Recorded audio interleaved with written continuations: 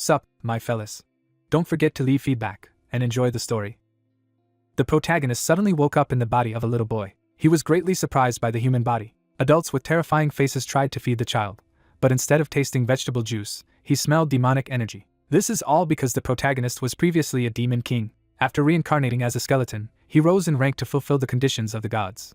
These great beings promised to return the lich to human life. After all, in the past, Isaac was a simple worker who was once diagnosed with a terrible disease. The disease left him with only 6 months to live, so the protagonist prayed to the heavens for a second life. When he fulfilled all the gods' instructions in the body of the demon king, they simply decided to deceive him, believing the skeleton to be their slave. Isaac was filled with rage and decided to kill them all. But the great beings took all his strength and tried to seal him into a caterpillar. The protagonist saw no other way out but to kill himself.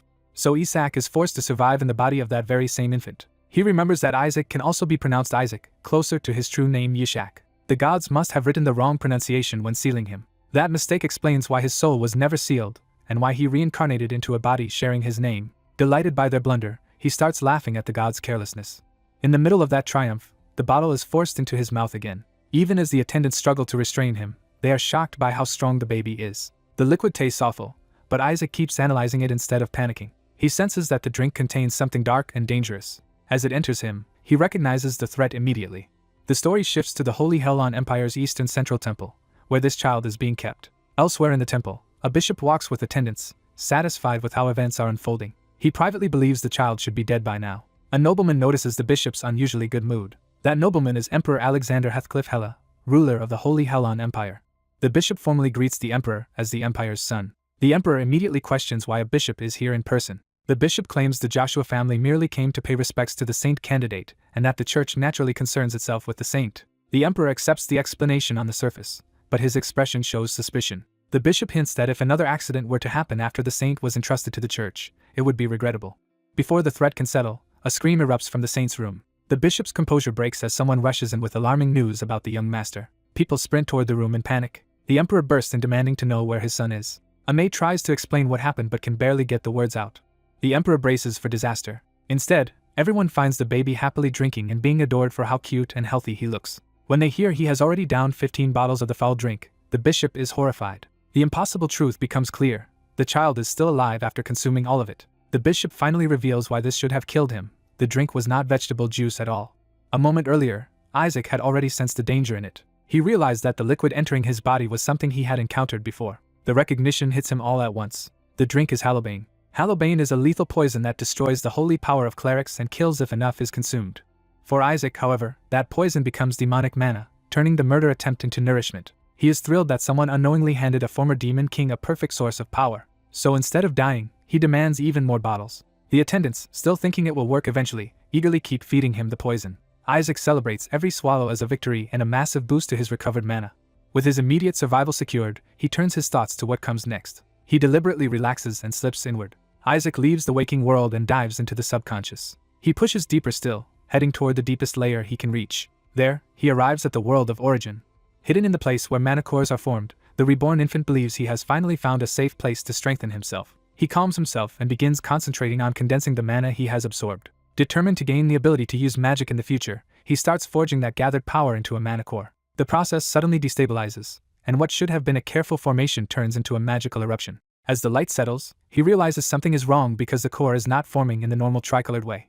The newborn core emerges pure white, shocking him. He quickly understands the color is not the real problem, because the tiny core is overflowing with an abnormal energy he never intended to release. Faced with that impossible power, he can only stare in disbelief. He concludes that this body's potential far surpasses anything he expected. The revelation hits him with the force of a life-changing truth. He realizes this child carries an absurd number of blessings, and if he develops them properly, his future power will be monstrous. Instead of fear, that discovery excites him because it promises a far greater existence than he had imagined. One memory rises above the rest as the key to what he has become. That key is the instinct and power named Isaac, born from a desperate will to survive. He remembers that his soul once clung to life so fiercely that survival itself became his defining obsession. From that obsession came the origin of the Skeleton King and the special original buffs and skills he later created. Now he realizes that this new body has inherited those same abilities, including Isaac itself. Back in the present, attendants checking on the infant wonder whether the poison has finally killed him. Their fear turns to shock when the child suddenly shows he is still alive. He wakes just enough to babble, confusing everyone watching over the crib. Still acting like a baby, he immediately demands another bottle and even wants a stronger one.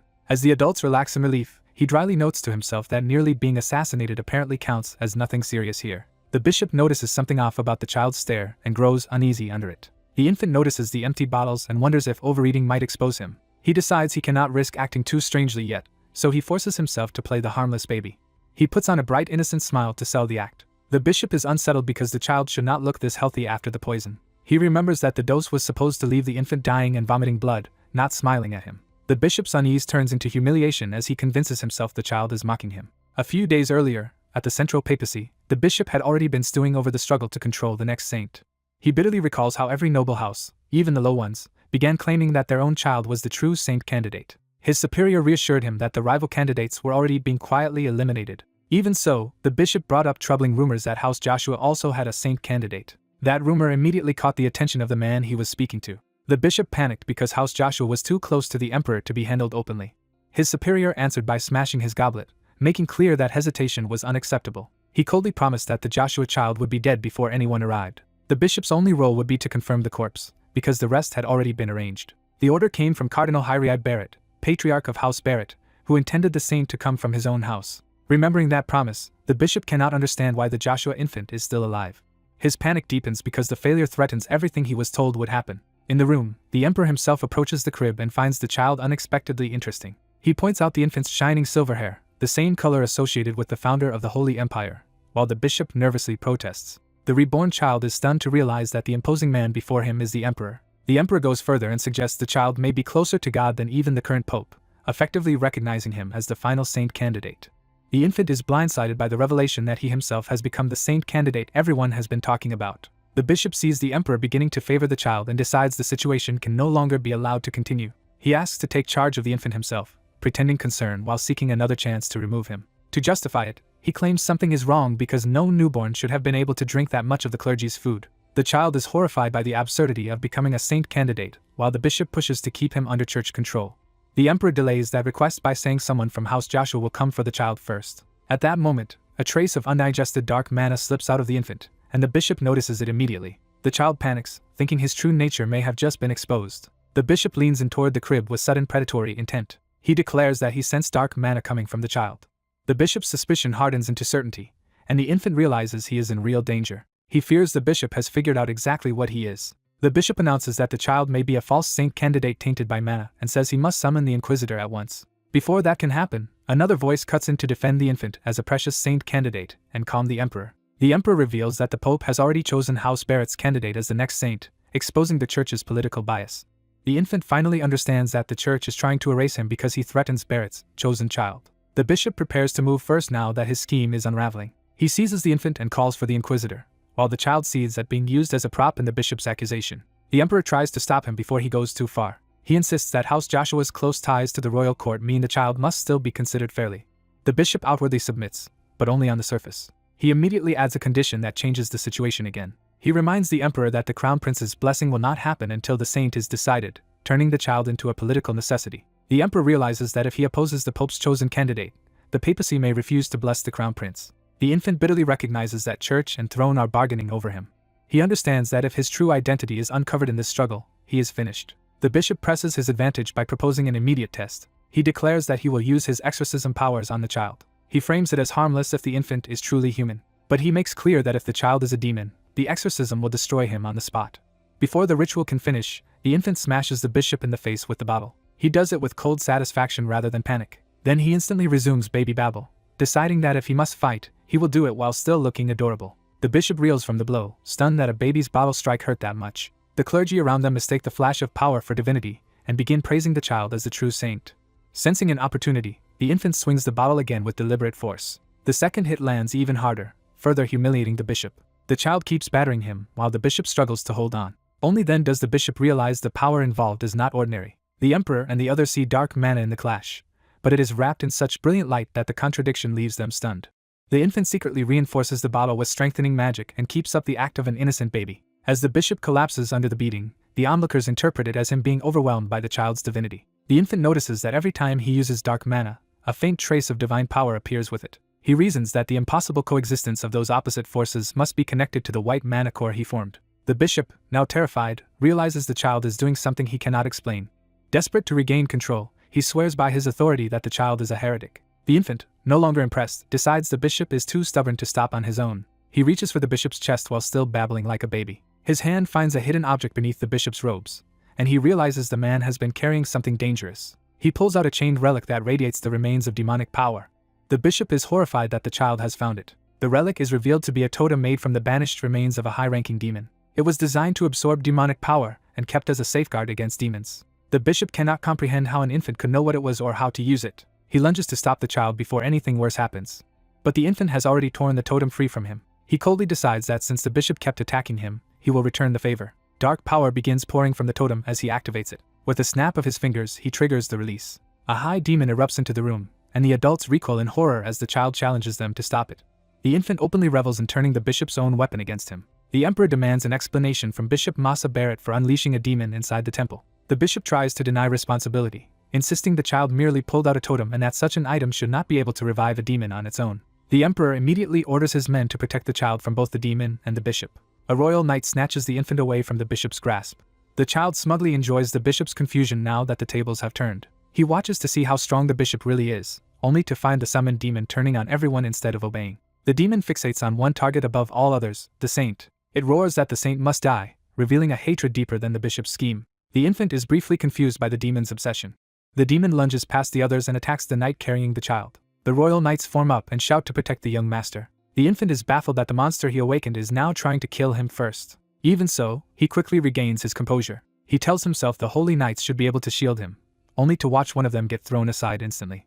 That failure makes him doubt whether these so-called holy knights are any help at all. The demon cuts through the room screaming not only to kill the saint but also to save an imprisoned king. As the knight carrying him stumbles back, the infant realizes he cannot rely on anyone else and must stop the demon himself. He decides that in the chaos no one will notice if he uses his own mana. The demon dives straight at him with killing intent. The infant bitterly notes that even the creature he accidentally freed is trying to murder him. At the last moment, his power surges in response. The presence of the skeleton king manifests through him and addresses the attacking demon as an inferior fool. The demon freezes in shock as it recognizes that terrifying authority. The child himself is startled by what has just awakened inside him. Golden holy power bursts from his body and fills the room. The emperor and the others stare in disbelief as the infant becomes the center of a radiant barrier. The demon crashes into that holy light and begins to burn away. It recoils in pain, unable to withstand the radiance. The surviving clergy realize the demon is fleeing from the child's power. They immediately proclaim that the infant has used true holy power to defeat a high demon. The royal knights begin praising Lord Isaac as an extraordinary young master. The infant looks at the holy flames in his own hands and finally accepts that they are real. He is left wondering where exactly he stands now that his power has changed again. Then he realizes the truth. This strange body is converting his mana into holy power. That revelation creates a new problem, because in the Holy Empire dark mana is already scarce, and now even his own power may no longer stay dark. Meanwhile, the battered bishop keeps screaming that the child is a heretic who uses demonic power and should never have been allowed into the Holy Empire. When he tries to push for another exorcism, the emperor finally cuts him off. He condemns the bishop for falsely accusing an innocent saint candidate and for releasing a high demon in front of the royal holy knights. The emperor warns that even a man of the Sanctus Seds is not above the consequences of such crimes. He makes it clear that this scandal will end badly for the bishop. The bishop realizes he has lost the room, but consoles himself that he has at least planted suspicion and that the emperor may soon discover the church's spy. Even bound and cornered, he resolves to protect his own faction and family no matter the cost. So he makes one final desperate choice. Calling forth a blazing beast of holy power, the bishop decides that if he cannot save himself, he will at least kill the saint candidate before he falls. A bishop unleashes a blazing beast to kill the infant, while Isaac stands powerless with the child in House Joshua's care. Watching the attack, the baby realizes the bishop has finally dropped all pretense and is openly trying to murder him. At first he dismisses the strike as too weak to threaten him. Then he notices something is wrong with the bishop's condition. He realizes the bishop has exhausted his mana and cannot sustain the attack. A new surge of blue power suddenly cuts across the room. The summoned beast is intercepted before it can reach the child. A silver-haired knight arrives and demands to know who dared attack a child of Joshua. His entrance alone shifts the room's balance of power. The onlookers recognize him with alarm as the devout Azure. He is introduced as Relai Joshua, seventh son of House Joshua and commander of Joshua's knights. Relai immediately takes control and orders the bishop arrested. As the bishop is seized and rages, the baby fixates on the name Joshua and starts connecting it to old memories. Relai demands proper respect while the child strains to remember where he has heard that name before. The Joshua knights kneel and formally greet their young master, confirming the baby's status within the house. Relai apologizes to Isaac for arriving late, and the baby notes how rigidly disciplined he is. Trying to smooth over past grievances, Relai offers Isaac a present. The gift is revealed, and the child briefly mistakes it for gold. Instead, it turns out to be a decorative figure of the skeleton king being beheaded. The baby freezes as the image hits far too close to home. The knights proudly explain they even own versions of the skeleton king being burned and crushed, all while doting on how cute their young master is. Their enthusiasm only leaves the child horrified. As the household gushes over his reaction, he wonders how he is supposed to survive among people this obsessed with destroying him. The repeated name Joshua finally triggers a full memory. He remembers Joshua as the saintess who once tried to defeat him. That memory sharpens into the revelation of Exo Joshua, the 45th saintess. Then another name follows, Ox Joshua, the 61st saintess. When he presses for more, the memory refuses him, but he now understands that the saintesses all belong to the Joshua bloodline, and that he himself was born into that family. The realization leaves him cursing the Joshua name while everyone around him remains oblivious. The arrested bishop erupts again, denouncing the Joshuas as heretics and demanding to know where they got the child. He vows to expose their true identity. Still ranting, he declares that bringing such a creature into Joshua means the family is finished. He swears he will annihilate the Joshuas. Relai answers that threat with a swift slash across the bishop's throat. He coldly tells the bishop to be grateful Joshua showed mercy by sparing his head. Seeing Relai attack a bishop over insults to his family, the baby briefly considers that this man might be useful against the church. That thought dies when the surrounding knights prove themselves hopelessly overprotective and stupid. Even so, the child recalls that the Joshua of Blue were once formidable enemies. The knights gleefully reenact the skeleton king's defeat for him until he gives up and silently admits he owes Relai for stopping them. Relai accepts Isaac's thanks and starts to leave. Before he can go, a prince of the imperial family arrives and asks Relai to address the empire's interest in raising the child. Relai rejects the idea at once, while the baby is startled to realize the imperial family is trying to recruit him. The prince warns that both the empire and its enemies will target the child and questions whether Joshua can protect him even from the devout Azure. Relai answers with silence, weighing the challenge. The prince adds that the Pope is especially troubled because the child's hair matches that of the Holy Empire's founder. He further warns that even the skeleton king may come after the child, which makes the baby inwardly protest the absurdity of being hunted by himself. Isaac firmly states that because the child is Joshua by blood, the house will raise him as one of their own. Relai declares that whether the threat comes from the Pope or the skeleton king, Joshua can handle it. The prince counters by invoking the previous saintess Melissa, suggesting she would be pleased to face the skeleton king again. That name shocks the child because he recognizes it immediately. Melissa was the last and most dangerous saintess he fought before attacking the divine realm. He reels at the thought that he is not only a saint candidate from Joshua, but a direct descendant of Melissa herself. The discussion turns into an explanation of what a saintess truly is. After repeated defeats by the skeleton king, the gods decided to create saintesses as their ultimate weapon. They were designed as holy embodiments of divine punishment, and became the empire's highest-ranked force of light. People believed their overwhelming power would soon destroy the skeleton king. Instead, the skeleton king proved merciless. He tore through saintesses and their armies without hesitation. Yet he insists he never actually killed a saintess, because their deaths would only return holy power to the gods and strengthen the next generation. Even so, he admits Melissa nearly killed him and was unlike the others. Relai explains that a saintess exists for one purpose alone, the destruction of the skeleton king. He adds that the Joshuas alone produce saintesses and exist to destroy everything opposed to God, so they will protect the child themselves. Others cite the many saintesses lost to the skeleton king, while the child silently protests that their deaths were not his doing. One example given is a saintess who died trapped in a maze, which he bitterly remembers as an accident he never meant to be fatal. Relai reassures the child that Joshua will protect him even if he is cursed, while the baby inwardly begs not to be protected that way. Relai then tells him the family is simply grateful he was born. What parents want, he says, is only that the child not grow into another evil skeleton king. That lands awkwardly on the one person who actually is the skeleton king. The child silently apologizes to his unknown parents for already failing that hope. The prince urges Relai to think carefully and reminds him the skeleton king was sealed 150 years ago. During that time, demonkind expanded, making the child politically valuable to the imperial family as a future symbol of holy authority. He also notes there is currently no active Joshua saintess, because the last one vanished after giving birth to this child. The baby is stunned to learn his mother was a saintess. Relai insists that even without the absent father, Joshua's matriarch is strong enough to protect the child. He adds that Melissa is away destroying the skeleton king's subordinates, and will soon return to meet her grandson. The child is less reassured than horrified, especially after realizing Melissa is still alive thanks to Saintess's long lifespans. He concludes that if Melissa learns who he really is, he is finished. The prince, meanwhile, decides that if he wants to survive politically, he must take the child with him. When the baby reaches toward him, the prince takes it as a plea to go with the imperial family. He uses that gesture as proof the child prefers the empire, though Isaac dismisses it as simple friendliness. The prince argues that the imperial family can offer many things Joshua cannot. Relai counters that the child is destined to become a demon-slaying exorcist, and Joshua is the best place to train one. The argument escalates until both sides are literally pulling the child between them. To avoid being torn apart, the baby decides he would rather go with the imperial family. The prince senses victory. The child also notices a powerful light of survival around the emperor, and decides that following that light may keep him alive. So he commits to that choice, and the prince praises his wisdom. But the child suddenly realizes something else is terribly wrong. Elsewhere, the bishop cannot accept what he witnessed and insists the child used mana. He kneels before hidden church agents and declares the child must be demonkin. One of them points out that holy power comes from God, so if the child used it, then the bishop is accusing demonkin of wielding divine power. The bishop panics at the contradiction but still clings to his claim. The church's higher authority responds to his statement. The bishop is struck down before he can say more. His accusation is condemned as blasphemy. The agents decide there is no need for an immediate assault because the emperor will take the child away himself. Instead, they plan to kill him later at the imperial estate, where opportunities will be easier to create. By morning, the child is already on the move. He steels himself for what comes next. He resolves to go to Joshua after all.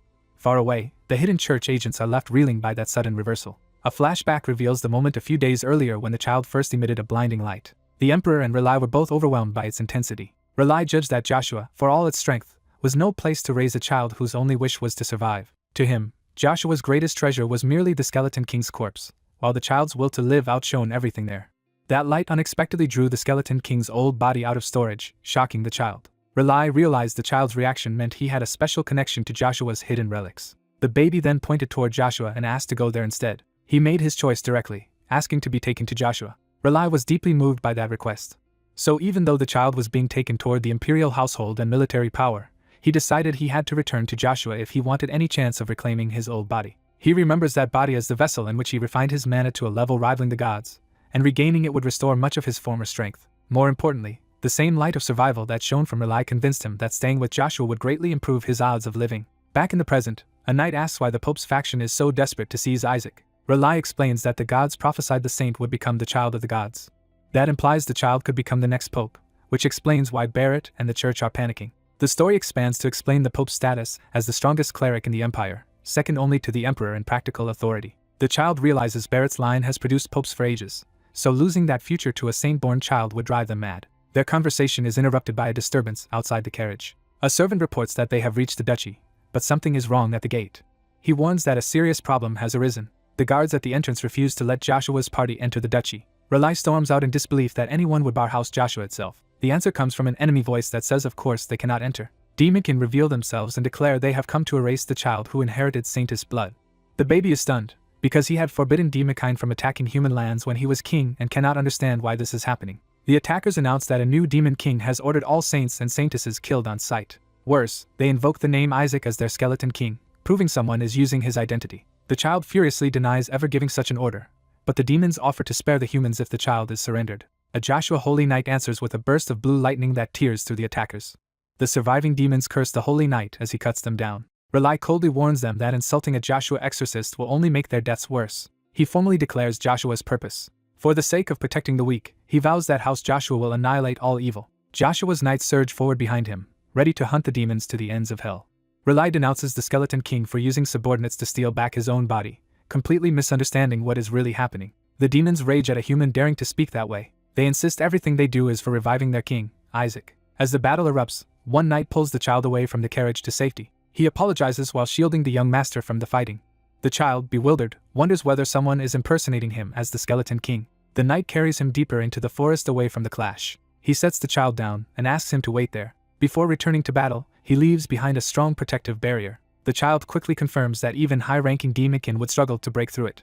But that also means he himself cannot escape from inside. So he decides to use the one thing he can still rely on, his overwhelming desire to survive. He activates his magic and begins a summoning spell aimed at a being made of magic yet possessed of a mind. He calls forth Whisper, the Watcher. The summoned creature recognizes him at once, and the child hurriedly tells it to stay quiet before anyone notices. Isaac is relieved to find that his old detection spirit survived and can still recognize him. He explains that Whisper was created to handle detection magic automatically and developed a mind of his own over time. Whisper immediately proves that personality by praising his master's wickedness and mocking Isaac for ending up in a child's body. Still furious that the gods trapped his master in such a body, Whisper is ordered to stop ranting and search for enemies instead. Whisper eagerly accepts the command. He expands his search across a 100-meter radius around Isaac. Whisper reports 88 nearby monsters, making Isaac realize the scale of the attack is almost like a war. Isaac decides he must finish things quickly before the Joshua family's forces discover him and tighten security. He resolves to intervene personally even if it drains all the mana he has stored. Before he can act, Whisper suddenly notices the enemy count dropping to 51. The number keeps falling so fast that Isaac is left wondering what changed. As only 13 remain, the Joshua Knights sense a new threat approaching and form a defensive line. When only 4 enemies are left, one surviving demon recognizes a newly arrived ally and greets him as brother. The 2 demons join forces with the shared goal of killing the saint. Their obsession with slaying the saint sharpens the danger of the battlefield.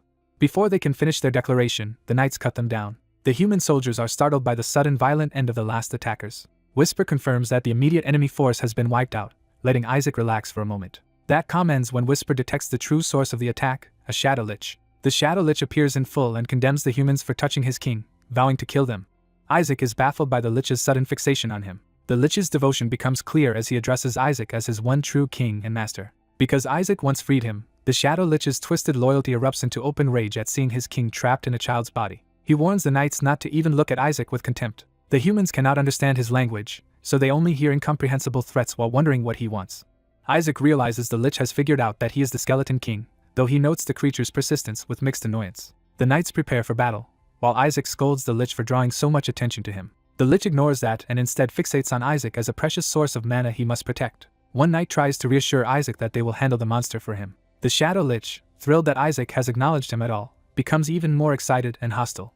He immediately charges toward Isaac to obey what he thinks is his master's call. The knights realize too late that the monster is heading straight for the child. The Lich tears toward Isaac while cursing the holy knights for sealing his master in such a miserable state, and Isaac is pleased that he has the monster's full attention. Isaac decides he cannot let his precious mana core be exorcised and orders the Lich to break the barrier around him. The Shadow Lich accepts the order without hesitation. He smashes through the protective barrier in a single blow. The knights panic, convinced Isaac is about to die. Instead, Isaac casually praises the Lich for following orders. He then tells the Lich to stop showing off and get some rest, which completely confuses the creature. The Shadow Lich is stunned that his master is dismissing him. Isaac forcibly sends the Lich away, and the rejected servant cries out in despair as he is banished. Watching this, the Joshua captain begins to suspect an explanation beyond ordinary holy power. He wonders if Isaac has somehow performed a totemization and bound a demonkin to himself. Rely excitedly treats that possibility as proof of Isaac's brilliance, praising him for succeeding on the first try. When someone calls it a holy spell, Isaac privately insists he only used mana, but the others remain unconvinced. The captain notes that the effect resembled a high-level holy totemization spell, yet Isaac gives off no holy aura at all. Rely interprets the Lich's rush toward Isaac as instinctive fear of the child's overwhelming importance. He becomes certain that Isaac must be the saint they have been seeking. The captain admits the evidence is hard to dismiss, since even the demon targeted Isaac specifically, whether or not he is truly the saint. Even so, he is troubled that this extraordinary child is a boy, which complicates expectations. He starts to speak about the Skeleton King's curse on Joshua's son, but then makes a firm decision. As captain of the Order of Blue, he vows to protect Isaac as the future of the Joshua family. That resolve settles into a quiet personal commitment. He realizes he had been letting fear of the curse cloud his judgment. Accepting Isaac's potential, he declares that the child will restore Joshua's name. He gently tells Isaac they are going home and promises to teach him many things. He even decides to raise Isaac into a great holy knight, while Isaac inwardly just wants his original body back. The captain goes further and promises to save Isaac no matter how short his cursed life may be, shocking Isaac. He enthusiastically imagines Isaac becoming famous across the continent. While Isaac is horrified by where this is going, the captain cheerfully plans to teach Isaac how to curse the Skeleton King, and Isaac can only curse the Joshua family in return. They return to the Grand Joshua Duchy estate. Its wealth and prestige immediately make clear how powerful the family is. Isaac is impressed despite himself by the scale of the residence. At the same time, he bitterly resents how luxuriously these people live while he has suffered. His resentment deepens as he remembers the hardship he endured just to survive. Whisper is equally amazed by the estate and compares it favorably even to their old palace, which only irritates Isaac more. Inside, the captain presents the Joshua residence as the birthplace of exorcism and monster slaying on the continent. He proudly invites Isaac to look at the family's legacy. He shows Isaac children training to fight monsters and says Isaac will one day be like them. Those children are already being taught to hate and kill the Skeleton King. Their training is full of violent curses and zealotry directed at Isaac's true identity. Hearing that, Isaac concludes this family is full of fanatics. Even so, he decides that enduring them is worth it for now. As long as he has infiltrated the Holy Empire, he still intends to seize power and take revenge on the gods. Whisper readily agrees to help with that ambition. As they move deeper into the estate, Isaac notices a large concentration of mana. He is thrilled to realize the family has gathered dozens of mana cores in one place. Their escort announces that they have arrived. The captain orders his room prepared because he intends to keep Isaac with him. A servant apologetically reveals that orders have already come down to send Isaac to the annex instead. The order specifically came from the 5th young master, who forbade Isaac from entering the main building. The captain is outraged that someone wants to send Isaac to a place associated with death and misfortune, while Isaac dryly notes how badly this family is already falling apart. The captain dismisses the order as pointless interference from his brother. Whisper quietly informs Isaac that the annex is where the mana cores are stored, instantly changing Isaac's priorities. The captain refuses to let Isaac stay in such a haunted place, while Isaac desperately wants the opposite.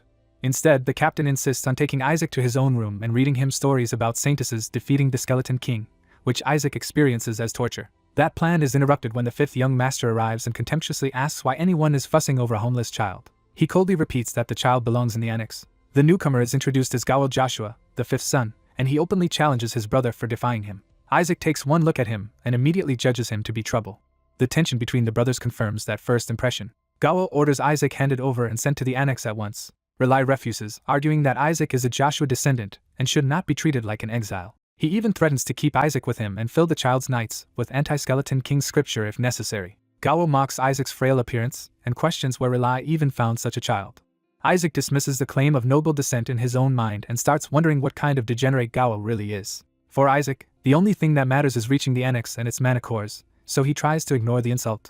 When Relai accuses Gowel of trying to brand Isaac as cursed to remove him from succession, Isaac suddenly realizes there is a struggle over inheritance. That revelation excites him, because he had already planned to drain this household, rise to sainthood, and use that power for revenge. Gowel argues that since a demon came for Isaac, the child may as well already be considered cursed, but the knights protest that Isaac helped banish it. Relai counters that the demon's interest proves Isaac's importance, and even suggests he carries the power of a saint. Gowel laughs at the idea and demands proof instead of empty praise. Whisper mischievously urges Isaac to show off with overwhelming magic, but Isaac refuses the absurd suggestion. Relai accepts the challenge and asks what kind of proof would satisfy Gowel. Gowel points toward a dead tree on the grounds. He proposes that Isaac revive the family's symbolic holy tree if he is truly saintly. Gowel explains that the tree died from demonic dark mana and says a real saint candidate should be able to restore it easily. Relai is appalled by the cruelty and impossibility of demanding that from a baby. Then Gowel lets slip a far more shocking truth, that Joshua's first son is missing and the second son is adopted. Isaac is stunned by the implication and immediately wants to know more. He grabs Whisper for answers, desperate to understand what he just heard. In his agitation, he nearly hurls Whisper away, and the spirit scrambles to stop him. Gowel keeps pressing the test, insisting that even a tree dead for 70 years should be revived if Isaac is truly special. But before the argument can continue, something changes. Relai realizes the dead holy tree is reacting. Fresh life begins to spread through its branches. The holy tree fully returns to life before everyone's eyes. Gowel is left speechless because even healing and purification magic had failed to save it before. When asked what happened, Isaac casually pretends it was nothing. He privately admits that he simply absorbed the dark mana around the roots, which restored the tree and left him pleasantly full.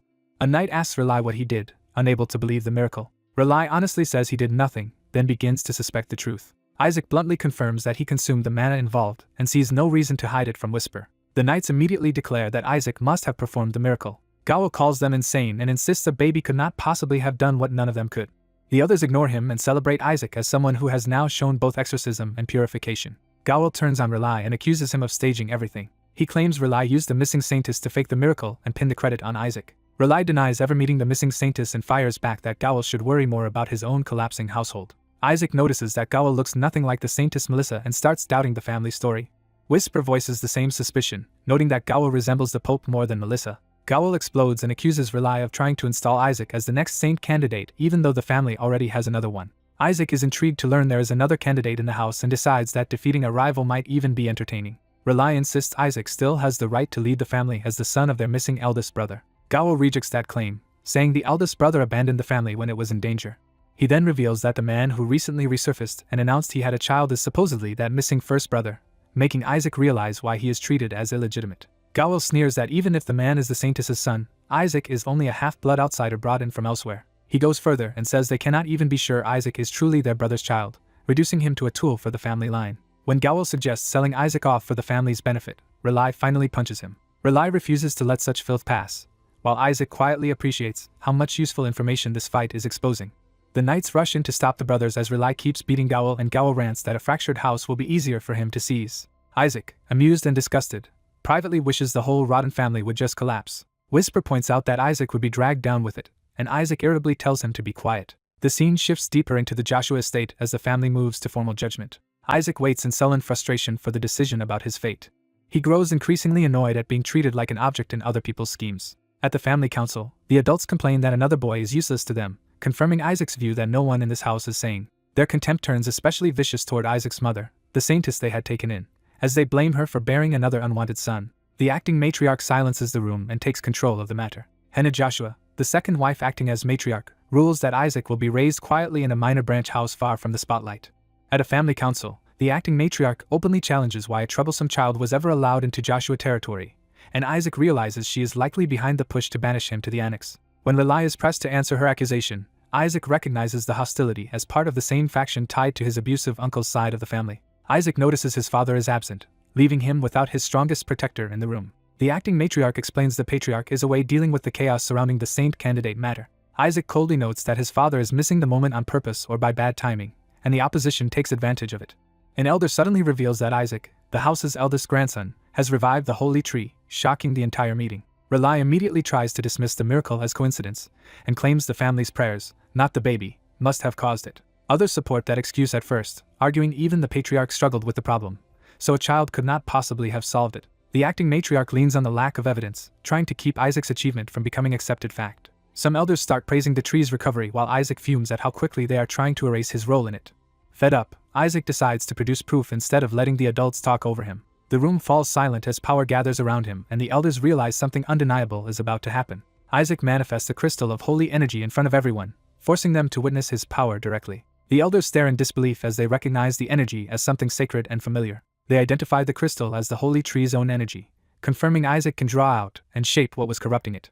A senior elder concludes that Isaac removed the manna that had been eating away at the holy tree. Though stunned that a newborn could do such a thing, the elders reason that the crystal itself is proof he turned the tainted manna into physical form. They explain that such an exorcism is extremely dangerous, and could easily have killed the tree if done incorrectly. As the experts discuss how advanced the feat was, Relai can only panic because the conversation is moving beyond his ability to deny it. Isaac's uncle finally states the obvious conclusion: the baby instinctively exorcised the corruption.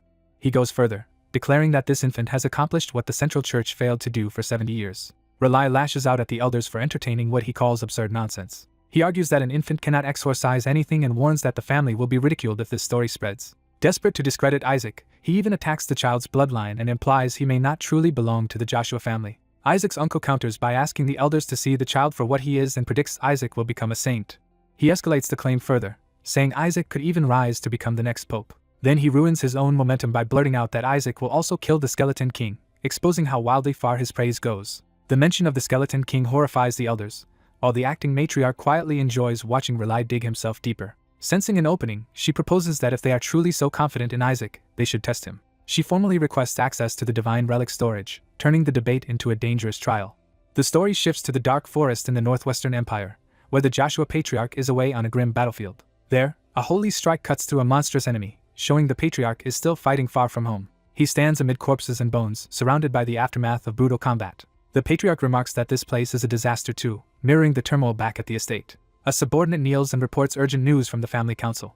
He informs the Patriarch that his proxy has requested use of the divine relic storage. The Patriarch initially refuses, reminding them that the Central Church has no right to use that place, only to learn the request concerns his own grandson. The messenger explains that Isaac revived the holy tree and the proxy wants to test whether he has the qualities of a saint. The Patriarch is baffled by the idea and demands clarification. He cannot understand why a saint would appear in his own household at all.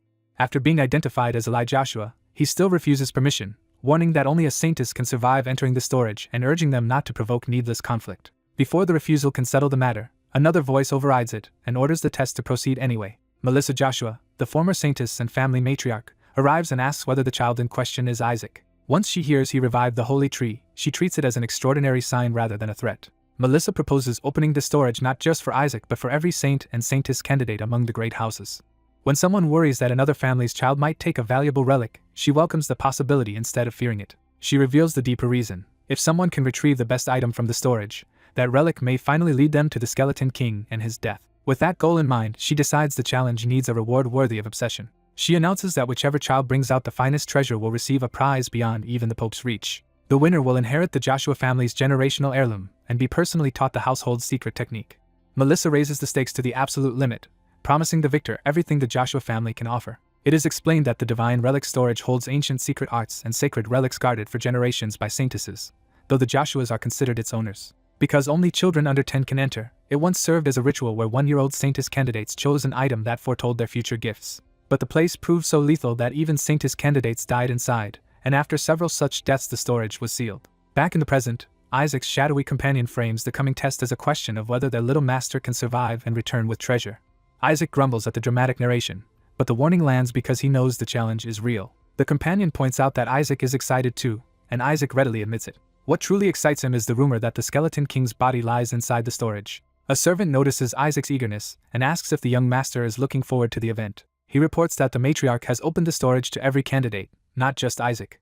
All children from the 5 renowned households will participate, including the Pope's line, though the servant still believes Isaac will win. Isaac privately welcomes the crowd because more competitors will create more confusion, making it easier for him to reclaim his original body. As he is handled and prepared, he is reminded to be careful, which only sharpens his focus. His uncle warns that demons captured from the battlefield guard the inside of the storage. Isaac initially dismisses that danger, assuming captured demons would be weak enough for him to overpower. Then he learns the guardians include 8th rank demons, which are far beyond what he expected. The servant adds that a 9th rank dragon may be the worst thing inside, and Isaac is horrified by how insane the trial really is. Even his companion calls the Joshua family mad for sending babies into a place guarded by a dragon. The companion tries to reassure Isaac by noting he at least knows a lot about dragons. That only makes Isaac more alarmed, because he knows from experience how dangerous dragons are in ways the others do not understand.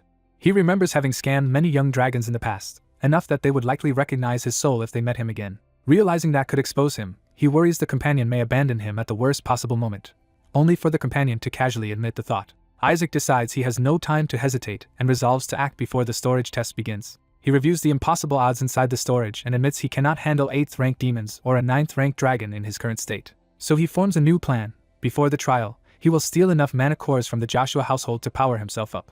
His first target becomes the annex, where he believes a mana core can be drained quickly. Night falls over the estate as Isaac prepares to move in secret. He slips toward a closed room, aiming for the annex without attracting attention. With his companion floating beside him, he studies the route and keeps low to avoid being seen. The companion notices Isaac's tense expression and asks whether he is all right. Isaac is not worried about being caught so much as being exorcised, because he is studying holy magic meant to destroy beings like himself. He laments that if he could only manipulate holy power properly, he could master those spells instead of merely reading about them. He briefly considers using dark magic to force knowledge out of his uncle, but the companion warns that doing so in the heart of the church would get the whole house branded demonic. Isaac admits theory alone is useless to him, and that he needs practical understanding instead. Before he can keep studying, his uncle notices his exhaustion and intervenes. His uncle carries him back in, assuming the child is simply worn out after an eventful day. Isaac remembers that babies are expected to sleep most of the day, and that expectation suddenly becomes useful. His uncle reaches out to settle him down, unaware Isaac is about to turn the moment into an experiment. When touched, Isaac instinctively triggers a holy regeneration spell, proving he can in fact activate holy magic under the right conditions. Thrilled, he wants to test an attack spell next, but the companion begs him to stop before he draws more attention. The companion reminds him that he still needs to reach the annex and cannot keep adults hovering around him. Isaac agrees and decides the fastest way to clear the room is to make everyone think he has fallen asleep. The adults immediately accept the act, praising how quickly Isaac sleeps and treating it as another sign of his excellence. Once they begin leaving, the companion marvels at how absurdly easy these people are to fool. Just before going, Isaac's uncle orders a servant to take Isaac's first totem away for safekeeping because it may be dangerous. That panics Isaac, since the totem is something he needs for his own resurrection plans. As the adults discuss displaying it prominently, Isaac realizes he may lose access to a vital source of mana. So he changes priorities and decides to drain the annex's mana core immediately before the totem is taken too far. He starts crawling toward the annex, determined to move on his own if he must. The companion offers to open the door for him, though not without mocking how slow this escape is. But when the door is tried, the companion discovers it cannot simply carry Isaac out as planned. Relai has locked the room from outside and even placed a holy spell on the mechanism, trapping Isaac inside. Isaac rejects the idea of breaking the door because that would bring everyone running and ruin his escape. Instead he pounds on it in frustration, trying to think of another way out. He realizes he cannot use obvious magic without making his situation even worse, and the pressure starts to overwhelm him. As he struggles to think of an escape, a sudden cry interrupts him from the other side of the door. Someone outside reacts in pain and confusion, and Isaac senses an unexpected opportunity. The door opens to reveal Shuri Joshua, a 15-year-old saint candidate and son of Gawel Joshua, standing there injured and startled. Shuri looks down on Isaac as a helpless baby who cannot even walk yet. Isaac instantly recognizes him as a rival and notices blood on him, while the companion bristles at the threat. Shuri is shaken by Isaac's totem, realizing it is something even he could not have created and that the baby may be more dangerous than he thought. He gathers holy mana in his hand, preparing to strike before Isaac can become a bigger problem. Driven by jealousy, Shuri declares that he is the one destined to become the saint. He accuses Isaac of trying to steal what should belong to him and raises his power to attack. Isaac immediately turns the situation to his advantage, deciding this older boy will be his way out of the room. He gleefully realizes he has found the perfect ride. Shuri demands respect and tries to assert his status, but Isaac dismisses him as just another son of the same rotten branch of the family. Isaac openly calls out Shuri's attempted holy attack, making clear he saw the hostility for what it was. Then Isaac starts beating him with the totem, punishing him before the older boy can recover his composure. The companion praises the hit while Isaac keeps battering Shuri and declares that the boy is going to carry him whether he likes it or not.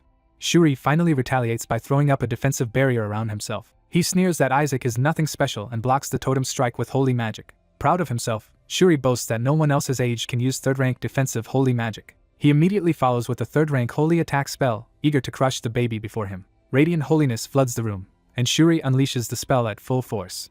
He fires again, trying to overwhelm Isaac with repeated castings and prove the gap between them. Isaac calmly thanks him for the meal, revealing that the attack is helping rather than hurting him. The holy power erupts around Isaac and is absorbed into his body instead of destroying him, leaving Shuri stunned. Shuri cannot understand how a defensive spell became so huge or why his attack is failing completely. Isaac realizes he has just learned the spell Shuri used and is delighted by how easily he copied it. He reproduces the same defensive magic himself, surrounding the room with multiple barriers and thanking Shuri for the lesson. Shuri panics as he sees the baby instantly imitate a spell that took him years to master. Isaac lunges again, pressing the attack while Shuri is still reeling. Shuri tries to retreat, but the copied barriers and Isaac's pressure leave him nowhere to run. The room fills with crashing holy force as Isaac's control of the situation becomes overwhelming. The companion asks whether killing a Joshua heir is really wise, and Isaac makes clear that death is not his goal. He points out that Shuri was never actually hit by the holy attack itself, only terrified by it. Shuri, realizing he is still alive, explodes in anger at being humiliated and frightened by a baby. He tries to recover his pride by insisting that no amount of attack magic can threaten a saint candidate like him, but his confidence is already cracking. Then he senses something far worse than Isaac's copied holy spell rising behind him. The companion abandons its harmless disguise and manifests as a towering demonic form, enraged that Shuri dared attack its master. Faced with that monstrous presence, Shuri's bravado collapses into pure terror. He can only stammer and cry as the demon looms over him. Isaac casually climbs onto the demon's shoulder, treating the terrifying transformation as nothing more than a convenient mount. The companion asks what exactly Isaac intends to do now that Shuri is completely broken. Isaac gives the answer plainly: Shuri is going to carry him, whether he wants to or not. Elsewhere in the dark, Shuri's own ambition is revealed as he identifies himself and clings to his dream. He had sworn that he would become the future saint. He had also vowed to escape the cursed Joshua house and rise all the way to the papacy. But before that dream can continue, someone arrives with enough force to shake the ground, threatening to change the situation again. A panicked boy runs through the night with a vicious toddler clinging to his back and cursing him as dead weight. The toddler orders him toward the annex while the older boy, terrified and confused, demands to know why he is being dragged into this. A shadowy familiar erupts beside them and threatens the boy with death, making it clear the toddler is no ordinary child. Under that pressure, the boy has no choice but to keep carrying the toddler as the sinister spirit looms over them. The boy gives up on arguing and focuses on surviving, even as he inwardly begs for someone to save him. Their desperate flight leads them across the estate toward a forbidden building under the moonlight. The toddler keeps directing the route like a commander, barking out turns while the boy obeys on instinct. Still running, the boy protests that no one should be out here at night and cannot understand the toddler's purpose. He suddenly breaks as something ahead makes him realize where they are. Recognition hits him, and dread replaces confusion. He realizes they have reached the Joshua residence's second annex, a place feared as a haunted house. The boy blurts out that people have died there, and that the patriarch has forbidden anyone from entering. The toddler, however, senses an enormous concentration of mana inside and becomes even more interested. Blue lights drifting around the annex confirm that the place is saturated with power far beyond what ordinary training could produce. The toddler orders them inside, and the boy desperately objects that entering is impossible. The familiar silences him and forces him onward, reducing him to helpless compliance. The annex door opens with an eerie creak, as if inviting them in. They step into a decayed interior that feels even more ominous than the outside. The toddler notes the ruin with detached interest, while the boy only grows more alarmed. Then the toddler notices something important deeper inside. He spots a clue that makes him pause and reconsider the place. The familiar explains that the entire building and every door within it are sealed by protective barriers. Hearing that everything is locked down, the boy pleads to leave before things get worse. The toddler answers by yanking his hair and demanding attention instead of retreat. As the boy protests, he suddenly realizes the toddler has shifted focus to something else in the room. The toddler approaches a wall of portraits and identifies the figures as former patriarchs of the family. The boy assumes the toddler is after the patriarch's authority, but he mocks that idea as short-sighted. He reveals he has no interest in the title itself and dismisses the future patriarch as someone else's problem. Without warning, he attacks the portrait's barrier. The boy is horrified as glass and magic begin to shatter around them. The toddler smashes through the protected portraits while the boy screams that he is desecrating the family ancestors. The toddler points out that barriers on portraits make no sense unless the paintings are hiding something more valuable. When the barrier breaks, the familiar confirms the seal is gone, and the toddler is pleased that his guess was right. He immediately abandons the boy and rushes deeper into the annex, leaving chaos behind him. The boy stares in disbelief as multiple toddler-like figures scatter away, making the scene even more incomprehensible.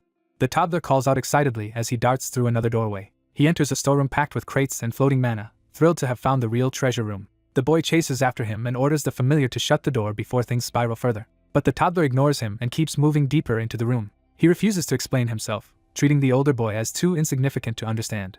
For a moment he settles down, as if preparing to begin something deliberate. Then he activates a ritual-like process and calmly signals that the real work is starting. The boy panics, shouts for him to get out, and threatens to report everything to the adults. He runs to the door to expose the toddler and have him expelled from the household. Before he can escape, several adults arrive, led by a silver-haired man who addresses him by name, Shuri. The man demands an explanation for why Shuri is here. Shuri tries to accuse Isaac and the monster, but the elder cuts him off and reminds him that entering the annex was forbidden in the first place. Shuri falters as the blame begins shifting onto him instead. The adults point out that many witnesses saw Shuri carrying Isaac here and that traces of holy attack magic were found in Isaac's room. They conclude that Shuri is responsible for the entire incident, and he can only stammer that some of the evidence is his but the rest is not. The silver-haired man declares that Shuri has gone too far, especially since he has been tormenting a child who is barely more than a baby. He demands to know where Isaac has been hidden, and Shuri insists he never locked him up. Shuri finally admits the truth that Isaac entered the annex on his own, shocking everyone. The adults call for Isaac and discover that the inner door has been locked from the inside. The silver-haired man realizes Isaac really is beyond the sealed door. When the door opens, Isaac appears crying, making the adults rush to him at once. They check him over and are relieved to find only fear, not injury. The silver-haired man comforts Isaac and confirms that nothing seems to have physically harmed him. Even so, he remains deeply unsettled by what this means. Holding Isaac protectively, he condemns Shuri and tells him he should be ashamed. Isaac quietly thanks the man, playing the role of a rescued innocent. Privately, however, Isaac grins with satisfaction because he has just finished feeding on the annex's power. Shuri notices Isaac's strange expression and is thrown into fresh confusion. Isaac reflects that the annex contained far more mana than expected, enough to equal a century of training in a single night. Now armed with that stolen power, he realizes a long-delayed plan has finally become possible. While the adults misread Isaac's silence as trauma, he inwardly celebrates that his preparations can now move forward. By morning, the estate returns to calm as if the night's chaos never happened. Later, Isaac is told that someone new is being assigned to him. The silver-haired man introduces Asalai as Isaac's personal assistant from now on. Asalai formally identifies herself as a holy knight of the Joshua household. She kneels and swears lifelong service to Isaac. Isaac immediately suspects she has really been placed there to monitor him after the annex incident. He tests her authority by brusquely calling her over. Then he bluntly dismisses her, making it clear he has no intention of accepting her easily. Asalai and the silver-haired man are left awkwardly stunned by the baby's open hostility.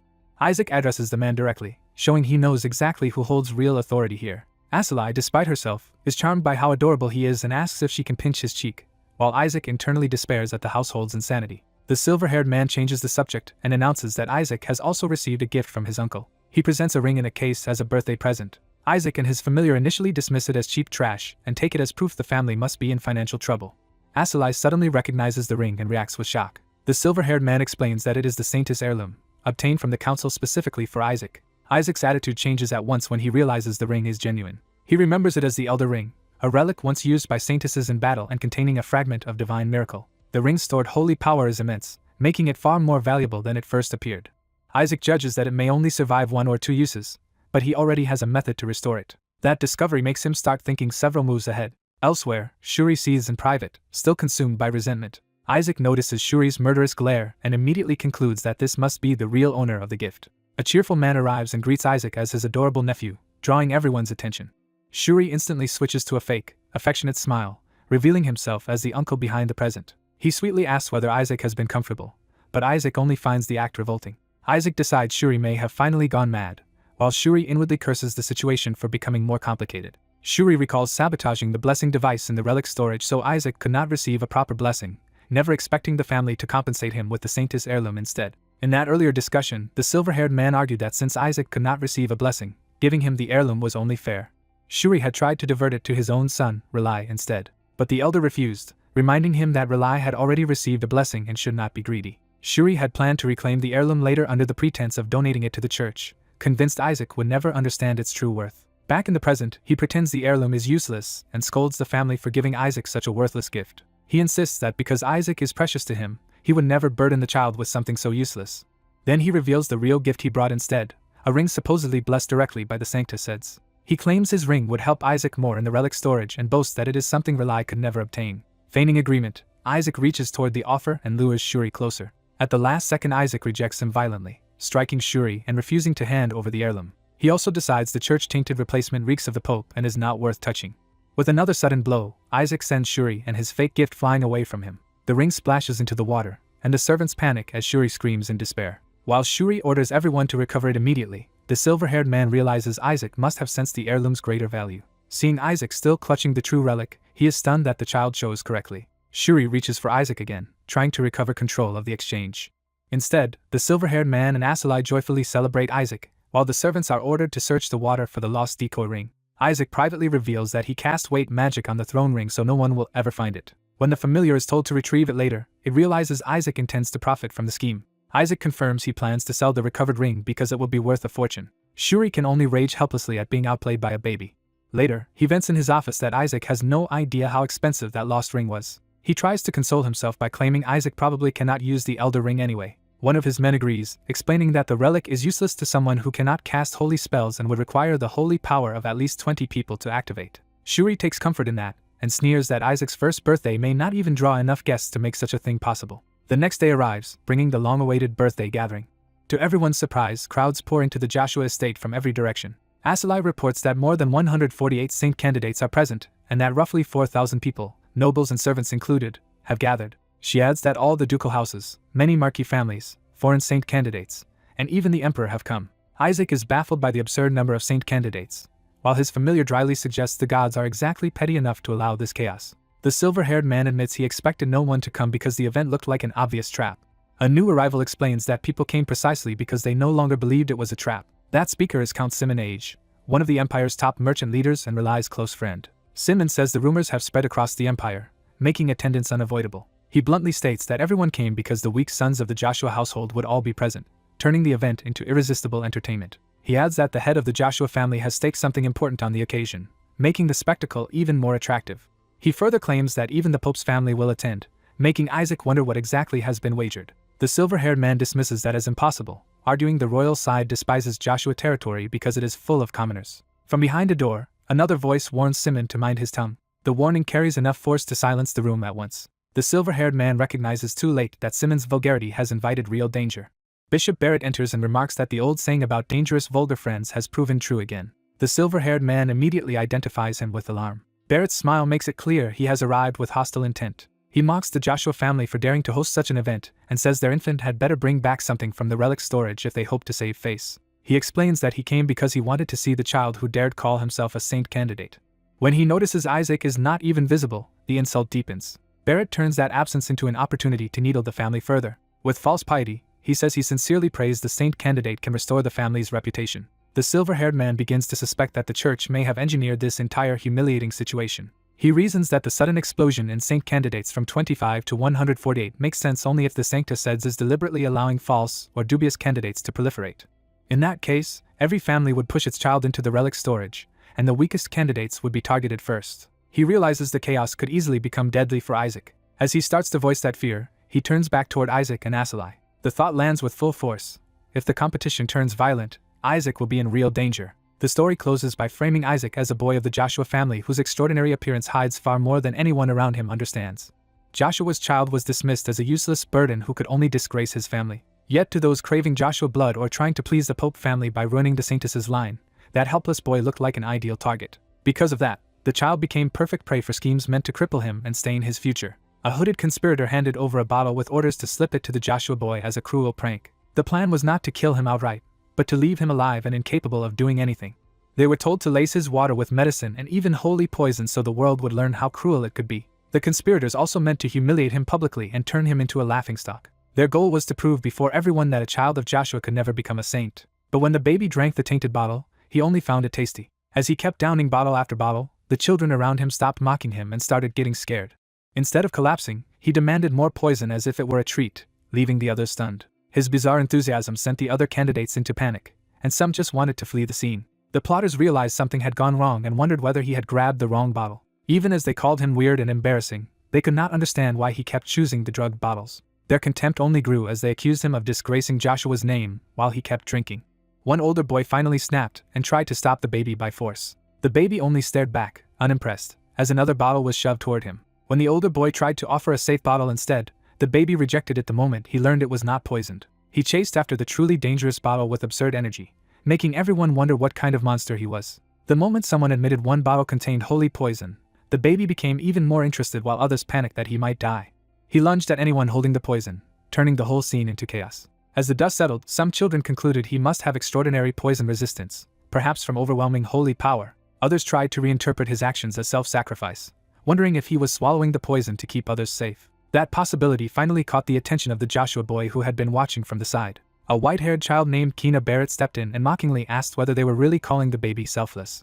Shuri Joshua was shocked to see Kina there at all. Kina revealed himself as a direct descendant of the Pope family, making his presence instantly intimidating. The others were baffled that someone from the Pope family had appeared inside the Saintess's relic storage. Seeing Kina's status and the baby's absurd display, some already assumed the contest's outcome had been decided. Kina smugly suggested the Joshua baby was practically guaranteed sainthood, then cast doubt on his appearance by noting his hair did not resemble the Pope line. He even sneered that the rest of the Pope family had muddy brown hair, unlike his own pale color. When questioned, Kina coolly insisted there was nothing strange about his being in the relic storage. He explained that because the Pope family ruled the clergy, the Saintess's relic storage was effectively their family property as well. From his perspective, he was only taking what already belonged to him, and saw no reason to justify himself. The baby silently judged that arrogance alone proved Kina really was from the Pope family. Kina then unleashed enough holy power to dwarf even a bishop's, confirming he was no ordinary child. With that power behind him, he condemned the other saint candidates for using petty tricks to humiliate a baby host. He called their behavior pathetic and worthless, openly shaming them. Kina dismissed the idea that a baby could naturally possess poison resistance. Instead, he claimed the Saintess's power must be protecting the child, while the baby privately decided stupidity ran in Kina's bloodline. Pretending pity, Kina offered to detoxify the poisoned baby himself. The onlookers were amazed that Kina could already cast a holy detoxification spell and judged his holy power to be at least 5th rank. But the baby saw through the performance, and realized Kina was trying to use him as a prop to show off. So the baby answered with a slap straight across Kina's face. The blow stunned everyone, and Kina's carefully displayed holy power vanished at once. Kina froze in disbelief as he realized something impossible had just happened to him. He concluded that the baby had somehow nullified his holy power, a thought that shattered his confidence. For the first time, Kina wondered in horror whether the Joshua baby might actually be stronger than him. His fear quickly curdled into rage as he reduced the child to nothing more than a Joshua insect in his mind. The baby only glared back and threatened him in baby babble while clutching a bottle like a weapon. Before the baby could swing it, Shuri Joshua threw himself in to stop him from escalating further. The crowd misread the moment as family loyalty, and mocked the baby for striking someone who had supposedly tried to save him. Shuri, however, angrily admitted he was protecting them all from getting smashed by flying bottles. Kina recovered his composure and dismissed the slap as a childish surprise, insisting the baby was still just a baby. He then took his leave with a final insult, telling the Joshua children to salvage their family's honor if they could. Shuri held the baby close, still tense and furious after the confrontation. As he walked away, Kina declared that the finest treasure in the relic storage would belong to him. He added that no Joshua could even approach the body of the skeleton king, hinting at a secret objective hidden in the trial. Shuri was disgusted by Kina's fixation and could not understand what the baby was suddenly trying to do. The baby exploded in outrage the moment he heard the phrase body of the skeleton king. He grabbed Shuri and demanded an explanation, while Shuri was left reeling by the sudden obsession. Shuri finally revealed that the family head had promised a secret technique to whoever brought back the skeleton king's body. That revelation instantly sharpened the baby's focus. He connected the name Melissa to the skeleton king, and realized the relic mattered personally to him. In his mind, the skeleton king himself erupted in outrage at the idea of children playing with his body. While the others regrouped, the baby sat among the emptied poison bottles, still processing the new information. His expression hardened as he started thinking beyond the farce around him. The skeleton king's spirit reflected that his body held centuries of accumulated mana, enough to push him to the 10th rank if recovered. But with so many children now searching the storage, stealing it away unnoticed would no longer be easy. The baby decided that if obstacles remained, he would simply push through them. At that moment, a voice called all the candidates together. An elder announced that the children would soon depart and needed to listen carefully to the rules from that point onward. He began a formal explanation of the relic storage as a sanctuary preserving the Saintess's remains and treasures. The baby immediately lost interest and decided to leave before the lecture finished. Shuri tried to stop him and demanded to know where he was going. Before he could catch him, a trap detonated nearby and sent debris flying. Shuri recognized the elder as Isaac and realized the situation had gone badly wrong. The baby burst forward using a newly learned holy spell called High-Speed Stride. Isaac shouted that the area ahead was restricted and that entering it would trigger the entire storage's defenses. The other children panicked as they learned the whole relic storage could become one giant trap. The baby ignored every warning and kept charging deeper while the others screamed for someone to stop him. Outside, at the Joshua residence banquet hall, the The adults overseeing the trial remained unaware of the full disaster unfolding inside. A worried attendant hoped the young master was safe, while Isaac's father remained grimly silent. The observers then established a magical connection to the interior of the relic storage. Through familiars tracking the third-place candidate, they began receiving updates on the children's progress. They learned the first storage door had already opened and the candidates were moving through it far faster than expected. The current third-place candidate was announced as Armin Age, to his father's delight. Second place was then revealed to be Shuri Joshua, which shocked his father into proud disbelief. As they prepared to announce first place, the monitor operator hesitated. Isaac's father immediately sensed something was wrong and demanded the name.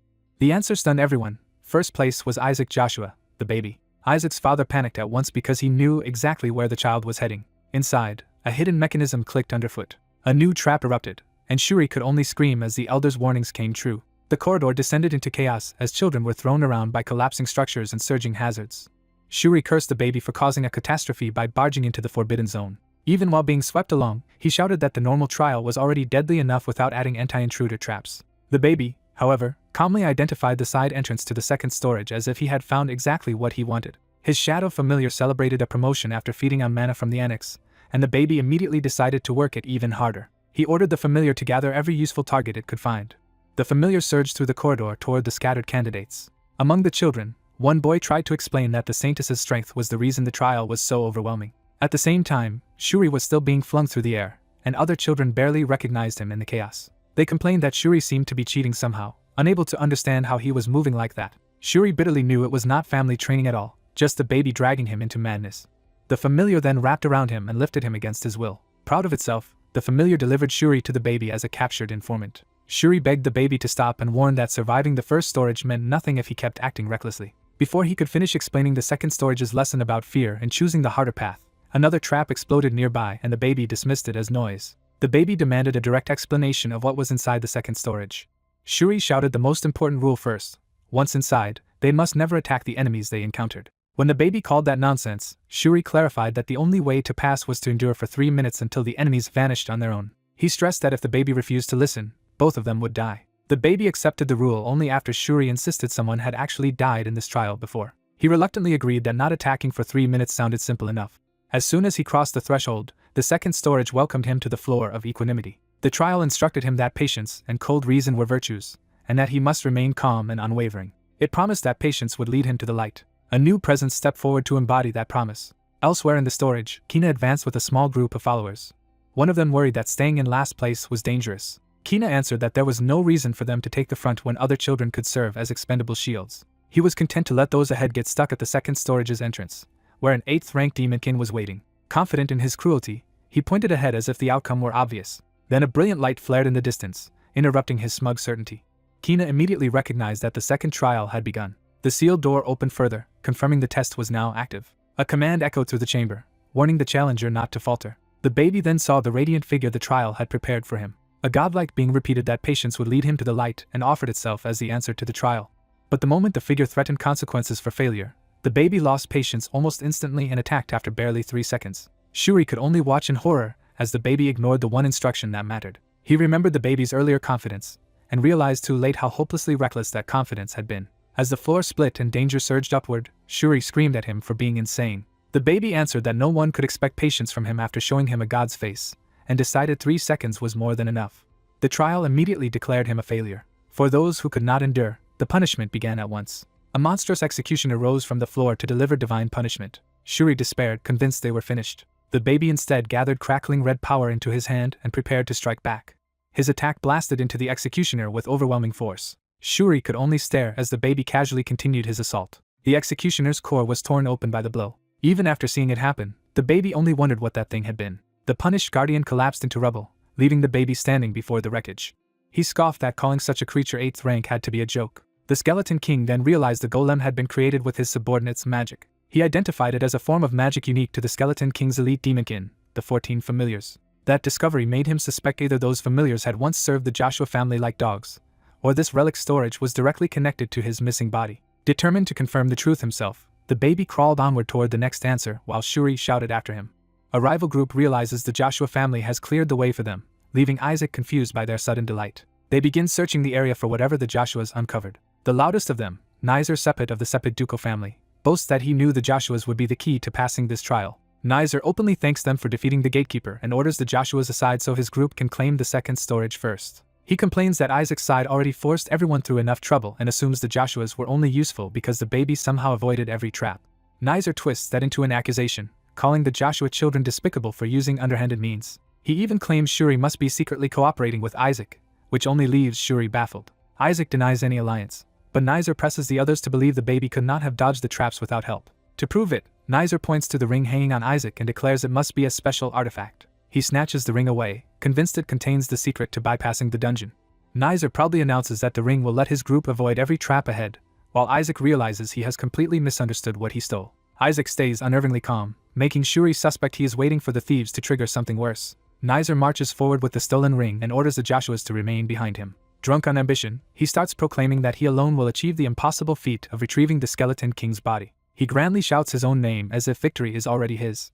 The moment he steps forward, the room answers with a dangerous reaction he did not expect. A massive explosion erupts around Nizer's group, engulfing the area in fire. The survivors finally understand they walked into a trap, and Shuri immediately realizes Isaac had anticipated it. Shuri sees the truth at once. Isaac deliberately let the others take the bait. The ceiling and chamber begin to shake from the blast. When the smoke clears in the second storage, Isaac is already moving through the wreckage with Shuri on his back while the rival children lie scattered and unconscious. Isaac calmly notes that the mines in this section have now all been cleared thanks to the fools who rushed ahead. Even so, he notices a problem before he can relax. A few children from another group are still following him, and Isaac cannot understand why they have attached themselves to him. Those boys decide the baby must possess some kind of divine instinct because he comes from the Saintess family. They also conclude that Nizer must have been the suspicious one, while Isaac wants no part of their admiration. Shuri, meanwhile, decides Isaac is more dangerous than any demonkin and silently urges the others to flee while they still can. One of the boys sincerely tells Isaac that if a true saint exists, it would be someone like him, and Isaac accepts the praise as obvious. A new figure approaches and politely introduces himself as Paris Julius, second prince of the Julius kingdom. Isaac immediately recognizes the prince's homeland and recalls rumors that a prince from that kingdom received a god's blessing, marking Paris as potentially useful. Shuri tries to get Isaac's attention, but Isaac remains focused on the newcomer. Their advance stops when they reach the next destination. Isaac identifies the great door before them as the entrance to the third storage. A radiant gatekeeper appears and formally welcomes the candidates. The being announces that this place is the floor of remembrance. More winged gatekeepers descend and demand that the candidates show courage and determination. Some of the children cheer, thinking they can simply move on now and praising themselves for following Isaac instead of Nizer. The gatekeepers clarify the trial with brutal simplicity, defeat them and claim the glory. The others assume that means a straightforward fight, but Isaac starts connecting this trial to the earlier ones. He quickly realizes the gatekeepers are exactly what he suspected. Instead of fear, Isaac looks entertained by what is about to happen. His confidence shocks the boys who have been relying on him. Shuri decides to trust Isaac completely, and concludes the gatekeepers must be lying if they contradict his judgment. He reasons that the first storage tested choice, yet he passed it by ignoring the obvious setup and charging through. He remembers the second storage was supposed to test equanimity, even though he himself was anything but calm. So he concludes the third storage's keyword, remembrance, must mean the answer lies in recalling how the earlier trials actually worked. From that pattern, Isaac declares that attacking the gatekeepers would be the wrong move. He orders everyone to back away, and even Shuri is startled that Isaac has somehow chosen correctly again. Shuri starts wondering if Isaac's saintess blood is finally making him act kindly. That hopeful thought dies immediately when Isaac begins gathering power for something violent. He blasts one of the winged gatekeepers out of the air while internally mocking the idea that he would ever sacrifice himself for others. Shuri is left staring, unable to understand why Isaac attacked after insisting no one should. The struck gatekeeper rises again and begins to respond. It condemns Isaac for choosing the wrong answer after all. The surviving gatekeepers retaliate with a sweeping attack toward the children. The blast explodes among the candidates, sending them screaming for help. Isaac and Shuri remain untouched in the middle of the chaos, making the others wonder what they are seeing. Shuri starts to grasp that Isaac may have planned even this. Isaac only grins wider when Shuri calls him insane. Seeing the gatekeepers attack, Isaac recognizes a familiar mechanism from his past. The gatekeepers reveal the truth themselves.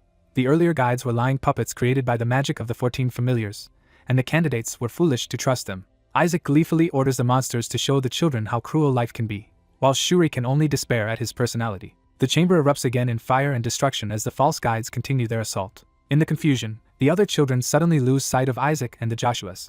They panic and search for him, unaware that Isaac has hidden himself with a 6th-rank holy spell, invisibility. Isaac smugly notes that his uncle gave him this spell for a critical moment, and he is delighted to finally use it. Paris realizes Isaac even included him in the invisibility, and thanks him, though Isaac dismisses it as nothing. Isaac casually tosses the stolen ring to Paris. Paris catches it, and realizes Isaac has entrusted him with the ring. He assumes Isaac is lending it to him because he lacks experience fighting demonkin, while Isaac wordlessly lets him keep believing that. Paris gratefully vows to remember this kindness and begins channeling power through the ring. The ring suddenly reacts violently in his hand, interrupting him with a burst of force. Isaac's familiar praises its master, and Isaac realizes the prince possesses exceptionally strong holy power. Shuri is horrified that Isaac has already turned someone as important as a prince into another accomplice. As the battle worsens, one child demands to know whether anyone can use defensive holy power. A black-haired boy steps up, raises a barrier, and tells the others to stay behind him. One of the Demonkin gatekeepers hurls a punishment attack straight at the shield. The defender calls for the others to act while the attack is incoming. Another boy tries to launch a holy attack in response. He is struck down before he can finish, and the counterattack fails. As he collapses, the ring Isaac gave away begins floating and burning with gathered power. The children stare at the ring in terror, unable to understand what it is doing. The ring starts draining holy power from the nearby children, leaving them weakened and helpless before the Demonkin. Even the Demonkin pause in confusion at the strange phenomenon. One of them mockingly asks whether anyone else was fooled by their lies while the ring continues to harvest power.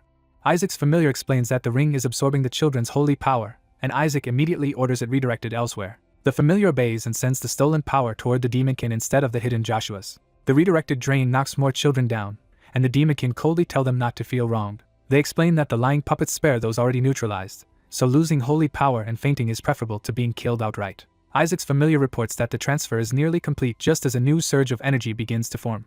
A massive concentration of holy power gathers, startling even the familiar. That power erupts into the form of a blazing holy spirit, shocking everyone present. The familiar is blasted back by the spirit's sudden appearance. The spirit immediately locates Isaac's hidden position despite the invisibility. It appears before him and calls him by name, revealing itself as Isaac Joshua. Isaac is annoyed that the one person he had been waiting for has finally shown up at this moment. Shuri can only marvel that Isaac somehow anticipated even this arrival. The Holy Spirit spreads its wings and fills the chamber with overwhelming pressure. Its very existence is absurd, and the onlookers realize that summoning a Holy Spirit at such a young age is monstrously abnormal. The Spirit admits Isaac has surprised him, because he did not expect anyone else here to be capable of defeating a Demonkin.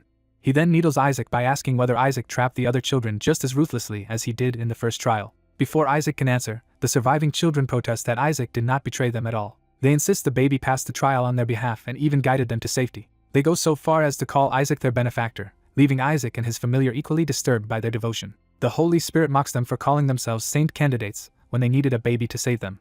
One of the boys fires back that the spirit has no right to boast after hiding in the rear and doing nothing while they search for traps. The others pile on, declaring Isaac more saintly than the spirit and promising to report this disgrace once they escape. They keep praising Isaac and talking about following the Joshua family, while Isaac internally complains that the demonic baby on his head is the real parasite here. One of the boys starts to explain that without Isaac they would have been doomed. Then everyone notices a new threat descending from above. A blazing orb streaks down toward the group. The children look up and realize the door to the third storage has appeared, meaning the second trial is over. The final gatekeeper announces their success in passing the second trial and introduces itself as the guardian of the relic storage. It immediately presents them with a new decision. They may either take a treasure now and end the trial, or continue onward and face the trial for the third storage. One child tries to choose the harder path at once, but the gatekeeper cuts him off and warns them to choose carefully. The choice is repeated so no one can pretend they misunderstood the stakes. The gatekeeper promises the treasures of the third storage to anyone who passes the next trial, but leaves the consequence of failure hanging ominously. Then it states the consequence plainly. Failure means death, terrifying the children. Isaac's familiar senses the source of the voice and identifies it as a dragon, which Isaac recognizes from long experience. That confirms for Isaac that the warning about death is no bluff. Even so, some of the boys still want to continue, convinced the third storage is their chance to become saints after everything they endured. Others quickly agree and ask to proceed. The gatekeeper confirms that they truly wish to face the next trial despite the danger. When they insist, it accepts their decision. The final trial begins at once. A new presence manifests, and the children recoil in confusion. Isaac, by contrast, immediately recognizes the pattern and finds the setup laughably simple. A giant statue appears and declares the final trial, "Praise your God." The children stare up at the statue and realize it depicts their deity. The statue explains that only those who show proper respect and prove their faith may enter the third storage. Some children think the answer must simply be kneeling and praying, but others hesitate because a trial this late should not be that easy. Isaac instantly rejects the obvious solution. Inwardly, he refuses to kneel before the God who toyed with him for centuries and cheated him in the end. One boy decides not to overthink it, and reasons that praying to their Lord should be enough. He kneels before the statue and begins the ritual. Reciting the formal prayer he learned, he offers worship to the Supreme Lord. The statue approves his conduct. It declares that he has passed, proving the prayer itself is accepted. The others are stunned, while Isaac remains deeply suspicious. When someone urges Isaac to pray too, he flatly refuses and kicks Shuri away from trying to drag him into it. He stays on the ground, glaring at the statue instead of bowing. The Holy Spirit then steps forward, saying he also learned the proper prayer at the Sancta Seds. He tells the others to watch closely. Rather than merely kneeling, he demonstrates the exact ceremonial posture required for worship. The children immediately want to imitate him. Another boy begins reciting the prayer as he prepares to copy the ritual. The statue pressures him to hurry, warning that hesitation means forfeiting the trial and accepting death. Terrified, more children rush to kneel and pray as well. The statue reacts with sudden interest, as if something about the unfolding scene is not going exactly as expected. A baby candidate refuses to kneel before the sacred statue, deciding he would rather defy the ritual than submit to it. The other children are baffled and begin to suspect his family has lost its faith. As the whispers turn into slander against the Joshua family, the baby is ordered to stop disgracing them and pray. One of the candidates coldly concludes that his defiance will be recorded and cost him any chance of becoming a saint. She dismisses his talent as meaningless without faith and regrets ever taking him seriously. Even the statue rebukes his disrespect, but the baby remains openly contemptuous. He hardens his resolve, deciding he would rather die than bow to an idol. When the statue seems ready to kill him, he still refuses to back down. Dark power surges from the statue, confirming that the threat is real. The statue condemns him as blasphemous and sentences him to perish. Pinned under the pressure, the baby answers the death sentence with even fiercer defiance. He unleashes his own power and tries to destroy the statue instead, despite his familiar warning that it is dangerous. He throws a killing blow with full intent to shatter the idol. Instead of retaliating, the statue praises him, leaving everyone stunned. The baby himself is momentarily thrown off by the sudden reversal. The statue declares that he has passed and orders him to proceed to the third storage. A rival protests that the trial was supposed to measure prayer and faith, not open rebellion. The statue answers that the baby alone is qualified to go forward because he alone showed faith in the god. Seeing their confusion, the statue prepares to explain the true meaning of the test. It reveals that the others knelt before a statue rather than before the god himself. The statue exposes their worship as idolatry and forces them to confront the difference between symbol and divinity. That realization shakes the candidates, who finally understand the trap in the trial. They admit they were misled, and even their own doctrine supports the ban on worshipping images. The statue points to the baby as the one child who kept his faith even under threat of death. It confirms that only he has earned the right to enter the third storage.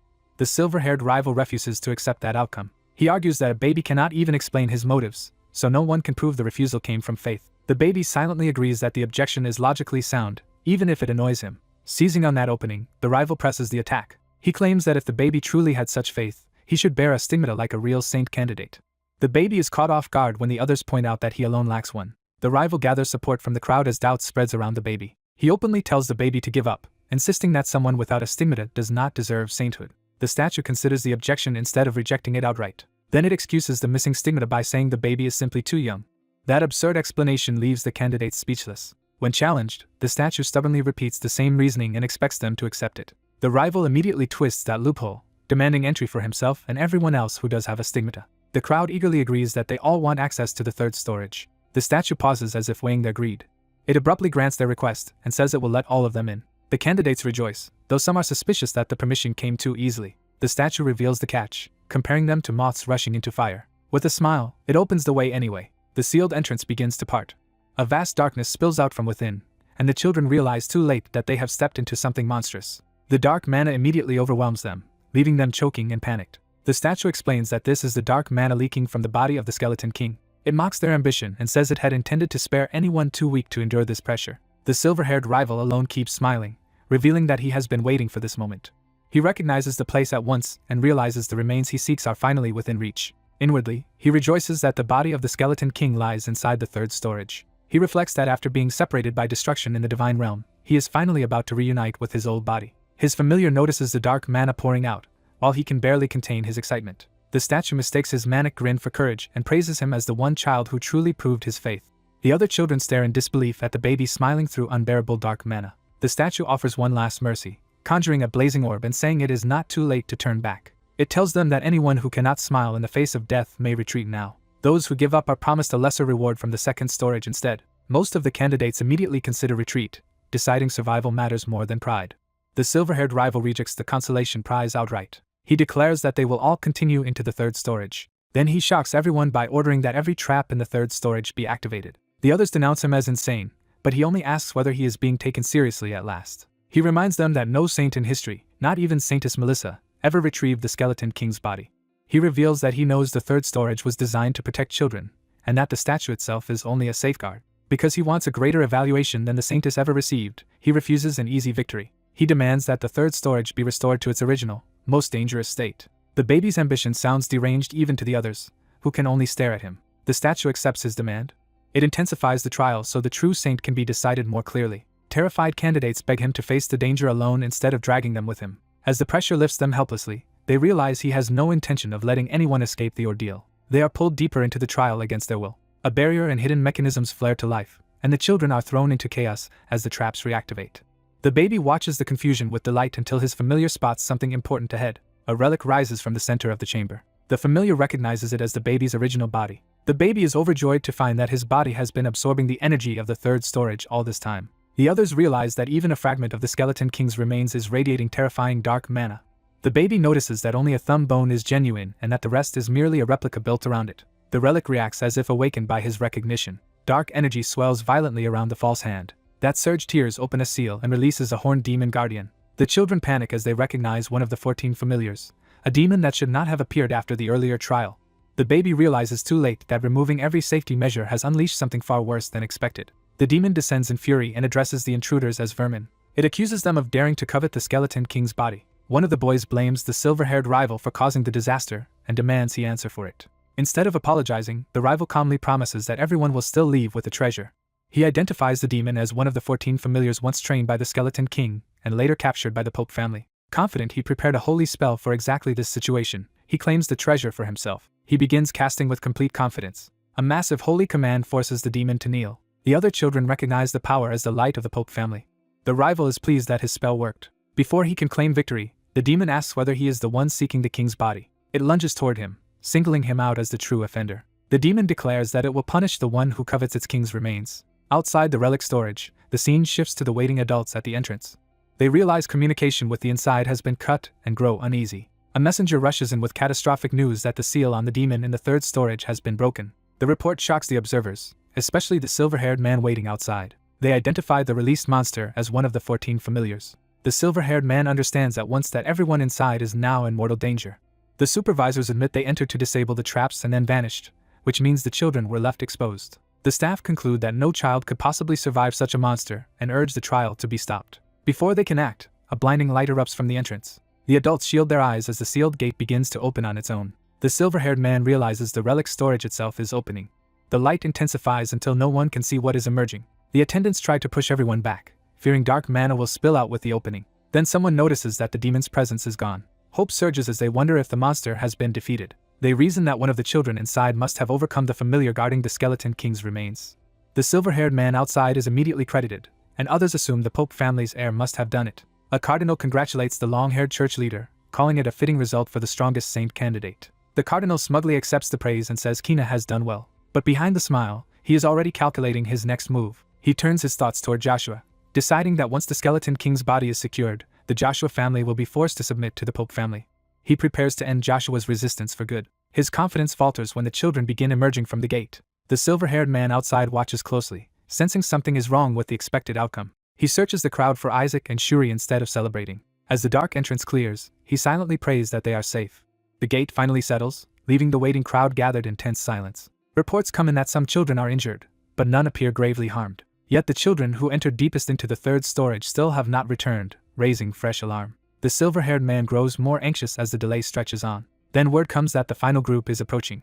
Armin and Shuri stagger out exhausted, carrying younger children with them. Their families rush forward in relief, calling their names. Shuri collapses into her father's arms and confirms she made it out alive. The adults immediately check the returning children for injuries. The silver-haired man's relief vanishes when he realizes Isaac is still missing.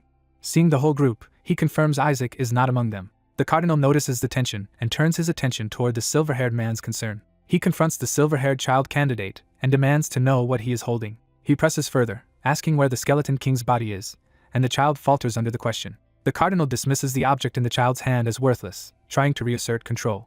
At that moment, another burst of holy light flares overhead and interrupts him. Someone points upward as a new presence descends from the sky. A radiant wolf appears, carrying the missing baby Isaac in its jaws without harming him. The silver-haired man outside instinctively calls out for Isaac to stop or come down. Everyone recognizes the missing child at last, safe atop the glowing beast. The silver-haired man and the attendants rush toward Isaac in disbelief and relief. A woman identifies the beast as the young guardian dragon that protects the relic storage. The creature's true nature becomes clear as a holy dragon's presence manifests through its wolf-like form. The observers realize this is the hatchling guardian of the relic storage itself, personally carrying Isaac out. The silver-haired man concludes that although it looks like a wolf, it is unquestionably the holy dragon summoned into the relic storage by the dragon-linked matriarch, a being of unmistakably noble rank. A strange sound draws everyone's attention to the baby Isaac. They realize the child has put a suspicious bone in his mouth and is somehow absorbing power from it. The elders panic as they suspect the object Isaac is chewing on may be tied to the Skeleton King. Their fear sharpens into shock when they conclude it may actually be the Skeleton King's body. Even while scolding the child, the elders excitedly celebrate that the lost remains have finally been brought back. Kina freezes as the situation suddenly turns against him. A stern man presses Kina to admit whether he handed the Skeleton King's body to Isaac. Kina awkwardly tries to justify himself, claiming it was not wisdom but mercy meant to spare his host embarrassment. His excuse only sounds more absurd, and the silver-haired Joshua man rejects it outright. The dragon familiar publicly identifies Isaac as the one who truly claimed the Skeleton King's body, overturning the false narrative. Kina is openly ridiculed as his attempt to take credit collapses. He can only stammer in disbelief as the accusation rebounds on him. The scene flashes back to the relic storage, where Kina's holy magic failed against the Demonkin. The Demonkin recognized the clergy as enemies and cursed them as insects. It saw the children gathered before it and focused on them as prey. The Demonkin moved to slaughter the trapped children without hesitation. Kina was left screaming helplessly as the others braced for death. At the last moment, a violent blue force erupted and interrupted the attack. Kina looked up in confusion, unable to understand what had saved them. A blue defensive barrier had formed around the children. Kina recognized the color and began to suspect the barrier's source. The impossible answer emerged. The protection came from Joshua's baby, Isaac. The Demonkin turned its fury on the clergy instead, accusing them of coveting the Skeleton King's body. It lunged again, but Isaac met it head-on with blue power. The baby struck back fiercely, treating the monster like a disobedient servant. He even mocked it for failing to recognize its own master. Back in the present, the witnesses accept the dragon's testimony and begin asking what Kina actually accomplished. When the dragon complains that releasing the familiar was too dangerous, the silver-haired Joshua man demands an explanation. He points out that the 14 familiars are far beyond what children can handle and asks why the seal was broken at all. The dragon calmly answers that the release was requested by the white-haired brat standing there. Kina is exposed as the one who ordered the familiars freed. The rescued children immediately testify that Kina activated every trap in the third storage and dragged them into danger with him. The crowd turns on Kina, horrified that the Pope's family nearly got their children killed while Isaac was the one who saved them. The humiliation deepens as people openly note that Joshua's child has beaten the Pope family's child again. Praise spreads through the crowd, and Isaac is recognized as proof that the Joshua family's return to prominence is real. Meanwhile, the elders still fuss over the bone in Isaac's mouth and beg him to spit it out. Their attempts to take it from him fail, and they are baffled by how strong the baby is. Isaac quietly notes that he now has so much mana that he can absorb it almost instantly. The Joshua side warmly agrees that Isaac has done something worthy of reporting to their matriarch. Elsewhere, one elder's smile twists into something far darker. He reveals the church's true goal: use the Skeleton King's body to cast a tracking spell and hunt down the Skeleton King's soul. Isaac finally understands why they were so desperate to seize his body. The church elders creep toward him and demand that he hand the remains over. They openly fantasize about finding the Skeleton King and tearing him apart. Their obsession is driven by a grudge that has lasted 150 years. Isaac decides these fanatics are beyond reason. Rather than cooperate, he has the dragon carry him away from the grasping elders. As he escapes, he dismisses them as lunatics and hopes never to deal with them again. Later, inside the Joshua estate, the church faction searches for the remains but cannot find them. When asked whether the body has been located, they admit it is nowhere in the room. Their search turns frantic and frustrated as nothing appears despite all their efforts. Isaac secretly watches their failure and taunts them to keep searching forever. Even so, what happened in the relic storage troubles him more than their incompetence. He keeps replaying the moment when he called the Demonkin his servant. In that memory, the Demonkin had been knocked down by Isaac's blue flames. The creature sensed his mana and wondered if its master had truly returned. It mourned the news of its master's death, then rejoiced that he had come back alive. Even while dying, it begged only to keep serving him. Isaac tried to force answers out of it about the church that captured his former self, but the creature could barely speak. From its broken words, Isaac infers that the Pope's family was involved in the Skeleton King's capture.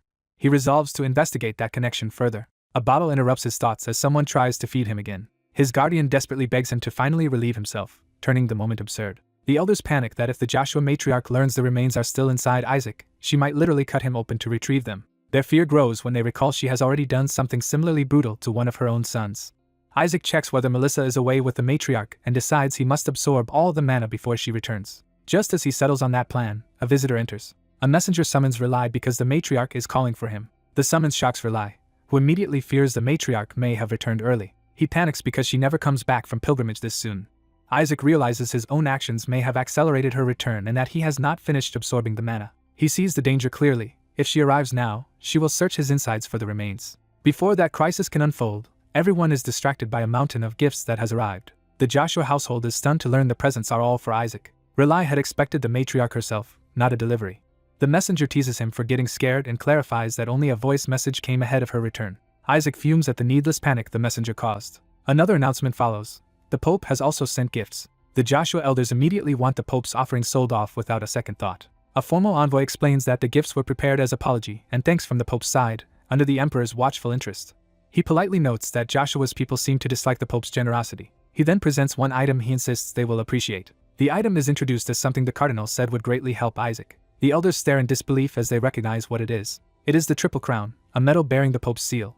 Isaac asks what the medal means, and his shadow companion explains it is a token from the Pope. The adults immediately sense something is wrong and refuse to believe the Pope would send that lightly. Relai is called forward to receive it. To Isaac's confusion, the medal meant for him is handed to his uncle instead. He wonders why something supposedly his is being diverted to another family member. Relai confirms with the envoy that the order was to give it to him, not directly to Isaac. The envoy calmly says he was specifically instructed to ensure Relai received it. An elder explodes, because giving such a medal to another relative carries a terrible implication. He reveals that transferring a medal this way signifies the intended recipient is dead. Isaac is stunned to realize the Pope is effectively wishing for his death. The envoy tries to smooth it over by claiming there is no malicious intent. He argues that the arrangement was only because Isaac is too young to accept it himself. The elders reject that excuse and point out the sunflower ribbon marks it unmistakably as a deceased recipient's medal. They condemn the Pope's house for mocking the Joshua family's curse yet again. Gao urges restraint, warning that an open clash with the Pope's house would damage the entire Joshua family. He recognizes the insult for what it is, a demand that Joshua know its place. Privately, he suspects the Cardinal arranged this humiliation and is relieved that it weakens both Relai and Isaac. Relai is ordered to stop resisting and accept the medal anyway. Isaac decides that letting this stand would be unacceptable. As the envoy opens the case, blue fire begins to stir inside it. He notices the strange reaction but does not understand it in time. The metal erupts in blue flames and flies from the case. Everyone recoils as the holy fire swells overhead. They realize the metal itself is burning with holy flame. The envoy is left trembling, unable to explain who cast such power. The elders turn toward Isaac as blue fire gathers around the child. Isaac cheerfully reveals himself as the caster. The envoy accuses him of defying the Pope by destroying a gift sent personally in his name. The Joshua elders immediately defend Isaac, arguing no child could be blamed for failing to accept a medal he never truly received. They declare the incident happened before acceptance, and therefore the family can pretend the gift was never received at all. The envoy is horrified as the Joshua side calmly turns the Pope's insult back on him. Relai presses the point further, asking whether they should really accept a medal that melted under a baby's flames. That possibility unsettles everyone, because it means the Pope's blessing was wiped away with ease. The envoy tries to recover by asking for the medal back and claiming he must have brought the wrong item. Before he can fix the situation, Isaac's flames leap onto him as well. The envoy is engulfed in harmless but humiliating blue fire. The Joshua elders laugh it off as Isaac merely playing, while Isaac threatens to burn them too if they do not let go of him. The envoy, furious and humiliated, storms out cursing the Joshua family. The Joshua side celebrates the reversal and orders the offensive medal disposed of. They laugh that their matriarch would have loved seeing the Pope's servant disgraced. They even praise Relai for using holy flames so effectively, assuming he orchestrated the whole thing. Relai is baffled when they accuse him of casting the fire on Isaac. He insists he only used invisibility in the relic storage, while the elders remind him Isaac had also used quick strides there. The realization slowly dawns that Isaac may have cast every one of those holy spells himself. Isaac, hearing this, is startled that they are finally connecting the dots.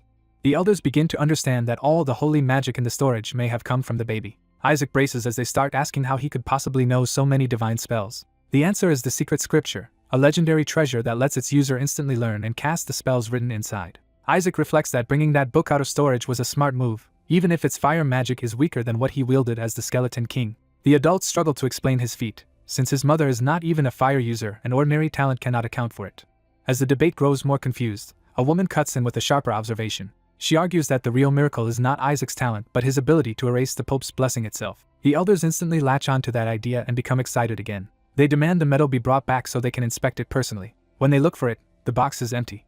Relai admits the medal is gone. He explains that after being told to get rid of the hateful thing, he simply threw it away. The others are left speechless that he obeyed the order so literally. They immediately send people to recover it before the family heads hear anything about this mess. Privately, Gowel is pleased, because without the medal there is no evidence for the claims being made.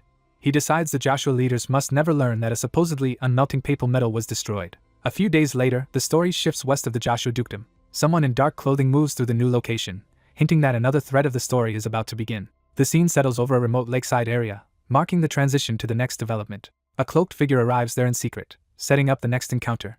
A stern patriarch advances with his retinue as the household rushes toward the mansion under his command. He orders everyone to stay focused until they arrive, and his men obey without hesitation. As they near the estate, something catches his attention. He realizes the disturbance is coming from the mansion itself. Inside the grand house, a crisis is already underway. The elders stare in disbelief, unable to process what they are seeing. They realize the infant Isaac is manifesting the Skeleton King while casually finishing off what should have killed him. After surviving hundreds of bottles of poison and sacred fruits, Isaac innocently notes that the food meant to strengthen bonds with holy beasts tasted good. He immediately decides those holy beasts will be useful allies when he eventually moves against the Pope and even the gods. He also concludes House Joshua must possess such a beast of its own. That thought is interrupted when he senses a response. A holy beast of House Joshua, Terenblum, answers his call. Isaac is confused by the sudden development just as someone tries to stop him from leaving the feast. The patriarch arrives and takes control of the room. The entire household bows to him, formally acknowledging his authority. Isaac is stunned to learn that the patriarch of House Joshua is his own grandfather. Seeing the man's overwhelming aura, Isaac becomes optimistic that this family may finally be useful to him. One of Isaac's uncles begs the patriarch not to cut the child open, while Isaac privately vows not to let that happen. The uncle steps forward to shield Isaac from the patriarch's judgment. The patriarch coldly orders that Isaac be thrown into the sacred flames instead. The uncle desperately objects, and Isaac is horrified that only this one relative seems to be protecting him. The uncle argues that Isaac is still too young, though Isaac notices that this only delays the threat rather than removing it. Another relative joins in, absurdly calling the flames a reward, which only deepens Isaac's disbelief. The uncle explains that burning Isaac could both extract the Skeleton King's remains and strengthen him with the fire's blessing. He pleads for more time, or at least a less destructive method. Then he proposes a compromise. Instead of the flames, he suggests dropping Isaac into the sacred waters, while Isaac curses the entire family as lunatics. A rival relative rejects that idea, insisting the temple's flames and waters are treasured resources reserved for raising a saintess. When Isaac hears that same rival dismiss him as worthless, he immediately decides the man is an enemy. That rival tries to redirect the honor to Shuri, falsely claiming she defeated the demon in the relic vault rather than Isaac. Isaac's defending uncle counters that even the holy dragon recognized Isaac's achievement, but the rival refuses to accept it. He reminds everyone that Isaac even burned the Pope's medal with holy flames, only for the rival to accuse the elders of staging the whole thing. The rival keeps denying the evidence until the patriarch interrupts. The patriarch produces the melted metal itself, silencing the denial. He recalls that the Pope is the one human directly connected to heaven. Anything carrying the Pope's blessing should be protected by blessed gold. Isaac reflects that even as the Skeleton King he should not have been able to melt such an object so easily. He begins to suspect this new body may possess far greater power than expected. When asked where the metal came from, the patriarch calmly says he found it at the bottom of Lake Elisiva on his way here. Isaac's uncle seizes on that proof, arguing that a child who can melt the Pope's symbol proves House Joshua surpasses the Pope. The elders eagerly add that such a child could even endure the Skeleton King's flames and become an ideal hunter of that threat. They frame the matter as urgent, warning that if the Skeleton King problem is ignored, disaster will spread again. Isaac's shadowy servant notes that someone has been impersonating the Skeleton King, but Isaac decides the confusion only benefits him. The servant then points out that this deception may connect to an incident from 70 years earlier. Isaac's uncle reveals that House Joshua was once cursed by a Skeleton King. That revelation catches Isaac completely off guard. The uncle claims the Skeleton King came to destroy the Saintess's bloodline and left a curse on the family. Isaac's servant reasons that curse could not have come from his former master, who died long before that event, and Isaac realizes the family's shortened lives may stem from another demon entirely. He dismisses an ordinary demon's curse as manageable, but his servant explains the curse suppresses vitality in humiliating ways, including stunted growth and impotence, leaving Isaac momentarily speechless. Isaac becomes furious at the unknown impostor for tarnishing his name and blaming baldness on a curse. The patriarch returns to the subject of the family curse. He notes that Isaac's red eyes mark him as cursed as well. He concludes that the sacred flames and waters alone will not be enough. Instead, he decides to grant Isaac a Holy Spirit. Isaac is startled because a Holy Spirit is far more valuable than the other options. He knows Holy Spirits can only be bestowed by higher powers, and he immediately covets one as a path to transcendence beyond the reach of gods. In his excitement, he imagines using that power to eventually strike back at the divine beings who oppose him. A rival relative protests that giving a Holy Spirit to Isaac is excessive. He argues such gifts should go only to those who have brought great honor to the house, not to Isaac. He further warns that melting the Pope's medal was an act of hostility that could provoke retaliation from the church. The patriarch turns that accusation back on him. He demands to know what the rival was doing when the Pope's so-called gift was delivered. He condemns him for safely sending the insult away and then defending the offenders instead of protecting the family's dignity. The patriarch asks what the man has accomplished besides belittling his own nephew and trying to hold him back. He reminds everyone that House Joshua exists to protect the weak. By that standard, Isaac has already honored the family name by restoring its pride when the adults failed. The rival is left shaken as the patriarch calls everyone to the main building. There, the patriarch formally declares that he will bestow a blessing upon Isaac. A few days later, the family gathers again for the test. The patriarch's sons still question whether he truly intends to hand such a gift to Isaac. He explains that using the flames or waters to remove the Skeleton King would injure the child. Worse, those anti-demonic forces would cripple Isaac's future by preventing him from learning proper exorcism rites. He warns that Isaac would be permanently limited to a low clerical rank, so he offers Isaac a choice between the flames, the waters, and the Holy Spirit, using marbles to represent them. The rival relative is pleased, assuming the patriarch has no intention of giving away the Holy Spirit easily. The patriarch places the 3 choices before Isaac and tells him to decide for himself. Isaac's uncle urgently tries to steer him toward the white marble, believing it to be the safest option. He keeps pleading with Isaac to choose that one. Isaac ignores the pressure and reaches for the red marble instead. He proudly lifts the marble that represents the flames. The rival relative mocks the choice, assuming Isaac has doomed himself to mediocrity. Before he can finish, the red marble reacts violently. It cracks open and releases a torrent of fire. The room erupts as everyone realizes this is not the temple's controlled flame at all. A female spirit begins to emerge from the blaze. The family can only stare as the truth dawns on them. A royal rank Holy Spirit fully manifests, enraged that she has been summoned into the human realm. Her mere appearance sends the household into panic. The patriarch's son demands an explanation, and the patriarch calmly tells him not to panic. He reveals that there was never only one Holy Spirit available. Because House Joshua is rooted in water, he deliberately hid a second option for a child whose flames surpassed even the Pope's blessed gold. He admits he set a trap in the test, but Isaac still chose correctly. Even the summoned spirit is caught off guard by the situation. She explodes in anger at being called through a subordination ritual. The elders are horrified to realize the patriarch has summoned a royal rank spirit into their home. The spirit's fury intensifies. Her flames blast through the hall and knock everyone back. The elders scramble to defend themselves as the mansion begins to burn. The patriarch's son accuses him of recklessly endangering the entire estate. The patriarch denies being the one who truly summoned her. He points instead to Isaac as the real caller. Watching the child amid the chaos, the patriarch realizes Isaac may genuinely be extraordinary. Isaac, meanwhile, recognizes that this place could become his grave if things continue. The spirit keeps flooding the room with destructive fire while the family struggles to endure it. Isaac's servant is baffled that a royal rank spirit appeared when only a much weaker one should have been possible. Isaac wonders what might have happened if he had put real effort into the summoning. As the spirit recalls, Isaac notices that her flames are anti-demonic. He immediately realizes those flames can convert mana into holy power, making them extremely valuable to him. His servant agrees that such an ability would be a tremendous asset. Isaac then starts thinking about how to force a royal rank spirit like this into submission. His servant warns that royal spirits are too close to the gods, which makes them dangerous for Isaac to approach directly. The servant urges the patriarch to dismiss the spirit before the gods take notice. An elder identifies her as the notorious mad spirit that even the gods abandoned. The patriarch dryly remarks that if the gods rejected her over something as trivial as black hair, he can understand her resentment. The spirit silences the humans with another violent burst of flame. She rages that summoning someone of her rank through a subordination ritual is an unforgivable insult, but the patriarch repeats that he was not the one who called her. When she insists only the patriarch could have done it, he points again to Isaac. The spirit finally looks at the baby and falls silent in disbelief. She accuses the patriarch of sacrificing a newborn to summon her, and he flatly denies it. Still furious, she demands to know what kind of abuse could have turned an infant into this. Isaac only laughs, which makes her even more unsettled. Realizing the child is both capable and openly hostile to the gods, she decides she wants him for herself as a tool to refine her power. She resolves to test him directly by attacking, convinced that if he truly summoned her he will survive. She hurls a massive fire attack straight at Isaac.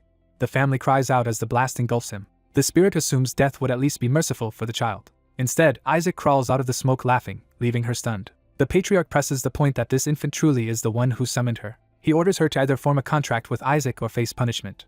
She bristles at the threat. Mocking the idea that punishment could matter to someone of her rank, she decides she would rather burn House Joshua down and enjoy her freedom. She openly declares her intent to destroy their lands. Before she can finish boasting, the situation changes again. The elders suddenly notice Isaac has grabbed hold of the spirit's tiny manifested body.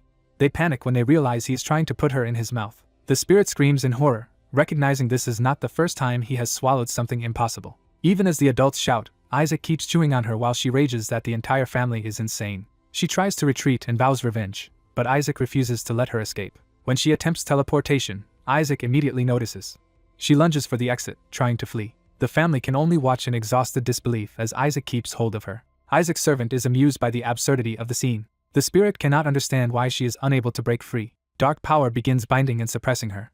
An elder realizes Isaac is overpowering her with dark mana. The patriarch matter-of-factly explains that Isaac once swallowed the skeleton king's thumb, leaving everyone aghast at what this child has been fed. Isaac recalls that holy spirits are beings made almost entirely of holy energy, which makes them especially vulnerable to dark mana. The spirit weakens rapidly, losing strength and breaking out in a reaction as the dark mana overwhelms her. As the adults shout for someone to stop Isaac, he just keeps chewing with a grin while the patriarch dryly notes that the spirit's situation is unfortunate.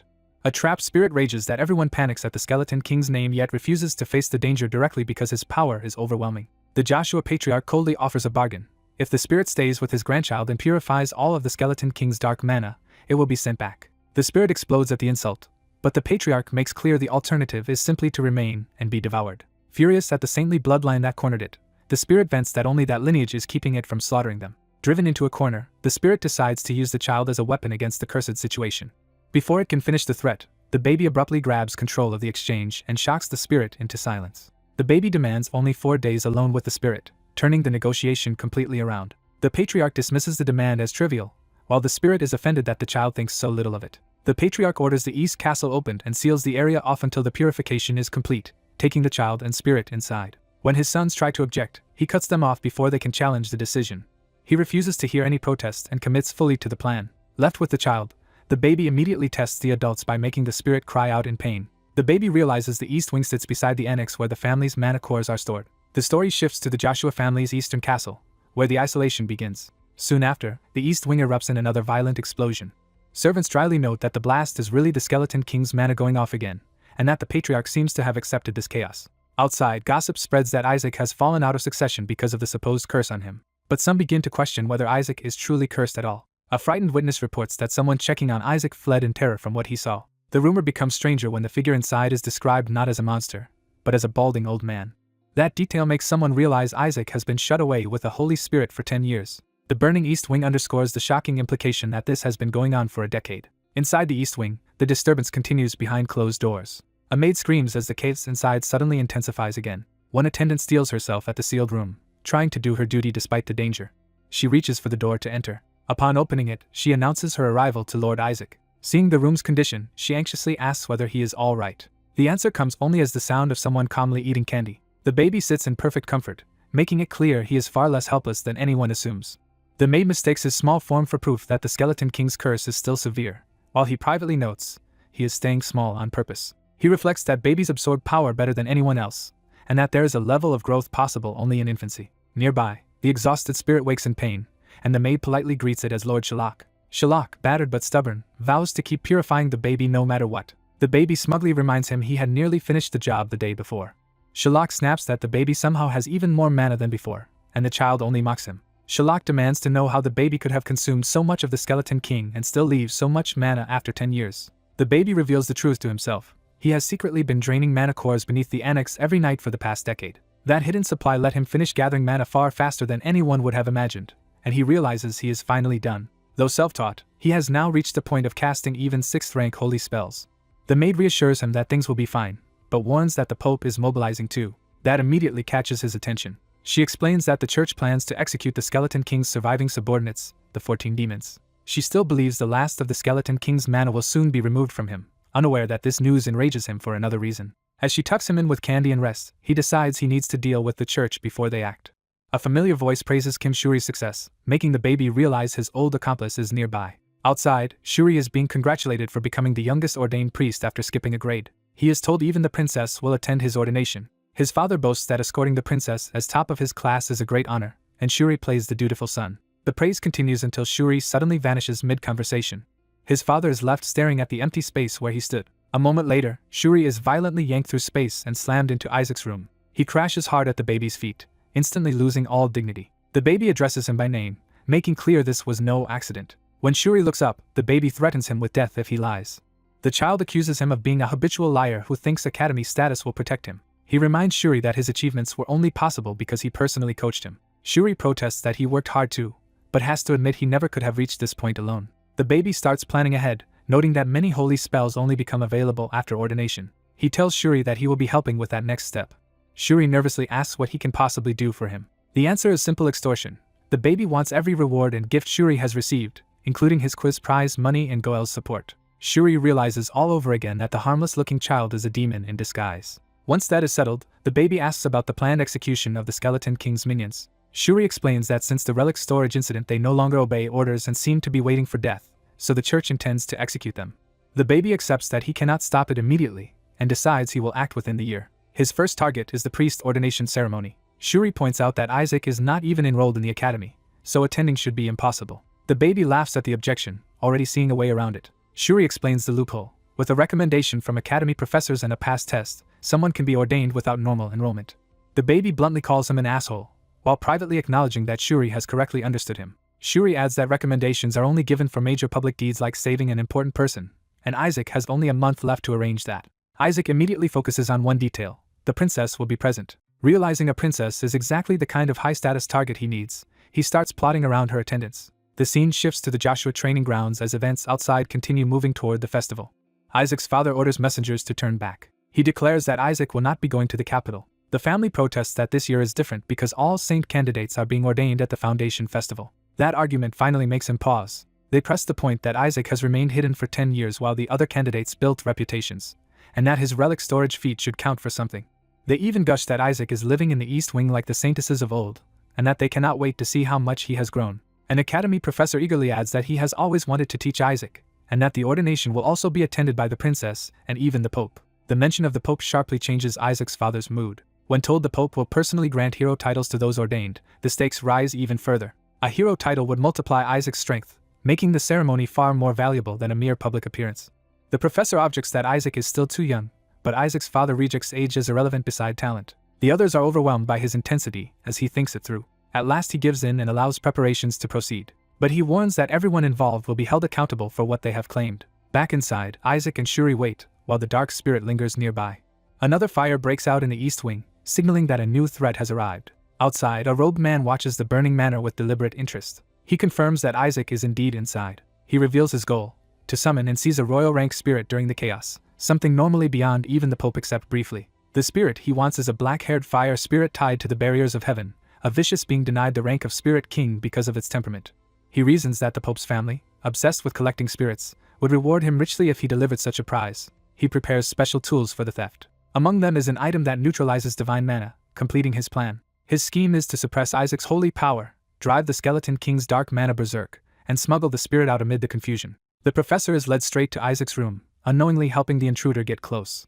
The visitors enter, excited that they will finally see the hidden little lord. They are startled to find Isaac still looking exactly as he did 10 years ago. Isaac notices the newcomers and instantly understands an opportunity has arrived. He turns on an irresistibly cute act, silently welcoming the recommendations he needs. The professor and attendants are completely overwhelmed by the sight.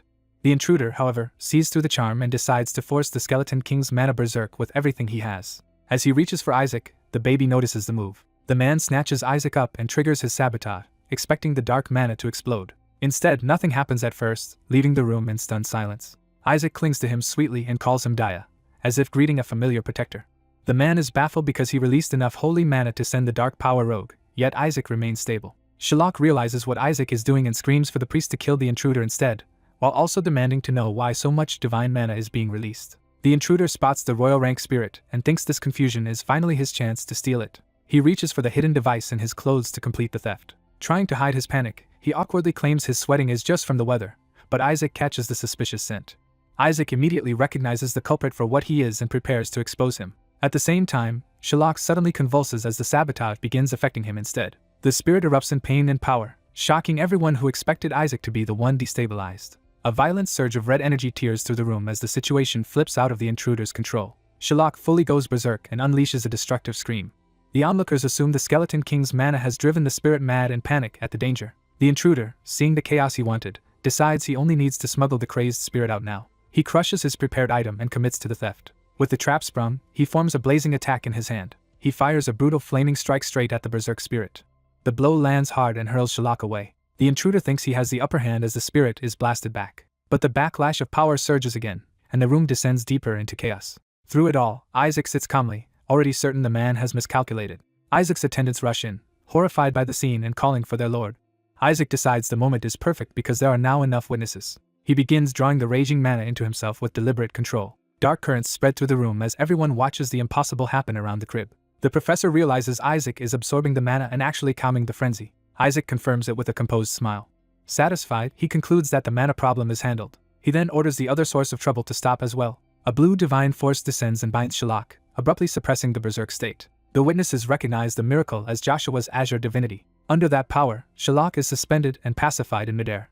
Even Shalak is stunned by the sudden restraint. The professor and attendants instantly turn the event into praise, proclaiming that Isaac controlled the Skeleton King's dark mana and subdued the berserk spirit with azure divinity. Isaac's father arrives and is told that what happened is nothing short of a miracle. Overjoyed, he celebrates that Isaac has finally spoken aloud. Isaac is exasperated that this is what impressed his father most.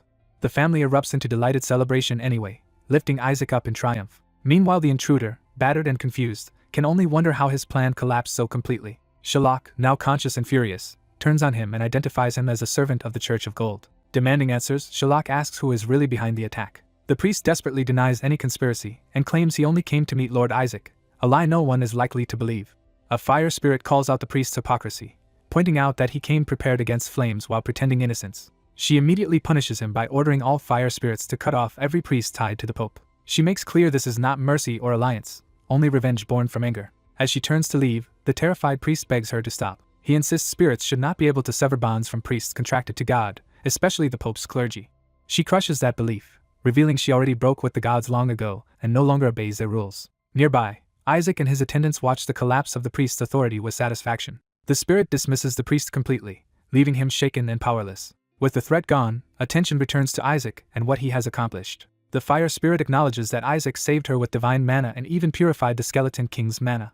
Because that corruption is gone, her contract with Isaac is over, though she chooses to remain beside him out of debt. The church officials decide to return to the Sancta Seds and report everything that happened. Isaac's extraordinary feat earns an immediate recommendation for ordination. Later, the report reaches a stern silver-haired elder in his office. He confirms that the Sancta Seds has approved Isaac's ordination.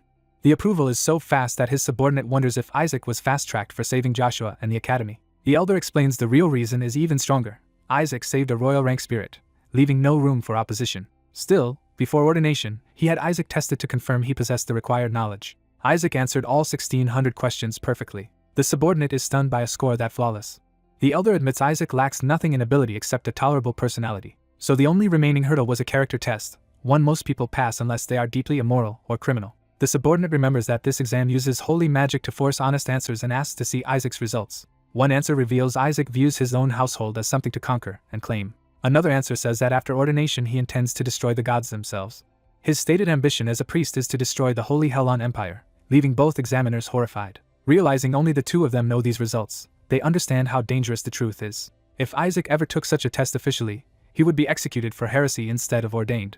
To avoid that outcome, the elder orders his subordinate to be ordained in Isaac's place and keep Isaac confined at home. He decides Isaac needs harsh education before he can be allowed near ordination. Elsewhere, a window is quietly opened. A dark familiar asks its master whether he has made his decision. Isaac answers that he has. He ties up his belongings with determination. Then he climbs out with a sack and declares he is running away. The story shifts to the capital's academy, Roman. Students in the Holy Spell Division gossip that a 10-year-old is being ordained. The news spreads as something outrageous and certain to make the graduation ceremony memorable. One red-haired student reacts with mocking disbelief. He ridicules the idea that a toddler could possibly deserve ordination.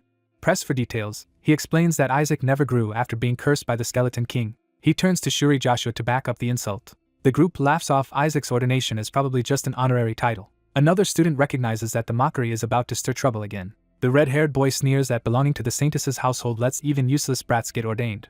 Shuri is enraged by the insult to Isaac and their house. Before she can answer, a silver-haired girl cuts in and demands whether Nizer Sepet thinks the Sancta Seds is a joke. She reminds him that Isaac's recommendation was accepted by his own father, Duke Leon Sepet. Then she twists the knife by saying he has just insulted his own father. Nizer lashes out, asking why an outsider is even present. She calmly reveals she was invited to mentor the graduates, as a holy spell instructor. She turns to Shuri and says Shuri worries her too. Her warning is political. If Isaac cannot become a priest, House Joshua must survive long enough for Shuri to inherit it. She even offers Shuri a lowly job under the Pope if House Joshua collapses. Shuri swallows her anger, knowing this is not the moment to explode. She rejects the offer anyway and refuses to rely on that girl. The silver-haired girl brushes past her without concern. Shuri leaves the room telling her to worry about herself instead. The scene moves to the dormitories. Inside, something crashes to the floor. Nizer vents in private, cursing the people who put him in this situation. He rages that his family will skip his ordination because Isaac ran away. He spirals further, blaming Isaac for ruining everything at the worst possible time. In his fury, he wishes Isaac would lose all his hair like the Skeleton King. That insult summons Isaac through a dark portal, and Isaac immediately demands to know what he just said. Isaac fixates on the hair comment as an unforgivable offense and threatens Nizer's life over it. When Nizer asks how Isaac even got there, Isaac bluntly says he came to be ordained and ran away because his family kept stopping him. Isaac starts to call out Kim Shuri next. Nizer panics as Isaac pulls out a heavy object and advances on him. Isaac is outraged that members of the Pope's house dared offer Shuri a menial position. Nizer tries to deny involvement, but Isaac cuts him off with violence. Isaac beats him while roaring that no one gets to disrespect the Joshua name. In a warped confession of loyalty, Isaac declares Joshua belongs to him alone, including the right to ruin it himself. He forces Nizer to remember exactly who he is dealing with. Isaac vows that if House Joshua is ever destroyed, he will be the one to do it, then orders Nizer to take him to the ordination. He tells the battered boy to stop whining, get up, and lead the way. Isaac explains his rampage as payback against anyone who messed with Shuri. At the Academy banquet hall, students gather before the ceremony. The crowd notices the tiny silver-haired child and starts whispering about him. Isaac knocks over a chair as he enters, drawing more attention. He strides in gleefully, announcing that no one dares mess with the Joshua. A red-haired girl notices the disturbance. Nizer recognizes her as someone suspicious from the relic storage years ago, and realizes Isaac may cause trouble if he reaches her. He panics, deciding he has to stop Isaac before something even worse happens. He also realizes the girl is Naki Sepet, his own sister. He lunges forward to intercept Isaac. Thinking he has succeeded, he reaches out toward the target. Isaac ignores him and directly singles out the redhead instead. He climbs onto the table and demands to know whether she was the one who troubled Kim Shuri. Naki answers coolly that she never touched Shuri herself and that Nizer was the one who did. Isaac immediately treats that as a useful admission, even though she is trying to shift blame. His dark familiar senses a familiar power from Naki, and Isaac recognizes it too. He realizes she carries the energy of one of the 5 major gods. Naki studies him and identifies him as the rumored Isaac. She mocks the state of the current candidates, dismissing Isaac as a cursed infant and herself as a child of the Pope's family. Then she coldly predicts that House Joshua will soon be erased from the 5 faiths. Nizer desperately tells Isaac to leave because they cannot afford to provoke the House of Crimson, but Isaac refuses to abandon his ordination. Naki adds that Isaac will never be ordained because Nizer promised to appeal to the Pope and have it cancelled. Nizer is furious that his own scheme has been exposed in front of Isaac. A church attendant quietly warns Naki that Isaac's behavior alone may already be enough to cancel the ceremony. When the attendant suggests calling an inquisitor, Naki refuses because most inquisitors belong to her own House of Crimson and that would complicate matters. Nizer grabs Isaac and tries to drag him away before things get worse. A sudden roar interrupts everyone. A monstrous paw slams into the hall. A huge purple beast erupts into the room, sending the students into panic.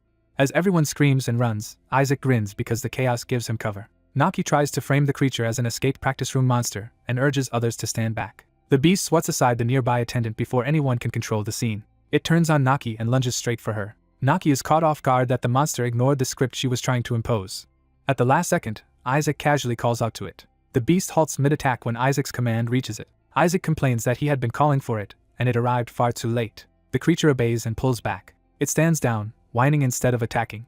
Naki still tries to denounce it as a monster, and prepares a fire spell. Isaac's expression hardens as he raises his own power. He shuts her down with a brutal command that forces the beast into submission. The once terrifying creature is reduced to a frightened whimper. Students stare as the monster cowers under Isaac's control.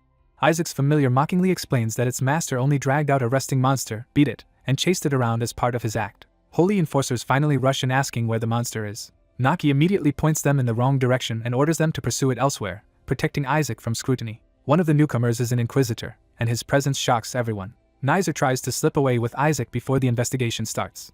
The inquisitor stops him, declaring no one may leave until the matter is resolved, and Nizer realizes he is trapped. In desperation, Nizer pretends ignorance and laughs nervously while clutching Isaac. Naki stops the inquisitor from pressing further. She openly states that Isaac saved her life, forcing the room to reinterpret what just happened. Nizer is left speechless by how completely the situation has flipped.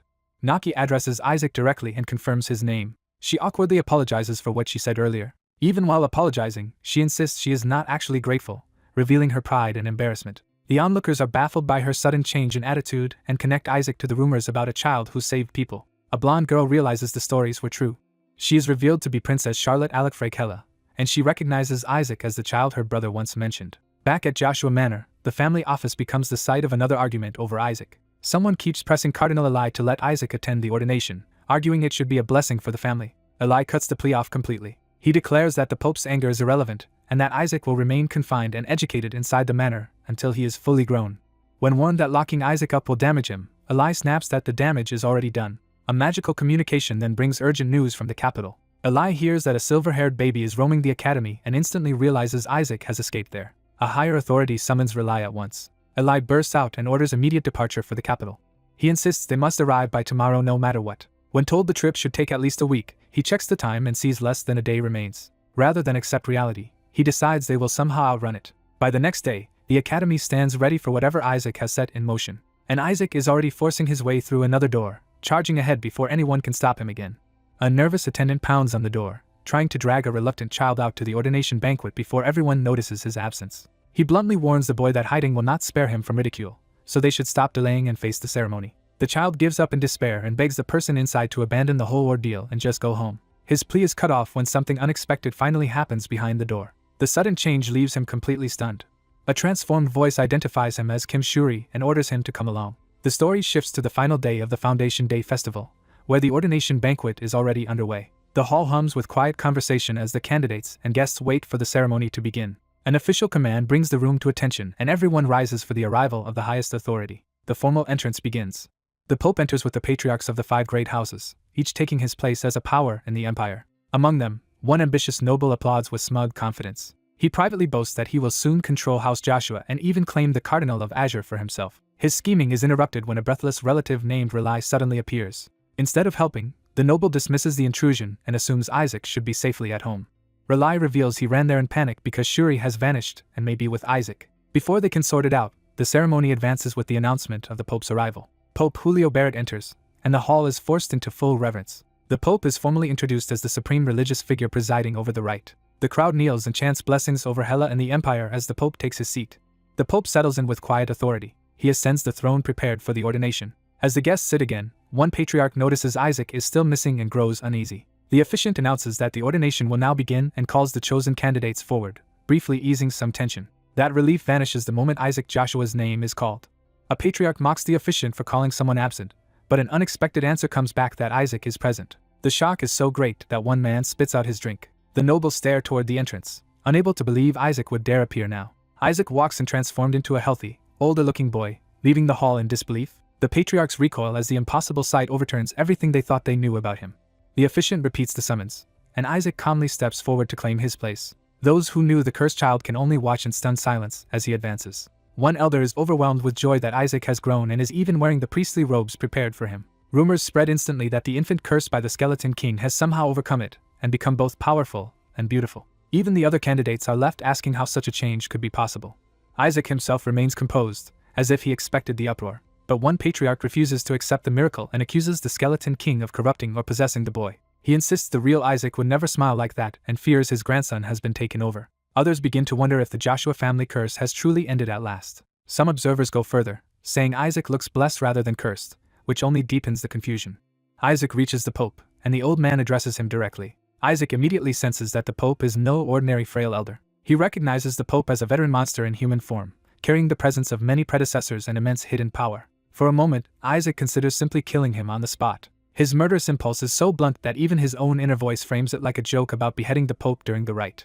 Meanwhile, Isaac's grandfather realizes the boy is dangerous and must be stopped before he acts. He lunges in panic, but his attack goes wildly off course and crashes into the floor instead. Trying to save face, he screams that he only slipped because of a cockroach. His brother can only stare at the absurd excuse in disbelief. The officiant hurriedly forces the ceremony onward by calling Shuri Joshua next, while Isaac realizes his enemies are trying to derail him. Shuri approaches the Pope as Isaac lingers nearby, still under pressure. The Pope remains unreadable and allows the ritual to continue despite the chaos. The officiant announces the next stage, where the candidates must pay their respects to God. The Pope asks which God will bestow a blessing on the child, turning the rite into a test of divine favor. The holy vessel is brought forward for the selection. Watching from above, Isaac's grandfather desperately hopes the patron saint of Azure will answer. He reassures himself that no evil god could possibly choose Isaac. His brother coldly adds that if an evil god did appear, they would simply destroy it. That confidence falters when Isaac points out the bowl of holy water and seems to understand something they do not. The Pope asks what Isaac means as the vessel is presented before him. Isaac pricks his finger without ceremony. He lets a drop of blood fall into the holy water. The water reacts at once, surging with blue power. A towering divine manifestation rises from the vessel, stunning everyone present. Isaac's grandfather exults, convinced the patron saint of Azure has personally answered his grandson. Isaac recognizes the god of light that once favored Joshua, but he regards it with contempt rather than reverence. He notices a tiny detail that confirms his suspicion. To Isaac, the identity of the god hardly matters because he is angry no matter who appears. He points straight at the Pope's glowing emblem, and the old man suddenly realizes something is terribly wrong. The Pope recognizes the sign too late. Black-red power erupts from the holy vessel instead of a blessing. The corruption explodes outward and engulfs the ritual space in demonic energy. From the balcony, the patriarchs watch in horror as the darkness spreads through the hall. Isaac's grandfather instantly recognizes the returning presence and panics. The Skeleton King manifests before Isaac, proving the ancient curse has not ended at all. The Patriarch of Azure attacks at once, but the Skeleton King's return is already underway. Isaac braces himself as the red chains and curse energy coil around him again. The Patriarch gathers blue mana for a decisive strike. He unleashes a cutting wave of power toward the Skeleton King. The Skeleton King evades while keeping Isaac bound as a hostage, forcing the Patriarch to hold back. The Undead King reveals that he has been waiting specifically for this holy child to appear. He declares his true aim is to tear down the Holy Empire piece by piece, beginning with the Pope himself. Isaac, still chained, is baffled by how personal and dramatic the Skeleton King is being. The king's familiar appearance disgusts Isaac, who realizes the creature resembles his own former self. Even Isaac's shadow companion rejects the imitation and insults the Skeleton King as a fake version of its master. The shadow goes further, loudly declaring that the real master is a much bigger fool than this imposter. The red-haired Patriarch and the Pope prepare counterattacks while the shadow openly picks a fight with the Undead King. Their powers collide in midair as the hall becomes a battlefield. The Patriarch of Azure shields himself from the blast and keeps pressing the attack. He orders the civilians to flee while the fight escalates around them. Drawing on his mana, he forms a concentrated blue sphere and begins a far stronger spell. That spell expands into the shape of a colossal whale made of Azure's power. The divine beast descends over the Skeleton King with crushing force. A massive vortex of blue energy engulfs the Undead King. Even while under attack, the Skeleton King taunts the Patriarch of Azure for being weakened by the old curse. He claims the Patriarch's power is limited and advises him to stay still if he wants to survive. The Patriarch admits he hesitated only because he feared collapsing the building. Now fully committed, he sharpens his killing intent. He silences the Skeleton King with overwhelming force, driving the whale down on both king and hostage. The Skeleton King laughs even as the attack closes in. He tightens his hold on Isaac and asks whether the Patriarch is willing to let the little saint die with him. Isaac screams that this is exactly the problem with the Patriarch's plan. From within the whale's jaws, Isaac shouts that his own grandfather has endangered him by summoning something so destructive while he is still being held hostage. The Patriarch, maddened by fear and obsession, insists a saint will survive this and calls the boy insane for doubting it. Inside the crushing spell, Isaac realizes the attack really might kill him. The whale slams down and tears through the hall in a catastrophic explosion. Isaac curls up under the impact as debris rains around him. The Skeleton King is struck head-on by the blue onslaught. His body is shredded apart by the attack. The blast rips through the cathedral and blows open the structure. When the dust settles, the survivors scramble to see whether Isaac was caught in it. Panic spreads as people realize the Skeleton King has truly returned after 70 years of silence. Some fear the monster had been gathering strength all this time, but Isaac rejects that conclusion. He reveals that the thing they fought was only an imposter. His grandfather rushes to him in alarm, desperate to know if he is hurt. Others whisper that Isaac endured an impossible attack and that even the Skeleton King called him a saint. They assume the monster must be dead because the Patriarch's whale tore it apart. Isaac coldly corrects them and says the king was never truly killed because it was only an illusion. The nearby nobles turn toward him, startled by the certainty in his voice. Isaac's shadow confirms it was a flawed shadow clone, and Isaac notes that it felt wrong from the start.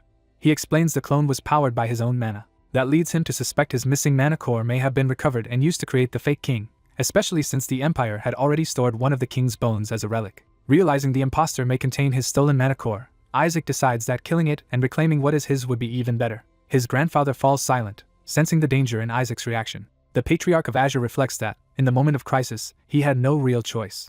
He concludes that if he had hesitated, the Pope would have died and Isaac might have been killed as well. In the aftermath, the Pope personally tends to the injured child while the Patriarch watches from a distance. The Pope is shaken that Isaac was harmed at all and struggles to understand what just happened. He cannot accept what the sign on his chest implied. His mind returns to the moment Isaac's blood reacted to the emblem. He realizes the response came from the supreme god long sought by the House of Gold. It was the god above the 5 major gods, and that revelation nearly chose Isaac instead of him. The Pope resents how close that Joshua child came to being acknowledged by the highest divinity. He watches Isaac and the Patriarch of Azure with concealed hostility. The Patriarch approaches Isaac and calls to him directly. He gently asks the boy to come with him and return home. Trying to be affectionate, he proudly praises Isaac for overcoming the curse and growing into a handsome grandson, but his forced smile only makes the moment awkward. He even offers candy like a doting grandfather, which only convinces Isaac he looks more like a kidnapper than family. At that moment, Duke-like authority interrupts the reunion. A silver-haired figure declares that Isaac should not be taken back yet. Before anyone can object, a new rupture opens in the ruined hall. Monsters begin pouring through the breach, proving the crisis is far from over. The silver-haired newcomer states that there is still unfinished business here and prepares to deal with the threat. The Patriarch reluctantly accepts that the situation cannot be ignored. Isaac, however, grins and agrees that leaving now would be a waste. He steps forward beside the silver-haired ally, ready for another fight. The ally privately resents Isaac's sudden rise and the fact that he has become the saint, but decides to make use of him anyway. Isaac senses the hostility yet welcomes the arrangement, intending to exploit the other boy in return. Together they advance into the ruined hall, and Isaac declares that he will prove who the real saint is. He raises a crackling sphere of blue mana in his palm, preparing to strike. At the ordination, Isaac unexpectedly unleashes an exceptionally pure purification spell instead of a normal attack. The holy light tears through the undead and demonic creatures, forcing them back in pain. The onlookers are stunned because his purification is clearer and stronger than anything seen in a century. Some priests in training are confused that he is using a cleansing spell rather than trying to kill the monsters outright. They reason that Isaac may be purifying the surrounding mana to stop more monsters from spawning. Isaac privately notes that he only had Shalak to learn spells from, so his holy magic has developed in an unusual direction. He recalls that higher purification ranks can do more than cleanse, and the monsters begin to sense the danger. Isaac realizes that advanced purification can inflict lingering area damage over time. As the corrupted creatures start coughing and weakening, his theory proves correct. Before he can finish explaining, a silver-haired trainee cuts in and warns that Isaac still cannot defeat them with his current magic alone. The older trainee acknowledges Isaac's absurd talent for doing this much with only 5th-rank magic. He insists talent is not enough and explains that these monsters must be struck with stronger holy attacks from multiple directions. When the trainee demonstrates, his own spell fizzles, leaving him momentarily confused. Isaac immediately breaks into laughter at the failed attempt. The silver-haired trainee snaps that Isaac clearly does not understand what kind of monsters they are facing. He starts to explain that their regeneration demands overwhelming force, but Isaac keeps interrupting. Amused and irritated, Isaac dismisses the trainee as ignorant and regrets not letting Azure's patriarch deal with him earlier. Isaac reveals that the visible monsters are only bait. He starts searching the room for the real source of the threat instead of focusing on the obvious enemies. After locating suspicious mana, he prepares a precise spell at floor level. He exposes a hidden glowing bug and declares that he has found the true culprit. The silver-haired trainee can only stare, unable to understand why Isaac is targeting an insect. Isaac pins the bug with a needle-like strike. The bug explodes in toxic energy, proving that it was the hidden trigger behind the spreading corruption. Isaac explains that the insect slowly poisons everything around it. As the poison begins affecting the trainees, he warns that victims would die without ever realizing what was happening. The silver-haired trainee suddenly remembers the skeleton's earlier threat to destroy everyone present. Isaac points out that eliminating the priests in training would be the first step toward crippling the Empire. He orders everyone to search for more hidden bugs and detoxify anyone already affected. Just as he takes control of the situation, Isaac senses a new threat. A barrage of holy attacks suddenly sweeps through the hall. Isaac realizes someone is trying to wipe out the monsters too quickly, which would ruin his plan to expose the poison source. Dark energy surges overhead, and the trainees panic as the situation escalates again. Shalak encourages Isaac to purify the fallen so everyone will finally recognize his ability, and Isaac delights in the idea. He eagerly looks toward the source of the overwhelming holy power. The Pope arrives and casts a 9th-rank holy spell. Instead of destroying the poison outright, the Pope's spell absorbs the surrounding mana. Isaac and the silver-haired trainee watch in alarm as the Pope neutralizes the toxic field by draining its energy. The Pope calmly announces that no one will be poisoned anymore. Isaac is annoyed that the Pope solved the crisis before he could capitalize on it. A surviving wolf monster suddenly lands nearby, still intent on revenge. It accuses Isaac of defying its king and vows not to forgive him. The beast decides to take at least one enemy down with it. It lunges straight at Isaac from behind. Isaac turns with a cold, focused stare. Without moving, he releases a terrifying pressure that halts the monster in mid-attack. The wolf realizes in horror that Isaac's presence alone is overpowering it. Broken by fear, the creature retreats instead of fighting, and Isaac dismisses it as pathetic. Once the battle ends, the trainees report that the remaining monsters have been cleared and the wounded are being moved for treatment. The silver-haired trainee is left shaken by the fact that Isaac drove off a monster just by glaring at it. He cannot accept that such intimidation should be possible for someone like Isaac. He concludes that only someone on the Pope's level should be able to do that. In the aftermath, the Empire is thrown into panic as news spreads that the Skeleton King appeared at the ordination and then retreated after being repelled. Church officials publicly claim the holy water vessel was tampered with by an illusion spell and say the source is under investigation. When questioned, they imply that the presence of outsiders contributed to the disaster. The blame is also redirected toward the Empire's failing barrier, and the holy dragon tied to the royal side rather than the church. The scene shifts to the palace after the crisis. Reading the reports, Isaac immediately sees that the church is using the incident to protect itself and shift responsibility. He concludes that those in power are behaving exactly as deviously as expected. A relative mockingly congratulates him on finally being ordained, while Isaac internally wonders how to get rid of the man. Another family member is overjoyed that Isaac can now speak and even imagines using him in a ritual against the Skeleton King. Their conversation is interrupted when a stern blue-clad elder enters. The newcomer dismisses the others and asks to speak privately with the two men while Isaac is sent out. Once the door closes, the meeting becomes secretive. The elder makes sure no one can overhear them. He seals the room with a soundproofing spell before speaking openly. Only then does he ask what is important enough to require that level of secrecy. Admitting he trusts even his own office only so far, he reveals that the matter concerns Isaac. His suspicion is that Isaac was chosen by an evil god during the ordination. He explains that the sigil that appeared was unlike anything ever seen before. Because only the Pope and the Cardinal of Gold saw it, and because the Pope immediately tried to kill Isaac, he treats that as proof something was terribly wrong. He argues that the Pope would never have acted that way unless Isaac had chosen an evil god. The brown-haired noble proposes another possibility. He suggests Isaac may have chosen a god belonging to the House of Gold instead of an outright evil deity. He reasons that Gold's faction is possessive enough to react violently if someone from Joshua touched what they considered theirs. The elder admits that if the Pope reacted that strongly, Isaac may indeed have chosen a god unique to Gold, or at least one tied to them. He even considers that Isaac may have reached a god the House of Gold itself has never successfully claimed. That hope collapses when they remember Isaac's personality and doubt he would ever choose a proper god. Even so, the elder orders an investigation into which god contacted Isaac, bribing his subordinate with a relic for his daughter if he succeeds. Until Isaac begins practical training, they decide to keep him under special watch. The elder warns that if Isaac repeats his previous test of faith result, he may become something far worse than an ordinary priest. He names the feared possibility outright: Isaac could become a dark priest. The three men are horrified by what that would mean. They realize that if Isaac falls that far, their entire house could be branded traitors and dragged down with him. The elder resolves that they must prevent that outcome at any cost. Soon after, Isaac is told that practical training for the nephews of the great houses will begin. One relative fondly recalls his own miserable upperclassman hazing, while Isaac hears it as a threat of military-style abuse all over again. They explain that the trainees will work with upperclassmen, discover their specialties, and be judged for future assignments by the results. Isaac is reminded that after this period he will formally contract with a god. His uncle brightens when Isaac asks when they will be allowed to join the offering ceremony. Isaac admits he is especially interested in the execution of the Skeleton King's minions during that ceremony. His uncle is delighted, believing Isaac's faith is finally deepening in a healthy direction. Isaac offers to explain his interest himself. He listens as the offering ceremony is described as a personal act of devotion that also raises the question of whether such worship should be communal. His uncle launches into a long-winded theory that rituals are communal by nature, and that shared enjoyment itself may be part of faith. While pretending to follow along, Isaac privately reduces the whole thing to one useful fact: lower gods and angels attend, which means more targets for him someday. His uncle mistakes Isaac's murderous enthusiasm for righteous zeal and praises it. He adds that the team with the best grades in practical training will earn the right to execute the Skeleton King's minions. Isaac is horrified to learn that this opportunity depends on a team project. His uncle insists he only wants Isaac and Shuri to succeed together. Shuri obediently accepts the arrangement on the surface. Isaac also agrees outwardly, while privately deciding he will sacrifice some teammates and save the rest if that is what it takes to rescue his own minions. His uncle reassures himself that such a sweet child could never become a dark priest, completely missing Isaac's real intentions. Still uneasy, the brown-haired noble asks Isaac directly which god chose him at the ordination. Isaac hesitates, clearly remembering something unpleasant.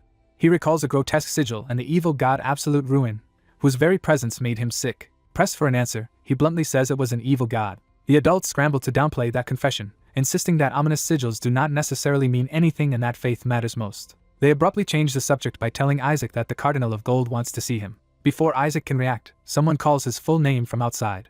The men freeze at the interruption. The silver-haired woman from earlier storms in and announces that she has come specifically for Isaac. The adults panic, fearing she may be here because of the evil god or to harm Isaac on the Pope's orders. Instead, she grabs Isaac's hand and addresses him directly. She admits that she once thought he was worthless. Then she insists she is only being honest, leaving Isaac baffled while Sherlock laughs at the chaos. She explains that Isaac's isolation was not weakness but proof that he refused to let the Academy's mediocrity taint his talent. Having recognized his excellence at the ordination, she declares that practical training with ordinary students would be a waste of his time. She invites Isaac to train directly under her grandfather and skip straight to real combat. In her mind, Isaac should join her, defeat the Skeleton King, and help lead the Empire. Isaac is tempted because the offer is absurdly favorable, and even he can tell she seems serious. He starts to answer, but his patience snaps and he rejects her outright. He declares that he will proceed with practical training instead, while Shuri quietly confirms that she has always been this unhinged. The woman keeps pushing, promising him years' worth of experience and dismissing concerns about formal qualifications. Isaac tries to redirect her toward the brown-haired noble instead. She rejects that suggestion immediately, saying Isaac and that man are nothing alike. She argues that Isaac has enough talent to drive away monsters with a glance. Sherlock realizes she must have seen Isaac use Intimidate and now wants to learn that ability from him. That only hardens Isaac's refusal, and he says the thought of being taught by the Pope's side makes him sick. The woman takes that as an insult to her grandfather and demands to know if Isaac is calling him disgusting. Isaac starts to answer with murderous honesty, but someone clamps a hand over his mouth before he can finish. The room jolts as a new presence intervenes. Azure's patriarch arrives and cuts in before the argument can explode further. He physically pulls Isaac away and tells the woman he does not want her anywhere near their child. She protests that even a patriarch should not keep Isaac from her if he spends time with the wrong people.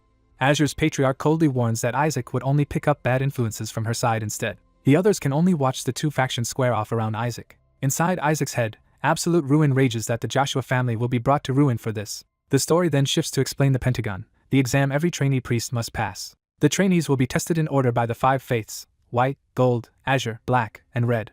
Each stage will be overseen by the cardinal of that faith. Passing the pentagon is mandatory to become an official priest. When Isaac arrives for the exam, he asks whether his group mates are already inside. Seeing that the groups are organized by similar background and faith, he immediately suspects the church wants factional conflict. Shuri reassures him that their group is mostly made of his own friends, so it should be manageable. Isaac decides to use those teammates to clear the pentagon and save his minions from execution. He prepares to make a good first impression as he enters. Instead, he walks into a room full of hostile upperclassmen already talking about taking him down. Before they can act, another trainee calls out the one who bullied Shuri for years and turns the room's attention onto him. The upperclassmen close in with predatory smiles, treating the coming retaliation as harmless fun while warning Isaac not to tell Shuri.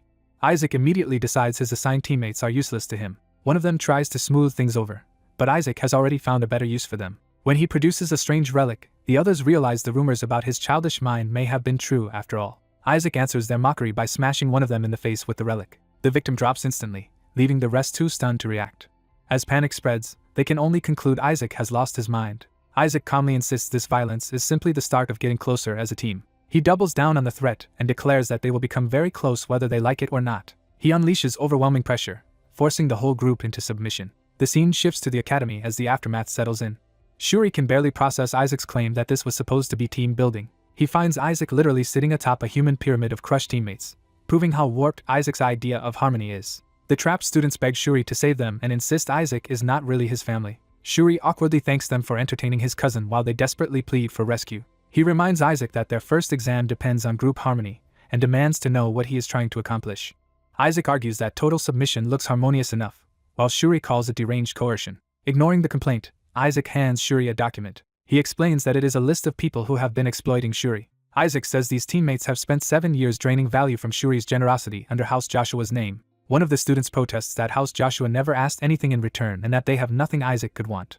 Isaac's answer turns chilling as he points out that their healthy bodies alone are valuable enough. He frames extortion as a fair relationship in which he finally receives as much as he gives. He orders the group to carry out this new activity diligently and with pure hearts. His smile makes it clear the order is a threat, not a joke. Under pressure, the students finally surrender and agree to cooperate. Satisfied, Isaac ends the exercise and walks away, leaving the heap of students collapse behind him. Shuri worries that this madness will make them fail the exam, but Isaac tells him to follow because he has a plan. Isaac reminds him that one failing score means immediate failure, yet claims he already knows how to avoid it. He leads Shuri to a wardrobe and tells him to look inside. Inside, Shuri finds a bound and gagged student hidden away. Isaac presents the captive as if unveiling a clever surprise. Shuri is horrified until Isaac explains the captive belongs to their group and had been carrying a letter about quitting as a spy. That revelation makes Shuri realize Isaac may have uncovered a real plot. He drags the captive out for questioning while the boy trembles. A quick blow loosens the captive's resistance.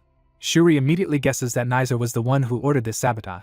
The captive breaks down, apologizes, and claims he had no choice. Isaac dismisses the excuses and demands the exact order Nizer gave him. The spy confesses that Nizer told him to keep making outrageous demands of Shuri until Joshua's group collapsed during the test. He also admits his earlier hostility toward Isaac at the entrance ceremony was staged on Nizer's orders so Nizer could claim credit for defeating the Skeleton King's minions. Isaac finally puts a full name to the mastermind, Nizer Sepet. He decides on the spot that Nizer needs to be taught a lesson. A few days later, Nizer is already furious that his spies keep failing him. He berates one subordinate for being so incompetent that multiple infiltrators have already quit. The servant can only weakly blame Joshua's bizarre team building exercises. Nizer gives up on the excuse and sends the servant away. His remaining aides reassure him that he still has 3 loyal people inside Joshua's group, enough to finish the job. Even so, Nizer remains fixated on Isaac and decides the boy must be removed quickly. What truly fuels him is jealousy that his father has taken an interest in Isaac and even invited him to their house. He convinces himself that once today is over, Isaac and House Joshua will be finished. With that confidence, Nizer heads out to watch Joshua's downfall. The first exam begins in a hall called the Pentagon of Harmony. As the ceremony drones on about faith and comradeship, Isaac barely hides his boredom. The rules are finally revealed. Harmony will be tested through a team vote. If even one member votes against keeping the team together, the entire team fails, and the dissenter is reassigned elsewhere. Nizer immediately sees the loophole and expects Joshua's team to be destroyed while any traitors survive. He remains confident because he still believes he has spies inside Isaac's group. Certain of victory, he mentally condemns Isaac in advance. The official calls Isaac's team forward for the result. The result is announced for the Azure team. To Nizer's shock, every member voted to remain together. Joshua's team passes the Pentagon of Harmony intact. Isaac answers the result with a smug grin that makes clear this was his doing. Outside afterward, Shuri chases after him, desperate to know how he pulled it off. He asks how Isaac convinced everyone to vote to stay together. Isaac reminds him that the Cardinal of Gold had been trying to meet him earlier, Instead of meeting the cardinal directly, Isaac demanded a legendary golden pill as the price of an audience. The cardinal actually sent it, and Isaac used it to bribe his teammates before the vote. Shuri is appalled that Isaac handed over the reward in advance, since they could have betrayed him anyway. Isaac simply says he trusted his team. Shuri is unsettled by how naturally Isaac now talks like a priest. He starts to relax, only to realize that trusting Isaac is usually a mistake. Back in the room, the bribed teammates are writhing in agony and begging for help. They demand the antidote, convinced Isaac poisoned them. Isaac cheerfully insists he knew they would not betray him, prompting Shuri to ask what he actually did. Shuri accuses him of feeding them poison while lying about it. Isaac reveals the so-called golden pill was mostly flour and junk, with only a microscopic trace of the real medicine. He says Shuri's freeloaders had it too easy for too long, so a little suffering is overdue. The victims beg again, believing that passing the exam entitles them to the promised cure. Isaac pretends to honor the promise and starts rummaging for the antidote while they crawl after him. He triumphantly announces that he has found it. What he produces is only an old diaper, and Shuri can hardly believe the cruelty of the joke. Isaac offers the diaper to the desperate students as if it were medicine. At that moment Nizer storms in, furious that Isaac has stolen his spies. He demands to know what Isaac gave them to turn them against him. Before Nizer can act, the abused teammates themselves rise up to block him from touching Isaac. They openly defend Isaac and ask why Nizer is interfering. A stunned Nizer is confronted by one of the boys repeating Isaac's lesson about people seeking overwhelming power in desperate times. Nizer rejects the idea and insists people only save themselves first. Isaac answers that, before death, every other value becomes meaningless. That logic finally rattles Nizer. He realizes too late that Isaac has turned his own pawns through fear and survival instinct. Faced with Isaac's monstrous presence, Nizer can only wonder if the boy is even human. Elsewhere, the Cardinal of Gold waits in his office. He allows a servant to enter. The Cardinal complains that he has been kept waiting 7 days just to see an apprentice. The servant apologizes nervously. He reports that Isaac still will not come. Even after receiving the golden pill, Isaac refuses the summons and sends back only a message. The servant hesitates, knowing the message will be offensive. Isaac's reply is a demand that the Cardinal send an even larger piece of gold next time. That insult makes the Cardinal shatter his pen and order his people to use every means available. He commands them to bring Isaac to him by force if necessary. Meanwhile, Nizer leaves Isaac's room seething over the humiliation. Still, he consoles himself with one useful discovery. Isaac seems unable to openly clash with the Inquisitors. Nizer vows to investigate that weakness and expose Isaac's secrets. His plotting is interrupted when he notices servants gathered near the dorms. He demands to know why they are loitering there. The servants explain they are waiting for someone inside, and Nizer curses his luck when he realizes they belong to the House of Red. He tries to drive them off, since it would be troublesome if anyone learned his master wanted to meet someone from Azure. The threat fails because the red-clad heir himself is standing right there. The heir coldly asks why Nizer is late. Isaac steps out as if he had arranged the whole meeting and reminds Nizer that he needs something from him for a tea party. The servants eagerly assume Isaac will help because they still owe him an item, while Nizer realizes Isaac is exploiting that debt. Isaac casually demands the promised item by the end of the day as tea party snacks, and Nizer is enraged that team building has now cost him his own men. As the servants start to leave with Isaac, Nizer lashes out from behind with holy fire. He casts Repentance Hell, blasting the servants aside. Then he faces Isaac directly and says he has business with him alone. Nizer invites Isaac to a test of faith, clearly intending violence. Shuri warns that such a test could scorch Isaac and even drag their whole house down if it goes wrong. Nizer prepares a device that can be activated by touch, planning to force the confrontation. Before he can finish, a new voice calls Isaac's full name. The Cardinal of Gold appears behind Nizer and rebukes him for ignoring a summons while fooling around. The Cardinal makes it clear he is not someone Nizer can manipulate. Nizer instantly drops his bravado and recognizes Cardinal Barrett. Barrett notes that Nizer has also grown suspiciously close to the House of Red and is now trying to interfere with his servant. That wording stuns Nizer, because it means Isaac already belongs under Barrett's protection. Nizer hurriedly apologizes, realizing he has blundered into a Cardinal's personal affair. Isaac adds fuel to the fire by claiming Nizer told him not to associate with people of gold, which is why he could not answer Barrett sooner. Barrett accepts the explanation at face value while Nizer is left speechless beside him. Nizer protests in outrage, but only makes himself look guiltier. He tries to change the subject by asking how a Cardinal was even allowed to contact a student during training. Isaac finds that objection hilarious. Barrett responds by reminding Nizer that he spared him only out of respect for his father, and gave him time to learn teamwork. Nizer tries to backpedal, but Barrett is finished being patient. As punishment, Barrett assigns Nizer's entire team extra work from the Santa Seds. Barrett then tells Isaac to come with him, but Isaac politely says he should see the Cardinal of Red first because that Cardinal also summoned him. That revelation leaves Nizer reeling again. Isaac blandly claims he already has plans and will meet Barrett later if conditions improve, which makes Barrett realize another Cardinal is now involved. When Isaac cheerfully confirms that the Cardinal of Red called for him too, Nizer is horrified that Isaac somehow knew about a summons never announced aloud. Nizer panics that Barrett will now judge him badly and that he needs to escape the situation. He abruptly pretends he came only to summon Isaac and offers to escort him away. Barrett stares at the transparent lie in disbelief. Since Nizer insists he has prior business with Isaac, Barrett dryly decides to let him have it. He dismisses them, saying prior engagements cannot be helped. But as he leaves, Barrett reminds Nizer that he has inconvenienced the House of Gold. The punishment is expanded into even more work starting the next day, crushing Nizer's hopes. Nizer tries to console himself that at least he can still take Isaac to his father, only to realize Isaac has vanished again. When Nizer demands to know where Isaac went, Shuri casually says Isaac has already gone to sleep. The final insult is that Isaac supposedly needed an early nap to grow, even though it is only mid-afternoon. Isaac's ordination begins in chaos as he sleeps through it and leaves the red-robed attendants furious. 3 days later, his punishment has become relentless menial labor. While dragging a mop in misery, Isaac swears he will kill Joshua for putting him through this. He finally explodes at the injustice of being worked nearly all day. When he complains to a contact for help, he is mocked for failing even to deliver a child and for dragging his team's grades down.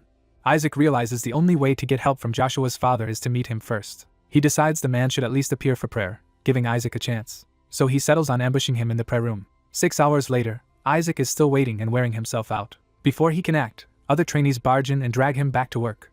They threaten him over their falling scores, while Isaac desperately insists he has to see Joshua's father first. Then he spots a silver-haired boy watching from nearby. The boy greets him with a bright, innocent smile that completely throws Isaac off. As Isaac is hauled away, the silver-haired child openly enjoys his suffering. Another boy calls the child cruel, but the child admits he is doing it because it is fun.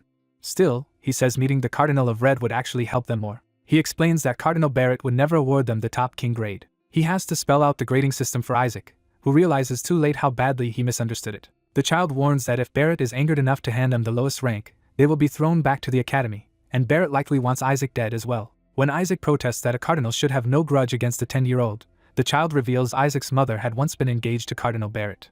He adds that Isaac's father stole her away, turning the broken engagement into a feud between both families, which makes Isaac understand why Barrett would hate him. The revelation hits Isaac so hard that even his strange little companion startles him. The child advises that befriending the Cardinal of Red is the best way to keep Barrett in check. He reasons that Red also needs Gold's children to pass its evaluation, so a promise not to sabotage them should be enough leverage. Isaac starts to think the plan might work. Then a sinister red hand suddenly clamps over his mouth and body, cutting him off. His companion notices too late that something is wrong. A voice calls for Isaac. The owner of that voice is Cardinal Barrett himself, reading calmly in the prayer room. He invites Isaac in, and the room erupts as if the trap has already been sprung. Barrett immediately addresses him as the kidnapped child, making clear he knows exactly who Isaac is. Isaac mocks Barrett's gentlemanly act and calls out the hypocrisy of having him abducted. Barrett drops the mask just enough to call him a brat. He says he has something important to tell Isaac, while Isaac assumes this is just retaliation for being ignored. Barrett confirms Isaac's identity. Then he shocks Isaac by saying he wants to adopt him into the House of Gold. Isaac is too stunned to process the words. He can barely comprehend that Barrett wants him as an adopted son of Gold. His first instinct is that this must be mockery or some new scheme against Joshua. Barrett insists the offer is genuine and says Isaac should leave Joshua and join House Barrett. Isaac starts searching for the hidden motive behind such a bizarre proposal. But instead of rejecting it outright, he decides the other side's intentions matter less than what he can gain. So he asks the Cardinal what he would get in return. He treats the adoption like a business deal and demands clear terms. Barrett is taken aback that a child is negotiating with him so coldly. He offers everything Joshua cannot, claiming the papal family can supply whatever the Vatican lacks. Isaac immediately rejects the idea that Joshua lacks anything. Barrett counters that Joshua is trying to confine Isaac and that the Vatican will only burden him with endless restrictions. He paints the faith as a life of suppression and patience that will chain Isaac down. By contrast, he promises that House Gold will not interfere with Isaac's affairs and will support whatever he wants to do. Isaac says that still is not enough and raises the price absurdly high by demanding backing as Barrett's future heir. Barrett realizes Isaac is no longer just aiming for sainthood but maybe aiming for the papacy itself. He argues that if Isaac truly wants to become pope, switching to House Gold would help. Isaac answers that he still belongs to the Vatican. Barrett responds by piling on outrageous incentives, from land and armies to tax privileges, wealth, and direct heir status, and Isaac finally says he will consider it. Satisfied, Barrett moves to begin the affiliation process immediately. Isaac quickly stops him and asks him not to tell Joshua yet. He promises to keep the matter secret for now. That promise alarms someone hidden nearby. Isaac's companion, who has been eavesdropping, panics and crashes into a wall. He tries to recover while Barrett turns toward the noise. Terrified, the spy bolts while insisting he heard nothing. Barrett can only sigh at the obvious lie. He tells Isaac that the spy's report does not matter and that only Isaac's own choice matters. Isaac clarifies that agreeing to think about the offer was not the same as agreeing to defect. He states flatly that he would never join the papal family, even if it killed him. When Barrett presses him, Isaac repeats that answer without hesitation. That answer finally breaks Barrett's restraint. With a dark smile, Barrett says Isaac resembles his mother in both face and speech. He threatens that with a single word he can have Isaac excommunicated and strip him of any future as priest, saint, or pope. He goes further, warning that he can ban Isaac from ever entering the Holy Empire again. Isaac answers that if that happens, he will simply build a country where priests and popes are unnecessary. He even questions why one nation should need two rulers when it will be his country anyway, leaving Barrett stunned. Barrett can only ask what kind of being Isaac really is. Isaac brushes it off as the minimum courage needed to defeat the Skeleton King. Then he dismisses the adoption offer entirely, and says forgetting it would be better for Barrett too. Even so, he admits the offer has made him more curious about what happened at the ordination ceremony. He openly wonders what could have happened there to make Gold want to adopt the direct heir of a rival house. That question visibly rattles Barrett, because it cuts too close to the truth. Isaac notices the reaction and realizes the Empire would be just as curious if this became public.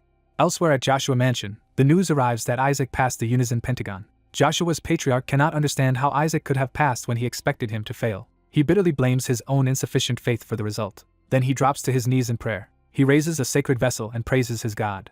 Calling on divine power, he tries to cast out his grandson as if performing an exorcism. Benjamin Joshua returns and asks what happened to the house while he was away. Really can only laugh awkwardly at how far things have spiraled. Benjamin is baffled that anyone could call Isaac a problematic child. He insists Isaac is kind and brilliant, and assumes the patriarch is only acting this way because he is worried about his grandson. Really reflects that as the second son he cannot inherit, so Isaac's appearance as a possible heir should be good news, yet he still feels uneasy. The patriarch complains that the blessing meant to overwhelm ordinary people has not worked on Isaac at all, making it feel more like a curse than a blessing. Even so, he admits Isaac now means a great deal to him. At that moment Leah Joshua, a saintess candidate, returns and greets the family. While welcoming her back, the patriarch keeps obsessing over how Isaac passed a test he should not have been able to clear. He concludes the papal family is taking far too much interest in Isaac and that if the Vatican truly wants him dead, Isaac should leave the priesthood and come home quickly. Yet he also laments that Isaac is too exceptional for his ordination to be delayed any longer. That contradiction darkens the mood again. Really notices a luxurious envelope and asks who sent such an extravagant letter. The patriarch hesitates before answering. He reveals it came from Benjamin's fourth brother. That means Noel has written to the family, which immediately raises alarm. The letter turns out to be Noel demanding that the patriarch step down because he is close to death anyway. The patriarch explodes and declares that Isaac must be taught manners because Noel is hopeless. He even says that if Really doubts Isaac, then Really can become the next patriarch instead. Really tries to calm him by pointing out that Isaac at least passed harmony, so there may still be hope. A summoned bird spirit violently rejects that optimism. The fiery familiar Shalak bursts in to report that Isaac has been beating other children with his rattle. Shalak furiously adds that Isaac even uses healing magic so he can keep beating them longer. The patriarch accepts this with disturbing calm, as if it is simply typical Isaac behavior, leaving Really speechless. Shalak piles on by saying Isaac also poisoned and blackmailed his teammates into passing. The patriarch starts to reassure himself that it is fine as long as the papal family never learns any of this, when another emergency interrupts him. A servant arrives with even worse news about Cardinal Barrett. Barrett has asked for Isaac to become his stepson, not merely his adopted son, which shocks everyone. Benjamin demands to know how Isaac responded, insisting Isaac would never simply defect from Joshua. The answer is devastatingly simple. Isaac said great. Benjamin grabs the messenger in panic and demands to know what trick Barrett used, only to hear that the offer involved too much money to refuse. Nearby whispers immediately conclude that money explains everything. The patriarch's fury turns murderous as he realizes Isaac's other grandfather is still alive and trying to steal him away. He vows not to let anyone take his kin. Then the scene shifts to a mountain of treasure that makes the scale of Barrett's offer painfully clear. The trainees stare at the gold and realize it all came from House Barrett for Isaac's sake. Rumors spread that Isaac really is close to the Pope's family, and Isaac privately admits the treasure is both compensation and hush money. But he decides gold alone is not the real issue. What truly enrages him is the banner naming him Joshua Isaac of the Faith of Azure, which makes him suspect Joshua's patriarch sent this cheap, humiliating display. He snatches the attached note and fumes at the patriarch's stinginess. He reads it in disbelief. The note effectively calls him one of them, and the patriarch even makes a heart with his hands, leaving Isaac horrified by the forced affection. At that moment Benjamin notices someone unexpected nearby. He is stunned to find Leah here as well. Isaac is even more alarmed when he hears the matriarch has come too. The arrival of Joshua's saintesses sends the trainees into a panic, and Isaac especially dreads facing Melissa, whom he has been trying to avoid. As the room fills with pressure and confusion, he desperately looks for somewhere to run. Meanwhile, he and another boy watch a communication orb projection and marvel at how real it looks. When the boy startles him, Isaac lashes out and kicks him on reflex. The boy complains, and Isaac blames him for making him think Leah had actually arrived in person. Then a projected voice addresses Isaac directly. Through the orb, a silver-haired woman says the rumors were true and that he really has grown quickly. She praises him for overcoming the Skeleton King's curse. Isaac relaxes for a moment, thinking the orb will keep her from recognizing that he is the Skeleton King himself, until she mentions his recent kidnapping. Mid-sentence, she suddenly falters as if sensing something off. She calls him Isaac instead of Isaac, and the slip makes him realize she has noticed something. He panics that she sensed the truth even through the orb. Her aura turns ominous as she asks why she can feel Isaac's power on him, and Isaac realizes he could die if she figures it out. He frantically remembers the real cause. 10 years ago he swallowed one of the Skeleton King's fingers. The women wait, while Isaac struggles to recover his composure. The silver-haired woman then casually says she heard from Riley and laughs that there is no way Isaac himself would be there anyway, which saves him. Relieved, Isaac thinks swallowing that finger may have been the best decision of his life, even while wondering how anyone could skin a skeleton. Watching from the side, Leah wonders why saintesses have come all this way just to see trainee priests. A red-haired trainee voices the same suspicion, questioning why saintesses who supposedly avoid family politics are interfering here at all. Leah abruptly singles out Isaac, the third son of House Red, and declares that he is the one who interests her. She immediately humiliates Nizer by reciting his recent failures and knocks him into a panic. As Nizer's allies scramble to wake him, Leah treats his collapse like a joke and unsettles everyone watching. Ignoring the chaos, Rosario announces that he has prepared a special reward for Isaac. Isaac first assumes the reward must be money and eagerly waits for the answer. His excitement dies when Rosario reveals he is offering his ultimate holy attack power, the same force that once defeated the Skeleton King. The onlookers are stunned because Rosario is handing over God energy, a priceless power beyond ordinary holy magic. Nizer realizes this gift will push Isaac even further ahead and fumes that the Azures are falling behind. One blue-haired candidate decides that letting Isaac gain this advantage cannot be allowed. He moves to expose Isaac by accusing him of poisoning his teammates during the Harmony trial. He shouts to the Saintess that Isaac is not what he seems and identifies himself as Molech, Nizer's planted spy. Molech claims that Isaac fed poison to the group. He insists Isaac did it to pass Harmony, shocking Rosario. Molech tries to frame the accusation as proof that a saint candidate used forbidden means. Rosario is caught off guard by the charge, while Leah reacts with sudden concern at the mention of poison. Seeing a chance, Nizer praises Molech and promises to recruit him if Isaac is expelled. Leah cuts through the noise by calling Isaac forward. Instead of denying the act, Rosario angrily asks whether Molech really thinks poison was all Isaac used. Rosario declares that poison is too mild for proper mental training and treats Isaac's conduct as a problem of insufficient severity, not immorality. Molech desperately adds that Isaac also beat them until they were badly bruised, expecting this to condemn him. Rosario calmly corrects Isaac's methods, saying flesh wounds are useless for training and that broken bones would have been more effective. He even offers to break the boy's bones himself as an apology, terrifying Molech and forcing Leah to stop him before he kills someone. Leah steps in and asks Molech if he wants help, but her tone only makes him more afraid. She cheerfully offers to break the bones cleanly in one strike, pushing Molech into outright terror. Isaac quickly claims he can handle the matter himself, trying to keep Leah from acting. Leah reminds Molech that he ignored her earlier threats, making clear she has not forgotten him. Isaac seizes the moment to enslave Molech instead, declaring that from now on the spy will serve as his shield and servant, which convinces Molech that the Joshua family is insane. The scene shifts away from the uproar at the ceremony. Later, Leah privately asks Isaac whether he truly wants to become the head of his household, and he admits that he does. She presses him to explain what he would do if he actually gained that position. Isaac answers without hesitation that he would remove the saintesses, horrifying everyone else in the room. When asked why, he says they are unnecessary and begs to be taken seriously. He adds that he would personally kill the Skeleton King. Then he goes even further and suggests Leah herself should give up being a saintess. Leah falls silent, and Rosario watches her reaction closely. Rosario finally admits that he carries a sin no person should have committed. He recalls telling a young Leah that he once had a perfect chance to kill the Skeleton King. He explains that it was a once-in-a-lifetime opening and that the Skeleton King truly could have died then, but when the moment came, he could not strike. Asked why, Rosario can only say that he does not know, though he believes God has never forgiven him for it. Isaac is stunned when Rosario says the Joshua family's curse exists because of him. Rosario explains that killing the Skeleton King is the only way to lift that curse, so the burden of doing it belongs to him. Isaac asks what terrible sin Rosario actually committed. Rosario hesitates, and Leah senses there is more behind his confession than he is willing to say. She decides there must have been some hidden reason Rosario could not kill the Skeleton King. Rosario then reveals why he summoned Isaac in the first place. He presents an item that leaves Isaac and his companion reeling when they recognize whose it is. The gift is a blue pendant preserved in a case. Isaac realizes it is the unique symbol of a saintess. He immediately senses that receiving such an item should be impossible. Rosario notices Isaac's confusion but remains calm. He explains that he stored his own power inside the pendant so Isaac can draw on God energy whenever he needs it. Rosario urges him to rely on that power instead of weak offensive holy spells if he wants to survive the remaining Pentagon trials. He promises to visit the Holy Helon Empire soon and personally teach Isaac how to kill the Skeleton King. After Rosario departs, Leah prepares to leave as well. Before she goes, she pauses in front of Isaac as if something still needs to be said. Leah leans in and begins asking Isaac a pointed question. She asks whether he possesses a manicore, catching him completely off guard. Isaac panics internally because he secretly created one himself and cannot understand how she suspects it. Leah briefly wonders if she misread him, giving Isaac a narrow chance to recover.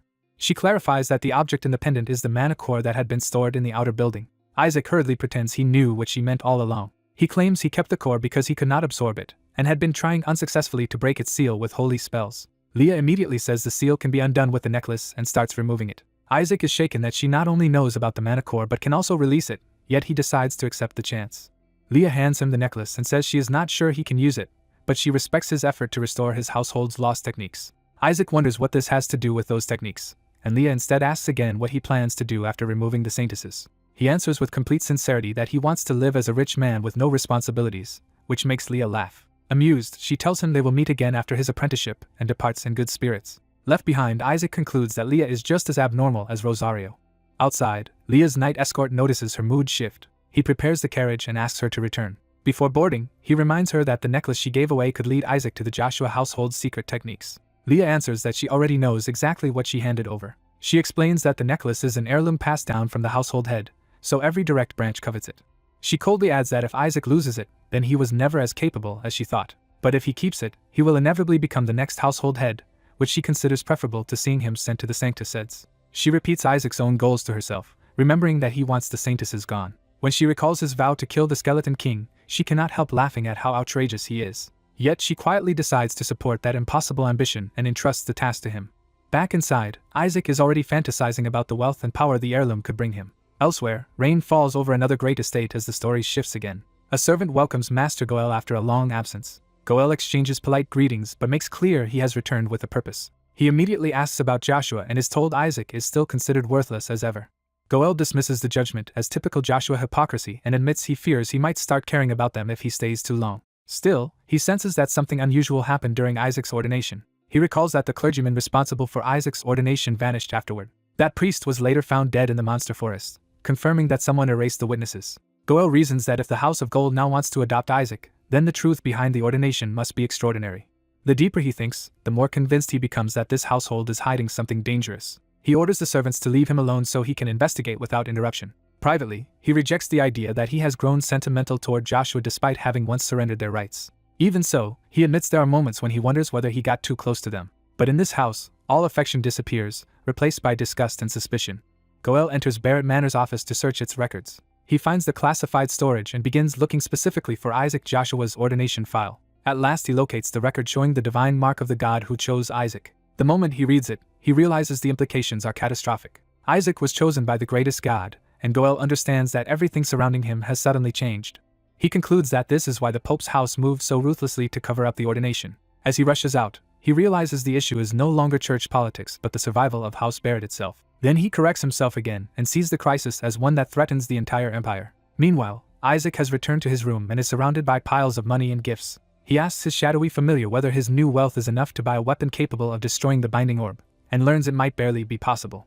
The familiar explains that the real obstacle is the antidemonic stone, a material that destroys mana and resists mana, aura, and holy power alike. Isaac realizes in fury that someone transformed the orb binding the Skeleton King's minions into that stone specifically to kill a ninth circle demon. Since brute force will not work, he decides to try removing the seal from the mana core instead. He prepares the core and necklace, trusting Leah's claim that the pendant can release the seal. As the blue pendant reacts to the red core, Isaac admits he has never seen anything like the process unfolding before him. The seal begins to open exactly as Leah promised. A torrent of dark power bursts free from the core, and Isaac greets it with reckless delight. He orders his familiar to devour the released energy. The familiar surges through the room, swallowing the unleashed power in a frenzy. Isaac is thrilled by the sheer amount of mana pouring out, and realizes it is enough to raise his magical rank. He imagines himself freely casting far stronger spells once the absorption is complete. The released power keeps roaring upward in a violent vortex. The familiar revels in the feast as the dark energy continues to pour in. Isaac laughs triumphantly, convinced he has finally seized a huge advantage. His laughter abruptly falters when he notices something is wrong with his own body. He looks down and finds that one of his hands has turned skeletal. The sight sends him into panic as he realizes the power has triggered something far worse than he expected. The room falls still for a beat as the shock settles in. Isaac curls up in the darkened room, trying to contain the damage while his familiar hovers nearby. He curses the Skeleton King again, recognizing this as the Joshua family curse flaring up. Isaac concludes that the sudden surge of mana must have activated the curse inside him. He recalls that the Skeleton King became the strongest demon lord through a curse called the reversal of the living and dead. The familiar worries that the curse may eventually consume Isaac's body, but Isaac believes his many blessings will keep that from happening for now. He reasons that the curse only exploded because his mana increased too quickly and upset the balance holding it back. Although he could strengthen his holy power to suppress it, he refuses easier but dangerous options like draining holy mana from Rosario because that would expose him and get him executed. Instead, he decides to use the remaining Pentagon trials to rapidly build enough holy power to control the curse. He specifically plans to exploit the test of red and the heretical trial to massively increase his divine mana. Until then, he binds his skeletal right hand to hide the transformation. At that exact moment, someone calls out to Isaac from outside his room. It is his cousin, and Isaac instantly realizes he is in danger of being exposed. Trying to act normal, he greets the visitor, who only complains that Isaac's habit of laughing alone is unsettling. The cousin notices Isaac hiding his arm and asks if he has been hurt. Before Isaac can stop him, the cousin grabs the bandages away and exposes the skeletal hand. He recoils in horror, shouting that Isaac's hand has turned to bone. The familiar urges Isaac to erase the witness's memory, but Isaac refuses because using that magic on a human would reveal him. Instead of fear alone, the cousin reacts with pity and assumes Isaac's twisted behavior must have come from a body ruined by the family curse. He laments that Isaac should have spoken up sooner because everyone judged him as evil without knowing the truth. He explains that Joshua men are cursed either to be born untalented or to be born gifted but with a severe physical defect. He even remembers an ancestor who suffered from the same kind of affliction. Isaac is baffled that the cousin sees his condition and still does not suspect the truth, and he briefly wonders if killing him would be simpler. But the cousin instead insists on telling their grandfather and getting Isaac treated, promising that even a shortened life might still be extended. Terrified that this would expose him as the Skeleton King, Isaac desperately begs him not to tell the family elders. He lies that he only wants to spare the family needless worry. Then he adds that the Pentagon matters more than his own condition right now. Isaac declares that before he dies, he wants to personally execute the Skeleton King's minions, and his cousin is moved enough to call his name in awe. Isaac assures his ally that he has already found a way to survive, and the other boy desperately begs to be told so he can help. Instead of answering immediately, Isaac lets the tension build. He finally reveals his condition for living. Someone must deliver something to the Cardinal of Red. 20 days later, Isaac's name is being cursed across the academy. His classmates are exhausted and furious because his so-called training has included bombs, poison gas, and cyanide-level sabotage. Isaac dismisses their outrage as personalized training, while the others insist he has simply been trying to kill them. When they demand an explanation for his written plan, it turns out he had listed only gruesome ways for them to die and treated them as goals. Ignoring their protests, Isaac orders them to put on the equipment he prepared. The trainees realize he means sandbags, and their alarm only grows. They protest that priests are not knights and should not be doing brute physical training. Isaac insists they must prepare their bodies because the next Pentagon test is close, though the others argue the next one should be a mental challenge. He casually admits he mixed up the test order. Then he corrects himself and says the next trial is actually the physical Pentagon of Red. The others are stunned that he somehow changed not only the order but even the nature of their projects. Isaac cuts off the complaints and orders everyone to grab sandbags and run 50 laps. The trainees accuse him of insanity and demand to know how he could have altered the official sequence at all. Isaac calmly claims he merely misspoke. He immediately doubles the punishment to 100 laps around the field. With a chilling smile, he threatens that if they fail to take first place, they might as well consider themselves dead. Driven by fear, the trainees are forced into the brutal run. Some of them start thinking it would be easier not to try so hard at all. Even while collapsing from training, they argue that 2 kings should be enough to clear the Pentagon, and hope Azure will secure the next one. Isaac crushes that hope by saying they need at least 5 kings. The others protest that red and gold rarely produce kings anyway, so this training still makes no sense. They insist the Pentagon order is an imperial tradition and accuse Isaac of overstepping by tampering with it. Before the argument can settle, someone rushes in with urgent news. The messenger announces that the Cardinal of Red and the Cardinal of Gold officially swapped the next test order, making the Pentagon of Red come first after all. The trainees realize Isaac had been right and are horrified by what that means. They remember that the Pentagon of Red is a one-on-one combat trial, and failure there means failing the entire program. With the next test now confirmed, the scene shifts from panic to preparation. Isaac greets the news with a predatory grin and proposes that training should begin in earnest. A few days later, everyone gathers at the Imperial Training Center for the trial. The House of Red team arrives in formation. Their red-haired leader fumes that his father actually granted Isaac's request. He recalls being told that Isaac wanted to show something interesting, and that he had permission to attack Isaac hard enough to force out his true abilities, only to learn the match is now team versus team. He decides that even so, Azure should not be a threat with Shuri Joshua leading them. Confident in Red's combat specialty, he assumes Isaac is the only real obstacle and believes the rest of Azure will fall easily. The Red team charges into the arena full of confidence. Their leader promises they will crush Azure quickly. That confidence falters the moment he notices who is seated above the arena. The Cardinals of Red and Gold are personally watching the match. The Red team leader realizes the man on the throne is the Cardinal of Red, Leon Sepet. Isaac also notices the unexpected presence of Kina Barrett beside the arena. Isaac casually explains that his usual cupbearer is sick from breakfast, so he brought a replacement for training. That replacement is Kina, and Isaac treats her presence as perfectly normal. The Red team leader is appalled by the implication. He points out that Kina is as strong as an upper-level priest and has no business being here. Even the Cardinal of Red thinks the Cardinal of Gold has gone too far. When he demands an explanation, he discovers the Cardinal of Gold did not even know Kina had been added. It becomes clear that Isaac privately asked Kina to help him in exchange for studying under her and learning stronger techniques, and she agreed.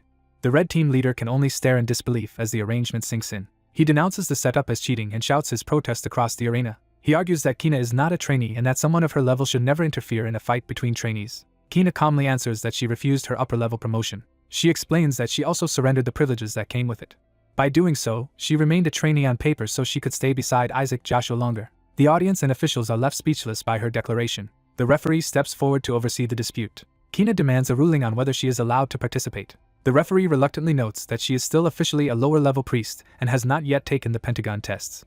He rules that no rule actually forbids her participation, leaving the protest dead on arrival. The Red Team leader realizes his side cannot defeat Kina head-on, and with Isaac also present, the battle looks unwinnable. He starts searching for a loophole and decides their only chance is a duel between team leaders. Isaac notices him thinking hard and waits for the idea. Instead of strategy, Isaac mocks him crudely, then checks whether his injured hand will hold up. Isaac answers that it will once he gains more holy power. His teammate quietly tells him he should have been the leader all along. Isaac rejects the praise and says that progress has really been because of that teammate. The teammate starts listing Isaac's achievements, from leadership to grades, as proof that Isaac deserves the credit. He even says their success in the Harmony trial came from Isaac, leaving Isaac baffled by the sudden admiration. The teammate insists Isaac teaches well, even if most people cannot endure his methods. He points out that this very teammate was one of the few who actually kept up. Kina adds that the Red Team leader is still dangerous, but if Isaac's assessment is right, even that redhead should not be too hard for him. The teammate tries to warn Isaac further, but Isaac cuts in. Isaac answers with a cheerful death threat, promising to kill him first if he loses. The teammate is left too stunned to process whether that was encouragement or menace. The referee announces that the match will begin in 5 minutes and orders both teams to prepare. Watching from the stands, a worried attendant calls out to Isaac. She tells her superior that Kina is indeed with Isaac's team, but something still feels wrong. The superior judges that Kina's presence actually puts both Isaac and Shuri at a disadvantage. He then reveals that the House of Red has already used the spell of ruination on its own members. Those affected begin turning feral, their bodies and minds pushed toward monstrous aggression. Isaac restrains the transformed trainees with chains and tells them to wait until the right moment. The observer recognizes the chains as an Azure holy spell. The attendant explains that Isaac asked her to teach him uplift spirit. The superior is baffled because the spell should only boost morale, not create the beast-like frenzy now appearing. She insists it should merely make people brave enough to face fear, while the superior points out that Isaac's version has turned them into monsters. Isaac proudly reveals that he combined uplift spirit with herb doping in a secret method unknown to the clergy. He calls the result beastification. Having trained his teammates to withstand it, Isaac decides to unleash the transformed group to maximum effect. As the battle is about to start, a summoning formation appears above the arena. Isaac looks up eagerly and asks whether it has begun. The summoning completes. A divine manifestation of the Red God descends into the arena. The spectators immediately recognize what is happening. The patron god of the House of Red, the god of justice, has answered the call. Azure panics that Red will gain a blessing through prayer, which would put them at a severe disadvantage. One of Isaac's teammates realizes they still have to win despite that divine support. The summoned god's power crashes into the arena with overwhelming force. Rocks and debris rain down as Azure braces under the pressure. Isaac sheepishly starts to say he did not mean to cause this much trouble. Then the god statue is suddenly shattered, and Isaac's name is screamed in shock. His teammate realizes Isaac has once again done something outrageous and tries to stop the situation from turning violent between allies. The House of Red erupts in outrage, accusing Isaac of breaking and even beheading the statue of their god. One teammate grabs Isaac and demands an explanation. Kina is equally stunned and demands to know how he destroyed a god statue at all. Instead of apologizing, Isaac excitedly asks what spell it was and whether she can show it to him later when teaching him. Kina dismisses the broken statue as meaningless because every god except the god of gold is worthless to her. Their teammate can only pray for divine patience with both of them. Another teammate laughs bitterly that Isaac has at least tested how durable the training field is. Kina forces Isaac to apologize, and he offers an obviously insincere one. The Cardinals watch the chaos from above without intervening directly. The Cardinal of Red decides Isaac is a troublesome child worth breaking down and interrogating later. The Cardinal of Gold counters that the real problem is the House of Red for letting its god statue be destroyed by a trainee in the first place. He warns that if anyone's faith deserves testing, it is Red's, and makes clear he will not let Isaac be touched. The two Cardinals glare at each other, their rivalry surfacing openly. The Cardinal of Red swallows his anger and decides not to start a full heresy trial over trainees, ordering the Pentagon to continue. Azure is startled that the match is still proceeding after all this. The Cardinal of Red turns to his team leader and issues a direct command. Nizer looks up at his Cardinal, waiting for the order. Leon Sepet coldly commands him to cripple Isaac Joshua. At last the referee begins explaining the official rules of the Pentagon of Red. The objective is to find the one real necklace hidden among many fakes, and the first team to secure it wins. Each leader must secretly choose who carries the real necklace, and once assigned, it cannot be traded. Nizer immediately frames the game in tactical terms, saying there are 3 ways to find the real necklace. He lists them as forcing a confession from the enemy leader, deducing the carrier, or subduing the entire opposing team and taking every necklace. As the necklaces are distributed, Nizer orders his team to gather tightly. He tries to steady their nerves by mocking Azure as harmless. At the same time, Shuri abruptly says he wants to resign as leader. Isaac furiously demands that Shuri stop stalling and hand out the necklaces. Nizer sneers that Shuri is weak-minded and should never have been leader in the first place. Red convinces itself the match will be easy as long as they keep an eye on Kina. They underestimate Azure completely, assuming priests who hunt monsters will be useless against human opponents. The referee raises his hand to start the match. Red surges forward, convinced there is nothing to fear from Azure's supposed weaklings. That confidence vanishes the instant something unnatural rushes at them. A beastified Azure trainee launches into the fight with a feral scream, shocking Red. Isaac is delighted that the test now gives him legal cover to beat up the clergy he despises. One of his teammates is horrified by how inhuman Isaac looks when he says it. Red still clings to the idea that Azure's code of honor will keep them defensive, just as Isaac dives straight at them. Isaac addresses them contemptuously as mere trainee priests. He attacks with a modified golden shaker technique, turning his chained weapon into a flail and crashing into their formation. He demands that they bring him their leader. The strike detonates through the group, scattering bodies and drawing screams. Red is thrown into confusion, unable to reconcile Azure's brutality with the honorable image they expected. Isaac repeats his demand for their leader while advancing through the wreckage. He promises that if they obey, he will at least let that leader keep living in one piece. A blue counterattack finally erupts elsewhere in the arena, showing Azure is attacking on multiple fronts. Nizer shouts for help as his team is overwhelmed and dragged into chaos. Even while downed, Azure keeps pressing forward under orders to hold formation and never retreat.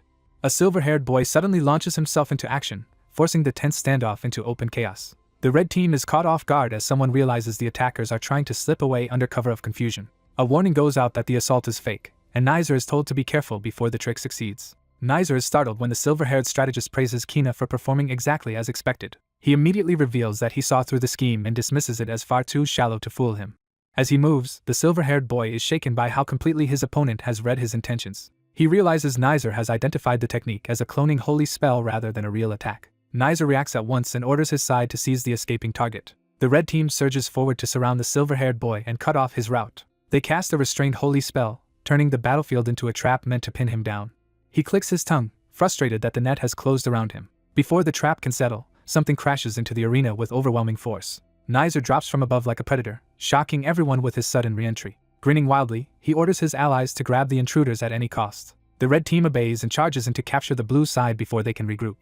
Nizer boasts that tricks like beastification and cloning only make his opponents slightly stronger, not dangerous enough to threaten him. He spots Shuri and singles him out as his real prey. Power crackles around Nizer's arm as he promises to maim Shuri and keep the injury as a trophy. Observers recognize the spell forming and panic because they know how dangerous it is. Shuri is warned too late as Nizer closes in with the charged strike.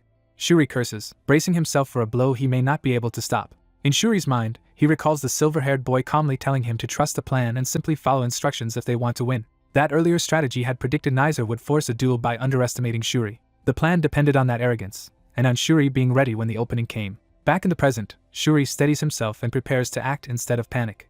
Nizer lunges and convinced the fight is already over. At the last instant, Shuri's focus sharpens and his fear gives way to resolve. Their powers collide in a violent burst that shakes the arena. Relai and the others cry out for Shuri, fearing he has been overwhelmed. But through the smoke, Isaac appears calm, as if the outcome is unfolding exactly as he intended. He quietly confirms that this is the moment he was waiting for. Shuri grabs Nizer's attack head-on and throws his own anger back at him, refusing to be treated as weak. Nizer is stunned when his charge is stopped instead of breaking through. Shuri turns the clash into a throw, flipping Nizer completely off balance. He drives Nizer down with brutal force, reversing the duel in a single motion. The impact blasts across the floor and leaves Nizer smashed into the arena tiles. Nizer is left sprawled and dazed, his confidence shattered. Shuri, battered but standing, pushes through the pain to keep control of the fight. As the dust settles, Isaac begins explaining a key truth about Azure techniques that most people misunderstand. Shuri stands over the fallen Nizer, breathing hard after surviving the exchange. Isaac flatly rejects the common belief that Azure techniques are forbidden on humans because they only affect demons. He reveals the real reason: humans are too fragile to endure them. That explanation hangs over the arena as everyone realizes what Shuri just survived. Shuri's expression hardens as he understands the danger of what Nizer tried to use on him. Relai starts to protest in alarm, sensing how far this confrontation has gone.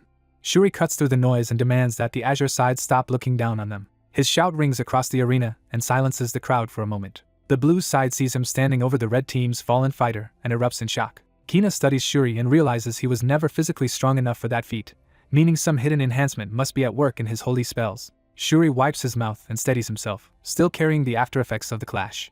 Isaac is asked whether Shuri's sudden strength was his doing, and he only hums instead of answering directly. Rather than explain, he coldly orders Shuri to finish Nizer off. Shuri hesitates, still focused on the stolen necklace rather than killing a defeated opponent. Isaac snaps at him to stop wavering and do the job properly. Nizer, half-conscious, immediately agrees in terror, hoping obedience will save him.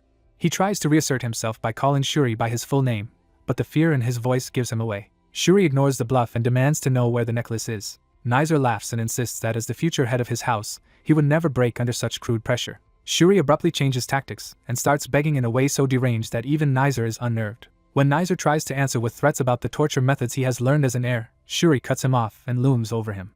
Shuri's menace becomes so overwhelming that Nizer finally loses his nerve. Nizer stammers for him to wait, suddenly desperate to stop whatever is coming. The sheer terror on Nizer's face shows that Shuri's act has worked better than force ever could. The spectators recoil, horrified by the sound and by how completely the balance of fear has reversed. Shuri keeps pressing until even the onlookers are asking how Azure could produce something this frightening. Isaac watches the breakdown with delighted amusement. Nizer's composure finally collapses under the pressure. Shuri reminds him that he was given a chance to confess cleanly. The red side rushes toward them, calling for Nizer and trying to intervene. Kina stops them, insisting they should not interfere. Instead, he calmly activates a holy spell of his own. Kina unleashes an area paralysis spell that locks down the battlefield and prevents the red side from helping Nizer. The spell floods the entire arena with blinding holy power. Writhing under the effect, Nizer realizes too late that the blue side intended to be captured from the start. He pieces together that they already knew where the necklace was and begins to understand how thoroughly he was manipulated. Seeing Isaac standing at the center of the chaos, Nizer finally wonders if all of this was planned from the beginning. Isaac answers that suspicion with a smug smile, openly holding the chain weapon that concealed the prize. The red side accuses him of orchestrating everything just to force Nizer into exposing himself, but they also admit Nizer would never have confessed otherwise. Isaac acts as though their outrage only proves his point. He reveals that everyone present already knows where the necklace is, because he has it in his hand. Now that the truth is exposed, he prepares to show exactly how he protected it. The red side panics and offers to confess if only he will stop. Isaac raises the chain with manic delight, ready to continue the lesson anyway. He pulls out the stolen necklace, ending the mystery in front of everyone. With the necklace recovered, the arena declares the Azure team the winners of the Pentagon of Red. The blue side erupts in celebration as the victory becomes official. Relai is praised for helping lead the faith of Azure back into prominence, and Isaac and Shuri are publicly commended. A high-ranking imperial figure remarks that Isaac has lived up to the reputation of the youngest priest ever chosen to represent the empire. He asks that the winners be rewarded with a gift worthy of the performance they gave the stadium. The speaker is revealed to be Shabli Alec Frikella, the crown prince of the Holy Helon Empire. Relai formally greets the crown prince, who responds by praising the quality of his nephews. The prince proposes giving the winners priest uniforms, and Relai immediately agrees that it would be a fitting reward before their next competition. The prince adds that a royal gift would become a treasured heirloom and asks to personally accompany the seamster when the uniforms are delivered. Relai is confused by the unusual request, but the prince makes clear that he wants to meet the boys himself. Relai cannot understand why the crown prince would take such interest in two trainees. The prince quietly warns him that his youngest nephew should leave the Pentagon of Gold because the Pope is trying to have Isaac killed. That revelation leaves Relai shaken and suddenly aware of a threat far beyond the tournament. He turns back toward the arena, stunned by what he has just been told. Meanwhile, the blue team regroups around Isaac and Shuri after the match. Relai offers the prince his deepest thanks, though he is clearly still processing the warning.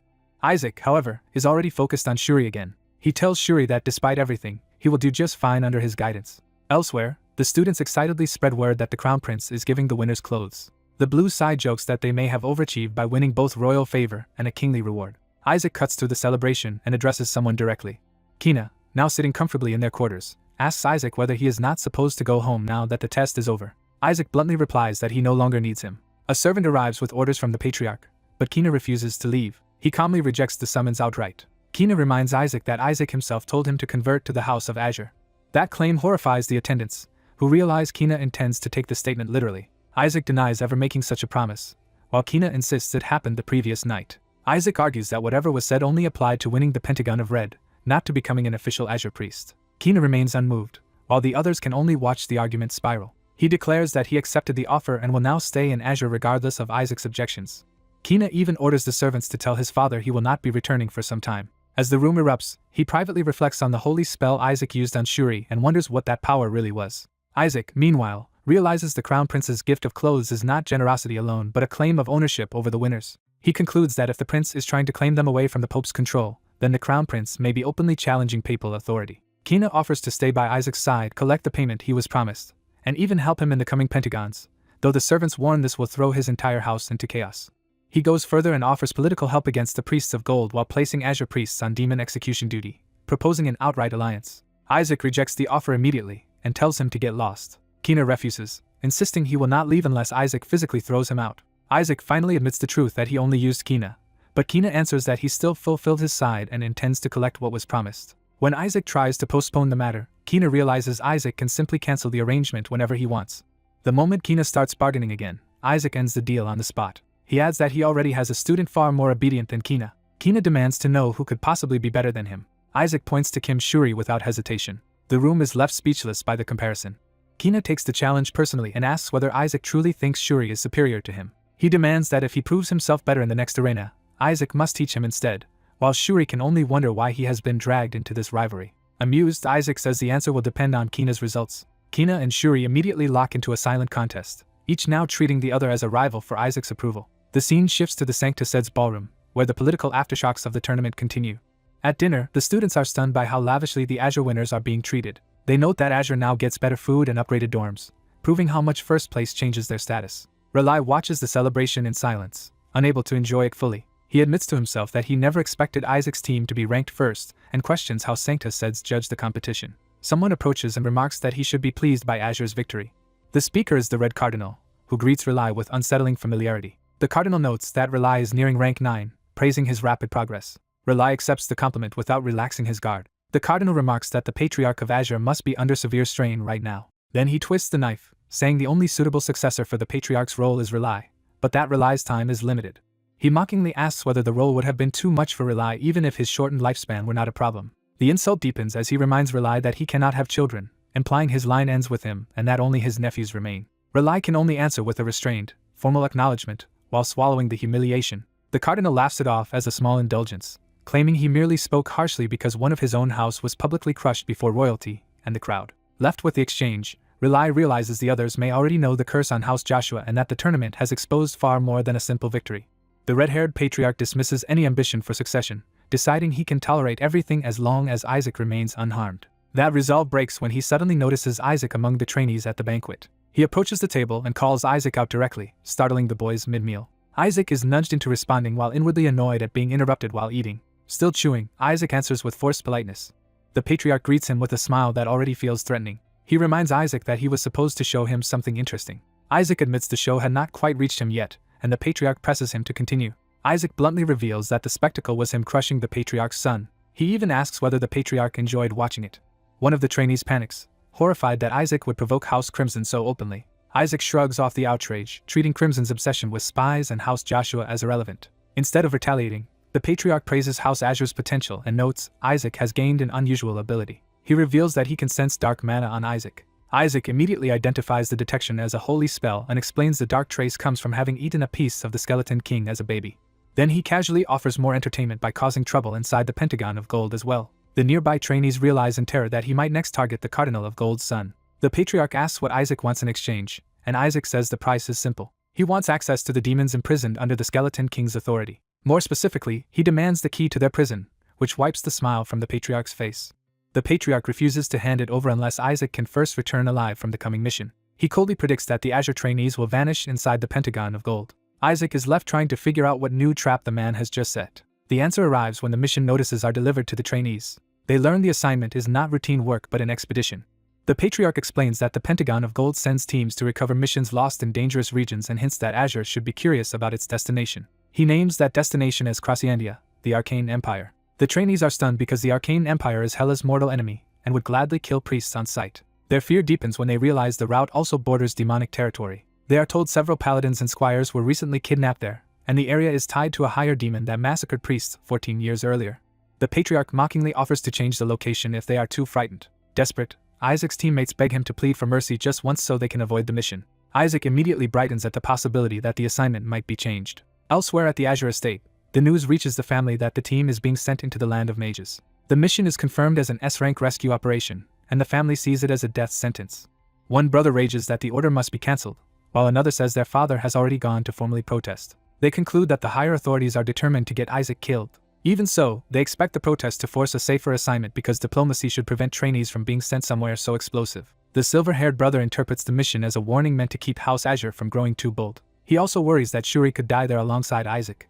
Before he can reassure anyone, a messenger bursts in with urgent news. The bad news concerns Isaac himself. Back at the banquet, the patriarch rejects the idea of sparing Isaac outright. Isaac's teammate braces for the worst as the answer sinks in. The patriarch openly admits he finds the deadly mission amusing and has no intention of changing it.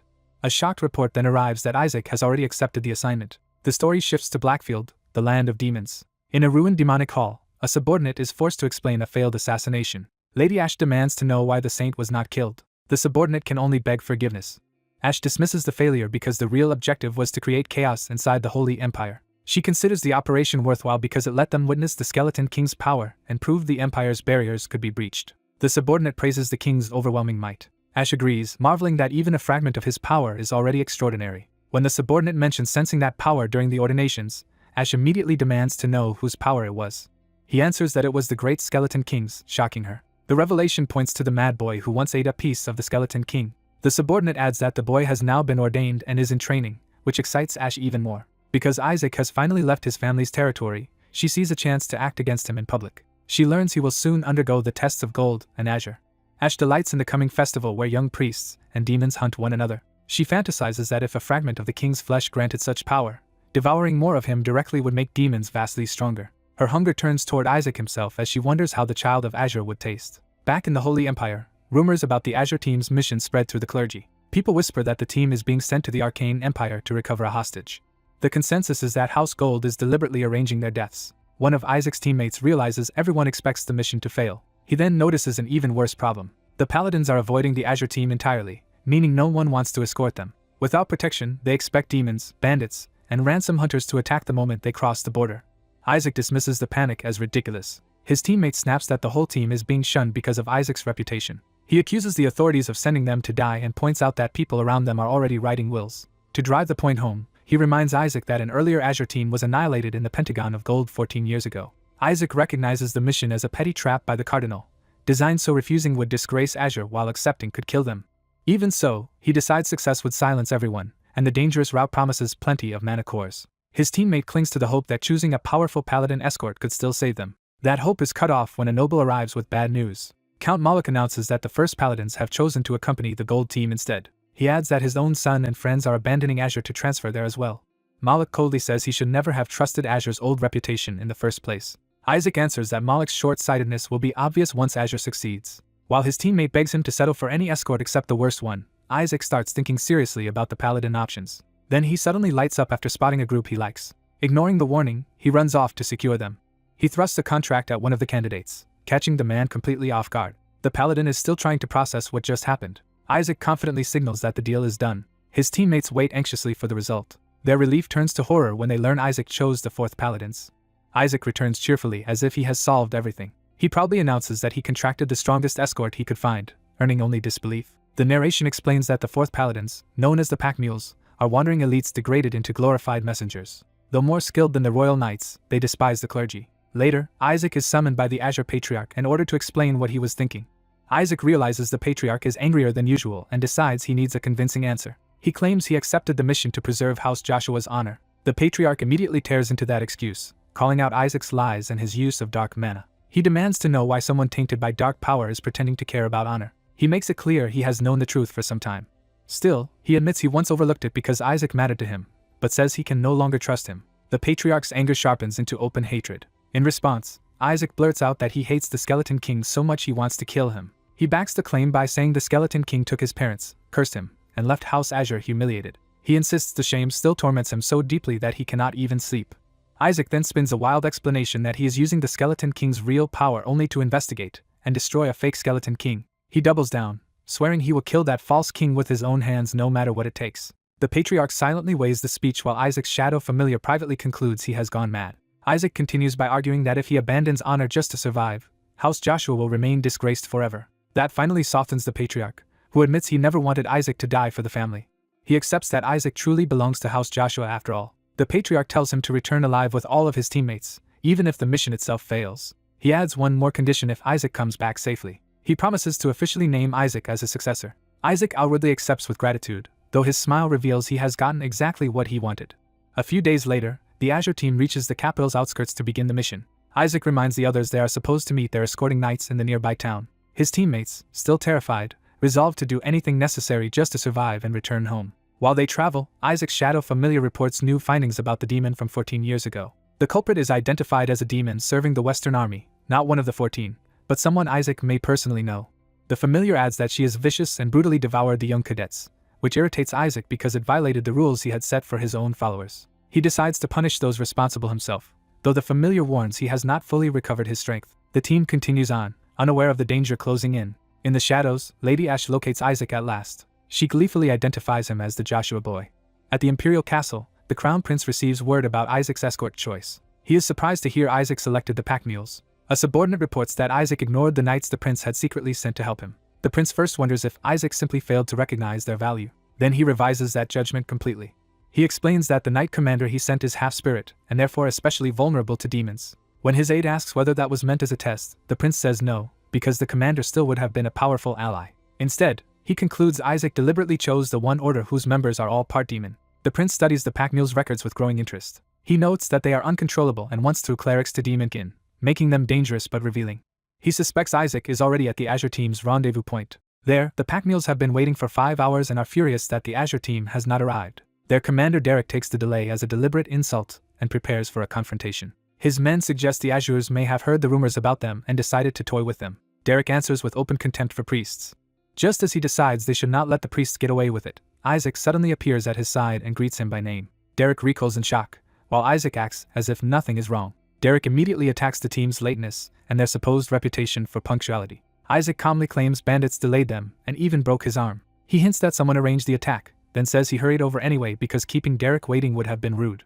He follows that with a smiling provocation, asking whether Derek thinks he is too good for the pack mules. One of Isaac's teammates is stunned that he is antagonizing the only escort they have. Derek starts to back off, saying there is nothing to gain here and they can simply leave. Isaac instantly exposes the lie by pointing out that no one would have waited 5 hours just to walk away. He presses further, noting that Derek's men are far too heavily armed for a mere escort, proving they came expecting something else. A captured paladin accuses the blonde boy of planning to use them as bait to find his missing comrades. The paladin demands that if the boy truly does not need them, he should let them part ways immediately. Instead of backing down, the paladin erupts and assumes someone named Halak fed the boy that suspicion. He concludes that Halak must have planted the boy among them to sabotage their mission, while the boy is caught off guard by the name. The boy realizes Halak is the alias of his fourth uncle and begins to suspect his family is entangled in this affair. The furious paladin admits they cannot enter Crossiandia without the boy and, in rage, prepares to force him along. He commits to dragging the boy with them even by mutilating him if necessary and charges. The boy calmly interrupts the attack before it lands. With eerie authority, he orders the paladin to put his sword away. The paladin freezes as if struck by an instinct deeper than reason. A monstrous pressure manifests behind the boy, making it clear his command carries demonic dominance. The paladin realizes he cannot disobey, even though the target is only a child. The boy explains that demon blood makes these men instinctively submit to stronger demons, which is exactly why he chose them. The paladin can only endure the humiliation as the power dynamic flips completely. The boy casually tells everyone to move out, while his own companions worry he has already ruined any chance of cooperation. He insists the two sides still need each other for now and is certain the paladins will follow. He lays out the shared mission plainly: rescue the kidnapped people and kill every demon involved. He adds that he does not care whether the paladin's old comrades are saved, only that the mission proceeds. The paladin leader realizes the boy may have selected them precisely because they had comrades to rescue, while the boy pretends ignorance. When the paladins finally agree to follow Isaac, he smugly reveals he understood they would all along.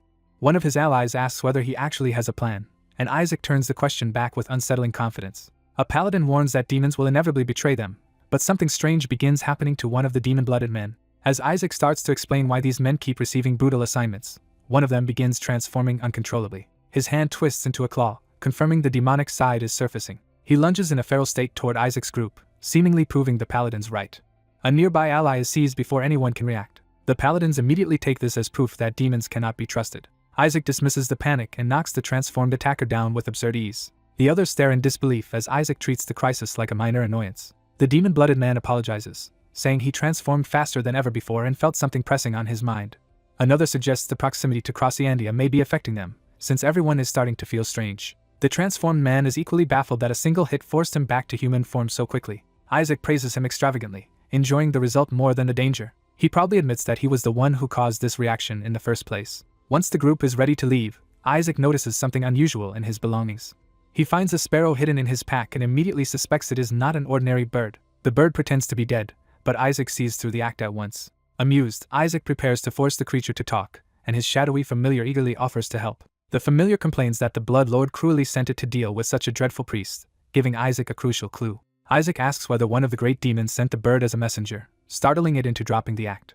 Elsewhere, a barrier is reported as successfully established for its master. Isaac reveals that the Blood Lord is actually one of his servants imprisoned beneath the Sanctuseds and that this bird was sent to contact him. He notes the Blood Lord must have hidden Isaac's true identity from the sparrow, then squeezes out an answer by force. The terrified messenger blurts out that the demon king Isaac will face is the one who tampered with his ordination. It identifies her as Ash, the one who smuggled in the arcane device and ordered priests killed.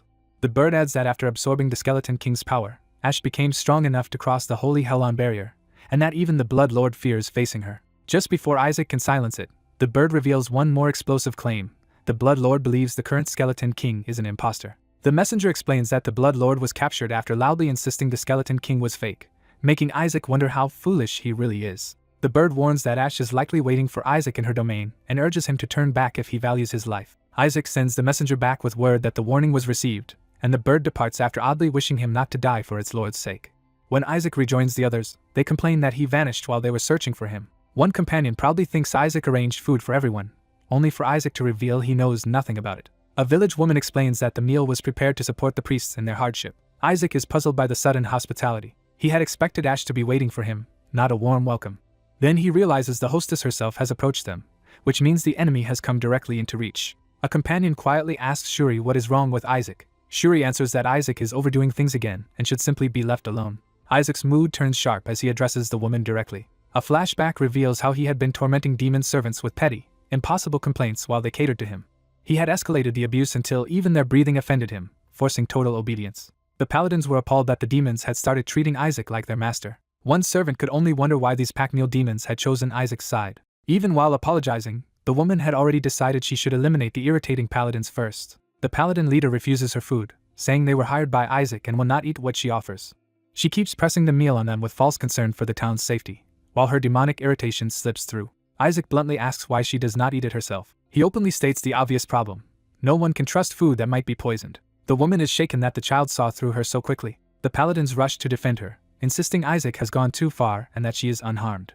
One even declares that Isaac has no right to mistreat her and grabs the food to prove her innocence. The others follow his lead and begin eating, convinced they are protecting an innocent woman from Isaac's cruelty. Within moments they collapse, while Isaac sits untouched and unsurprised. The woman admits this only made things easier, since she had planned to knock them out anyway. Isaac tells his familiar not to purify them, deciding the fools need to learn from this.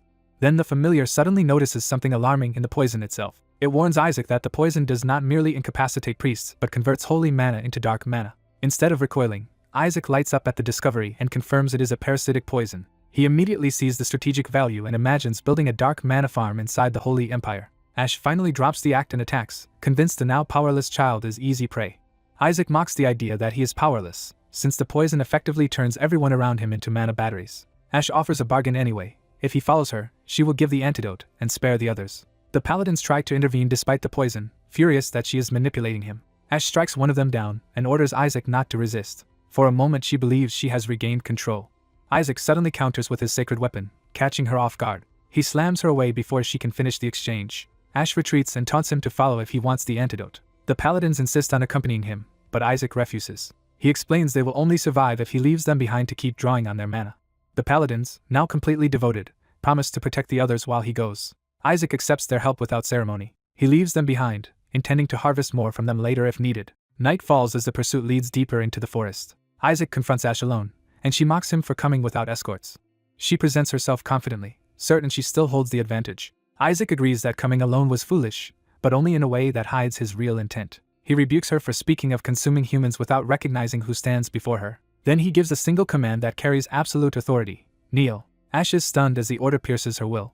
Her body buckles against her own resistance, and she is forced downward. Behind Isaac rises the overwhelming presence of the Skeleton King, revealing the source of his authority. Ash realizes in horror that the child possesses the king's mana. She concludes he gained it by consuming a piece of the Skeleton King. Rather than fear for herself, she panics that her king's body has been defiled. Driven by fanatic devotion, she charges to cut Isaac open and free what she thinks remains of her king. She vows to release her king from inside him. Isaac answers with a fusion of holy and dark power that erupts around him. Ash falters as she senses something far beyond what she expected. The skeleton king's power descends like a crushing claw over her.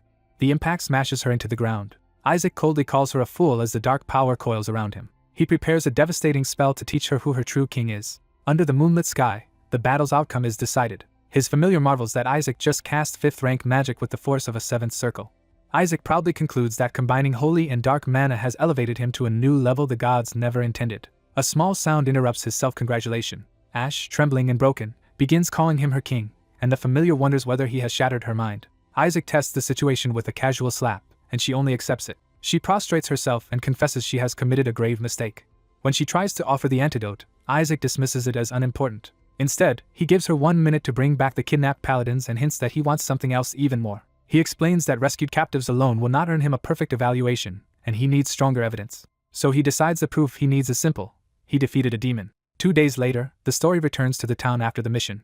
One companion stares at Isaac in disbelief, wondering what happened to him out there. Another tries to reassure everyone that Isaac had a tracker and was never likely to fall easily. Still, the mage's repeated formal search parties suggest something serious must have happened. His ally points out that such behavior is far from normal for them. They found blood where Isaac likely passed, though no one can confirm he died. Isaac suddenly walks back in alive, carrying a sack over his shoulder. The room erupts in shock and anger, as everyone demands to know whether he is hurt. Isaac casually announces he brought back the antidote. When they inspect the sack, he tells them the contents are important and should be handled carefully. The bag proves far heavier than expected, and its contents horrify them. When asked what it is, Isaac answers with complete calm. He reveals the sack contains the kidnapper's head, which he intends to use as perfect evidence for his evaluation. A rescued paladin anxiously asks about their missing comrades, and Isaac finally addresses that part. He says he hid the rescued paladins in the bushes because carrying them all the way was too troublesome. A moment later, the others confirm the missing comrades have indeed returned alive. The rescue names are called out one by one, proving Isaac really brought everyone back. His companions begin to connect the impossible claim with the impossible result. Isaac matter-of-factly states that he went in alone and came back with the kidnapper's head. The others can barely process that he entered the land of mages by himself and survived. Isaac prepares to explain, carefully choosing a version of events that sounds acceptable. He claims the mages planned to kidnap and sell them, that a mage woman drugged them, and that she backed down as soon as he threatened to report her to the Sanctus. He keeps embellishing, saying she revealed the secret route and the captive's location, and that he simply retrieved the paladins while a demon guard happened to be asleep. When disbelief lingers, he offers to demonstrate with the sacred weapon, but his allies decide the exact truth no longer matters and choose to believe him. Even so, they scold him for recklessly going in alone when it could have ended terribly. Isaac answers that he could not help it, because sneaking in by himself was still better than making everyone fight the mages. Isaac defends his retreat by insisting that fighting would only have caused more deaths, and he chose to protect the faithful instead. A wounded companion praises that decision as proof that Isaac truly lives by his creed. Another trainee nearly calls the excuse nonsense, but reins himself in when warned. Even so, he admits relief that Isaac returned alive, though he doubts the visiting mages ever truly cared about a mere priest. Isaac coolly tells him he is being too harsh. The mages arrive and insist they came because they feared demons had taken Isaac, not to be insulted. Isaac privately dismisses that claim and concludes they were really searching for manticores. When they ask him to cooperate in a demon investigation, he flatly says he saw no demon. After one mage senses a manticore nearby, Isaac casually suggests it must belong to them. He presses the point by arguing that a trainee like him could never have survived, much less defeated, a demon. That logic shakes the mages until one blurts out that Halak had specifically told them a demon would be here. Hearing the name Halak, Isaac realizes they may be talking about his fourth uncle. He quickly hides that suspicion from himself and outwardly agrees with their conclusion. Isaac abruptly ends the exchange and tells the others to get things in order while he goes to rest. The frustrated trainees protest that he still has not given them a real answer. The scene shifts away from the argument. Isaac heads alone to a secluded building in the woods. He opens the door without hesitation. Inside, he enters with the calm smile he has been wearing all along. Once alone, he drops the act and prepares to settle unfinished business. A battered horned demon woman realizes he intends to finish with her as well. The story jumps back to 2 days earlier, when Isaac demanded proof that he had really slain the demons. He clarified that he wanted proof about the monster responsible for devouring Azure trainees 14 years ago. He bluntly asked whether she had been the one behind that massacre. Then he dismissed the idea himself, saying someone as weak as her could never have taken down Rely back then.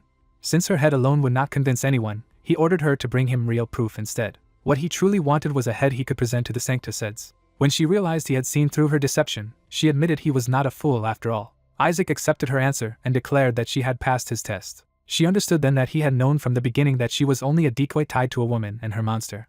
Isaac made it clear that tricking him had never been an option. She finally confessed that the killer from 14 years ago was her sister, who sent out her monster to hunt and fed on the aftermath. Isaac concludes the informant had confused the sisters because their energies were similar, meaning the real culprit behind Relai's party was indeed killed recently. With that settled, he demands an update on the current hierarchy of demons. He also asks what the gods are doing now. Her answer that the gods have been quiet troubles him, because he expected them to be far more active. He reasons that they should still be searching desperately for his soul, especially after sealing him in an insect vessel that is now empty. That makes no sense to him, because even if they missed his escape, they should have discovered the empty seal by now. He keeps turning the contradiction over in his mind. A new possibility strikes him. Perhaps another soul now occupies the place where his should have been.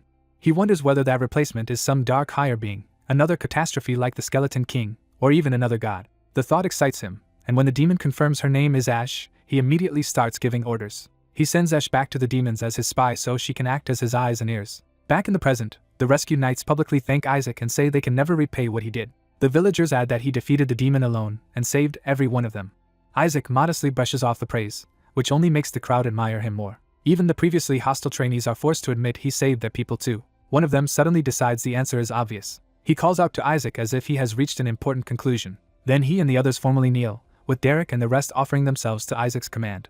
They swear they will go wherever he orders. Isaac is genuinely surprised by how completely they submit. He immediately starts calculating the value of gaining capable soldiers with wide connections for almost no cost. While weighing that bargain, he notices the small blonde child among them. He asks whether there was a child that young among the people he saved.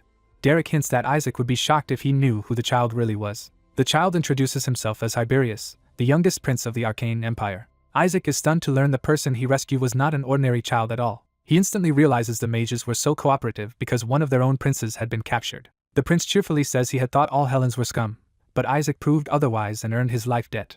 That unexpected sincerity catches Isaac off guard. The prince goes on to praise Isaac over the Sanctuseds, condemning them for sending trainees instead of real rescuers. He declares Isaac truly pious by comparison and begs to repay him as a brother. Isaac, amused, decides to play along. He asks whether the prince really thinks he can help him.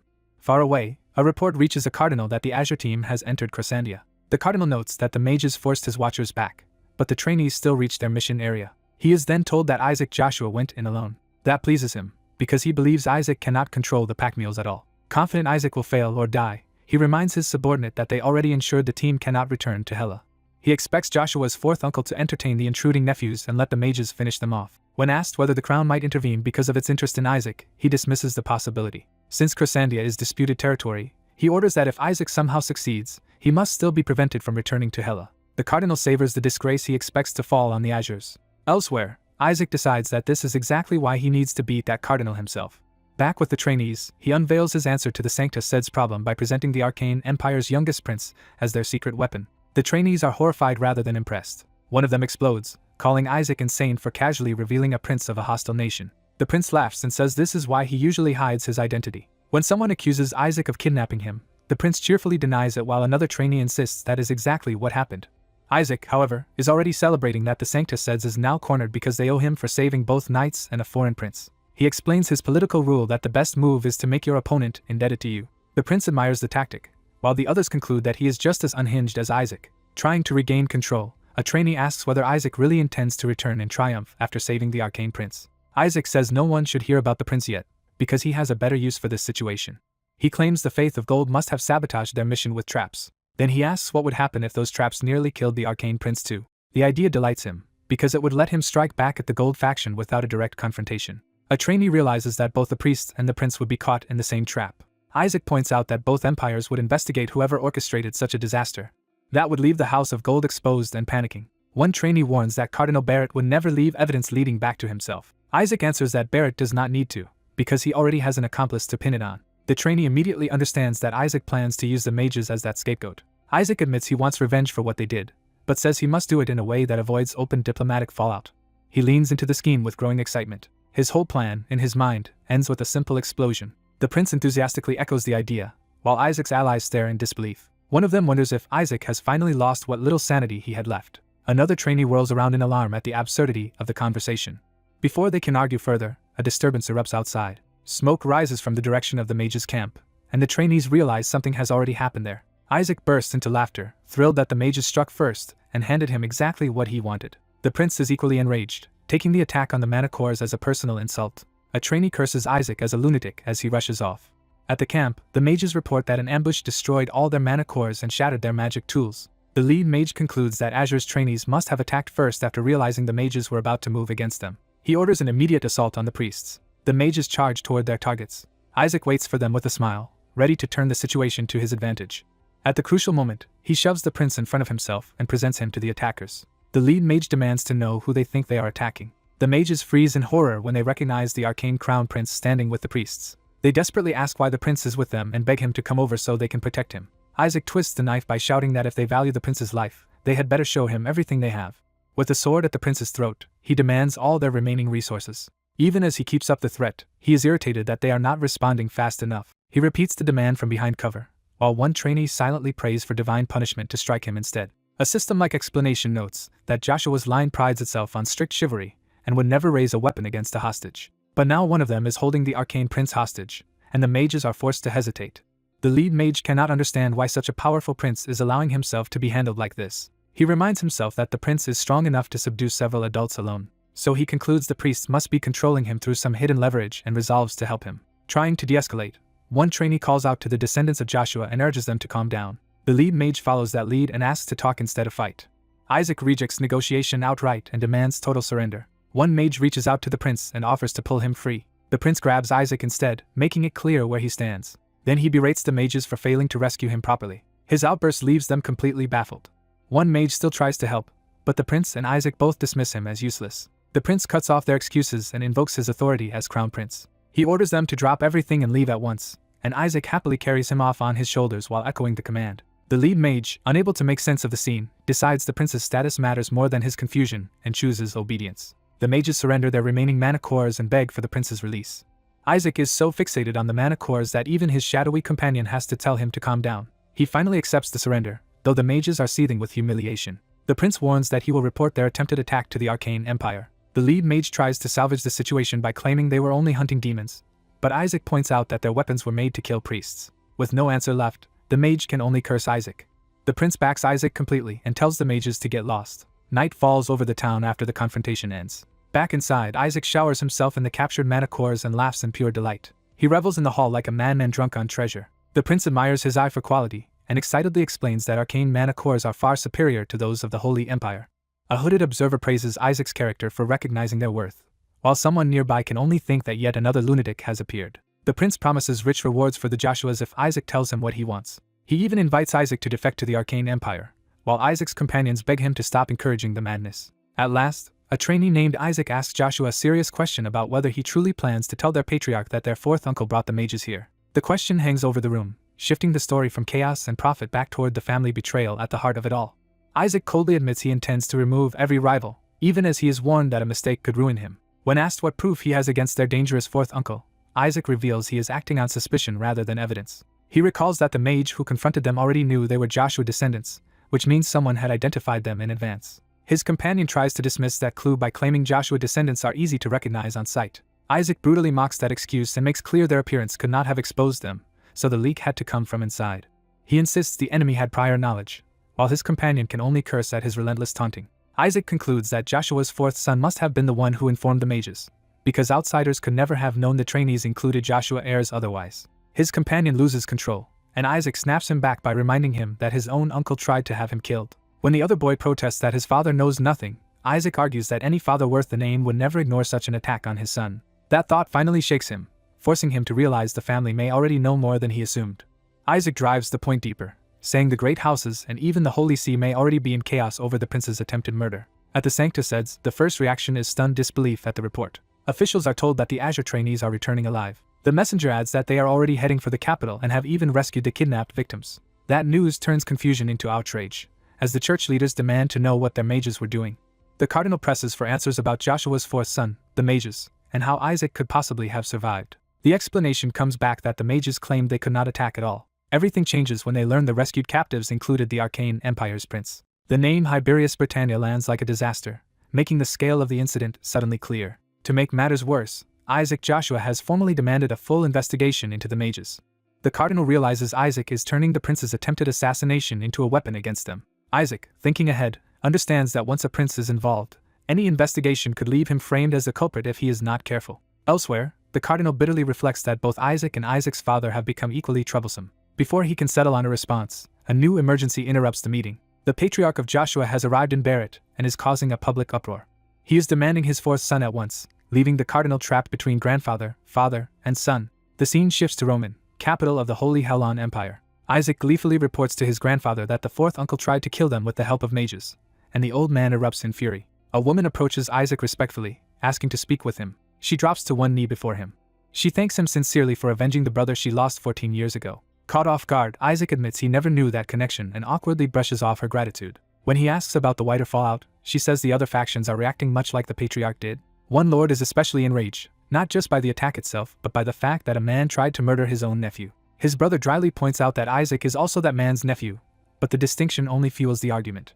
Their bickering is cut short by sudden news from the financial side. The fourth lord's inheritance has already been burned away and reclaimed by the state, leaving Isaac exasperated that the money is gone before he can take it. Back with the woman, Isaac admits the coming New Year gathering of all Joshua descendants makes him uneasy. She warns him plainly that the fourth lord appears determined to kill him. Isaac answers with confidence that he has no intention of dying, no matter how ambitious his uncle is.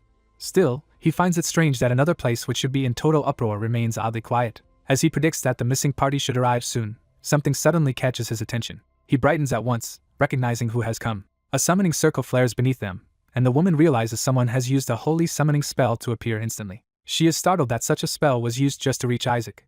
Isaac greets the newcomer with amusement, noting he must have been in a real hurry. The newcomer steps forward. Lord Cardinal Sepet of Red appears, reminding Isaac that he promised him something entertaining. Isaac sees at once that the cardinal is pleased with the arcane prince he delivered into Red's hands. Sepet's excitement sharpens as he takes in Isaac's reaction.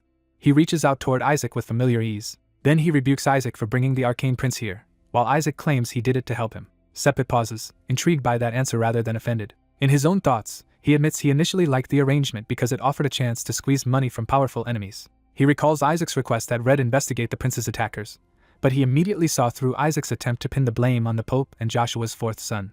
Even so, Sepet decides Isaac is useful, because the boy could help him break the houses of Gold and Azure. With enough leverage, he believes he can gather the strength needed to face even greater demonic threats. The memory shifts to the interrogation chamber, where the arcane prince mocks the Empire's methods as barbaric. He openly insults the Holy Helon Empire for calling itself civilized while acting like this. Instead of answering questions, the prince rants about his rights, boasts of Isaac, and treats the priests with contempt. The interrogators nearly lose patience, but one restrains the other and explains that Isaac wanted this spectacle to frighten the faith of Gold. They realize Isaac handed them an uncooperative prince precisely so Gold would panic, while Joshua avoided blame for its fourth son. Isaac later taunts Sepet for letting himself be used so neatly. The woman draws a weapon and warns Sepet that he will not get away with threatening Isaac. Isaac cheerfully points out that Sepet is not upset at all and is actually enjoying the trouble his own subordinates suffered. He goes further and accuses Sepet of taking pleasure even in his own men's pain. That accusation makes Sepet stop and study him more carefully. For the first time, Sepet realizes Isaac has seen through a secret part of his nature that no one else has noticed. The woman senses the danger in that realization and tenses. Sepet presses Isaac to reveal whether Azure's patriarch was the one who exposed him. He warns that making a trainee disappear would be easy, and wants to know who told Isaac his secret. Isaac refuses to answer and instead coolly tells Sepet to pay the price for his fun. He addresses him formally as Lord Cardinal Sepet, making the demand sound like a transaction. Sepet laughs, amused rather than angered. He threatens Isaac with death, asking whether Joshua teaches anything besides faster ways to die. The woman urges Isaac to run as Sepet's killing intent fills the area. Sepet reaches for Isaac, but Isaac stays seated and unafraid. Instead of attacking, Sepet thanks the higher cardinal who suddenly intervenes. Isaac immediately presents the interruption as sufficient payment and produces a token he wanted. The woman is left gasping, realizing Isaac had been bargaining all along. The token itself is revealed. With Sepet now standing down, Isaac says he is curious about something else. He asks Sepet whether he was truly the one who defeated the monster from 14 years ago. Sepet denies that any mere trainee could have done such a thing, and Isaac hides the truth behind a smile. Isaac needles him by saying Red's curiosity is natural, since their house is so poor at killing monsters compared with Azure. He twists the knife further by saying that failure is exactly why Sepet's son lost. Sepet accepts the insult with a thin smile instead of lashing out. As he leaves, he privately labels Isaac a brazen little bastard, while Isaac politely sends him off. Once Sepet is gone, the woman anxiously checks whether Isaac is unharmed. Isaac shrugs off the encounter and jokes that unpleasantness seems to be a defining trait of the faith of Red. The woman notices the token in his hand and asks what it is. Isaac explains that it grants him access to the prisons of the Sanctus Eds. More importantly, he can use it to meet his imprisoned servants. The story moves to the Pentagon of Gold review board. Before the ceremony, people confidently predict Gold will win again because its team has never lost the title of king. Red's earlier defeat to Azure is dismissed as a minor embarrassment that changes nothing. The arrival of the trainees draws the crowd's attention. When Isaac enters with the Azure team, the spectators are shocked that he returned alive at all. Among his own teammates, resentment flares as they remember how often Isaac nearly got them killed. Isaac notices their murderous glares and orders them to smile for appearances. A commotion from elsewhere in the hall interrupts him. The Gold team enters to loud cheers and immediate recognition. Gold's members sneer at Azure as if victory is already theirs. They boast that they recovered a lost relic of the Empire from a hostile nation, proof in their eyes that they alone truly serve the Empire. They mock Azure's rescue of survivors as insignificant beside real treasure. The ceremony formally begins as the audience is asked to rise. The Emperor himself appears to announce the results, making the event far more important than usual. The crowd immediately understands that if the Emperor came in person, the stakes and the rewards must be extraordinary. Gold's team takes this as confirmation that their recovered treasure has already secured them the win. The evaluation ceremony of the Pentagon of Gold is officially opened. The White team is praised first for recovering lost books scattered across the world. The Red team is praised next for bringing back a holy sword forged 3 centuries ago by the legendary smith Arte. Even the Emperor acknowledges that such a weapon is valuable and worthy of study. Observers note that this year's cadets have returned with an unusually rich haul of relics. Then attention turns to the Gold team. Their offering is revealed as a long-lost imperial necklace stolen centuries ago, and the hall erupts in admiration. The crowd recognizes it as a treasure passed down through generations, and even Isaac's side realizes why the Emperor personally attended. The Emperor confirms the necklace belonged to his own family line, and had seemed impossible to recover. He openly praises the Gold team's remarkable skill, and they bask in the applause. Gold immediately uses that praise to ridicule Azure again, convinced no rescue mission could compare. At last, the announcer calls for the Azure team's results. The first revelation is that Azure recovered an entire squad of paladins who had been kidnapped by demons in Crossiandia, stunning the arena. Gold tries to belittle it as nothing more than a few survivors returning alive from the land of mages. That dismissal falters when the announcer adds that Azure also slew the very monster responsible for the deaths of trainees 14 years earlier. The achievement is framed not just as a victory, but as the healing of an old wound the Empire had carried for years. Gold desperately tells itself that an imperial treasure must still outweigh even that. Then the final blow lands. Azure also rescued the Arcane Empire's crown prince, Hyberius Ram Britannia. The announcer declares that the Holy Helon Empire has already extracted major concessions from the Arcane Empire in exchange for the prince's life. Those concessions include the return of stolen property, and the removal of trade tolls that had burdened Helon citizens. With that, Isaac stands smiling as the scale of Azure's political victory becomes undeniable. The Emperor says the results are so astonishing that words almost fail him. He declares that these cadets have restored not only glory to the Empire, but real benefits for its people. He acknowledges the value of relics and legendary items, but begins drawing a sharper distinction. To him, the lives of his people matter far more than treasures. He praises Azure for saving paladins, countless citizens indirectly, and even a foreign prince, arguing that the Empire exists to protect souls and lives above wealth. The practical gains from improved foreign trade only strengthen that judgment, while Azure's side can barely hide its satisfaction. He turns to the review board and makes clear what conclusion any honest judge should reach. The Emperor states outright that the board must have arrived at the same answer he has. One hesitant interruption dies before it can challenge him. A board member concedes that while Gold's treasures are impressive, Azure's achievements are without equal for mere trainees. Another adds that Azure alone fulfilled the true clerical mission of protecting the weak, while the other teams brought back only material wealth. The board formally recognizes Azure's service to both Empire and people. Watching from the side, one rival realizes Isaac must have engineered this entire outcome from the start. He understands that Isaac brought back living witnesses and political leverage precisely so Azure could not be denied the crown. The Emperor prepares to make the final announcement. He praises the entire batch once more, especially the team that refused to abandon its own people despite impossible odds. That praise lands directly on Isaac and his team, leaving them bracing for the verdict. With full ceremony, the Emperor declares the winner. The Pentagon of Gold is awarded to the Azure team, and Isaac stands at the center of their triumph. The scene closes at the Azure team dormitory, after their victory has been secured. A blue-clad patriarch walks the halls already thinking about Isaac's future. He reflects that Isaac exceeded the simple order to survive and returned with far more promise than expected. That success makes him wonder if Isaac could someday become a saint who restores glory to the Azure house, provided his flaws are corrected. Satisfied with that plan, he moves to see Isaac. But before he can greet him, he overhears Isaac mocking the whole idea of succession. Isaac is loudly being coached to manipulate the patriarch by pretending to be devout and compassionate. He even boasts that such an act would make his patriarch fall for him completely. Drunk on confidence, Isaac claims the family seat and the title of king in the Pentagon of Azure are already his. Only when everyone suddenly goes silent does Isaac realize he has been overheard. The patriarch appears behind him, and Isaac instantly understands he is in trouble. Coldly, the patriarch shuts down any talk of succession and decides ordinary discipline is no longer enough. Isaac curses his bad luck and blames everyone else for not warning him. His frustration erupts physically as the room takes the force of his tantrum. He rages that he has been treated unfairly from the start. In his mind, Every harsh lesson, temptation, and impossible assignment becomes proof that he was singled out to fail.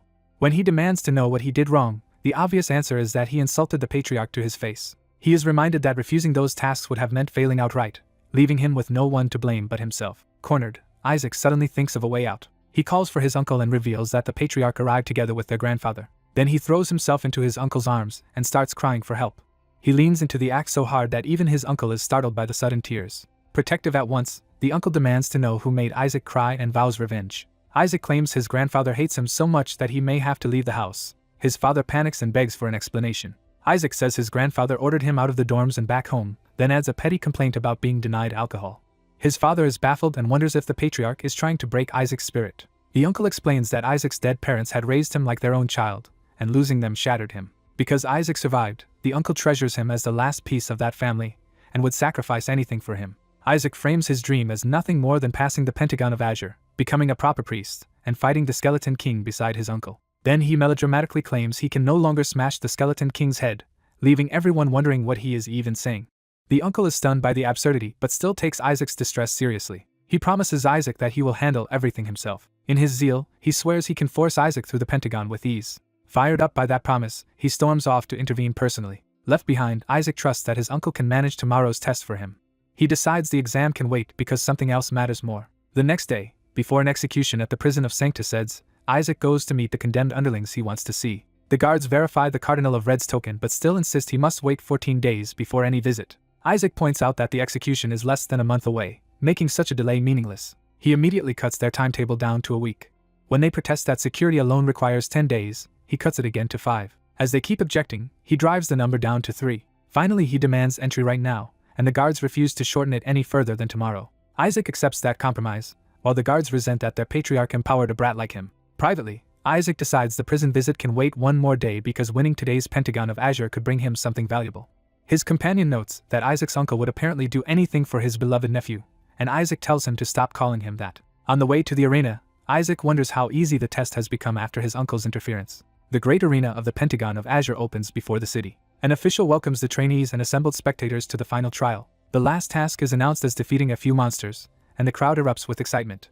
Isaac is immediately suspicious that the exam sounds far too easy. Other trainees assume Isaac used family influence to rig the test and despair that they still might fail something this simple. They nervously add that the real issue is whatever monsters they must face. The answer appears in the form of skeletons. The trainees relax at once when they realize the enemies are only skeletons.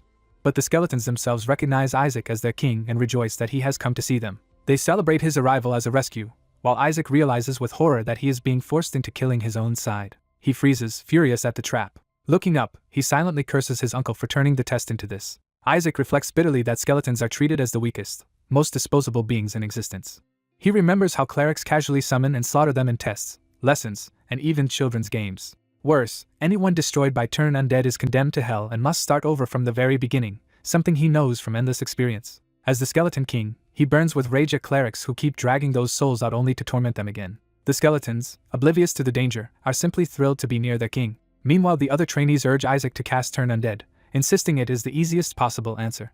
Isaac refuses internally because he has died to that spell countless times and cannot bear using it on these children. The skeletons rush toward him in joy, and the spectators mistake the scene for an attack. The trainees panic as Isaac disappears under a pile of bones. The skeletons cling to him affectionately and ask where he has been, while Isaac complains that their love is physically crushing him. From afar, the others cannot tell whether he is being attacked or embraced, though one observer guesses the skeletons are simply happy to see him.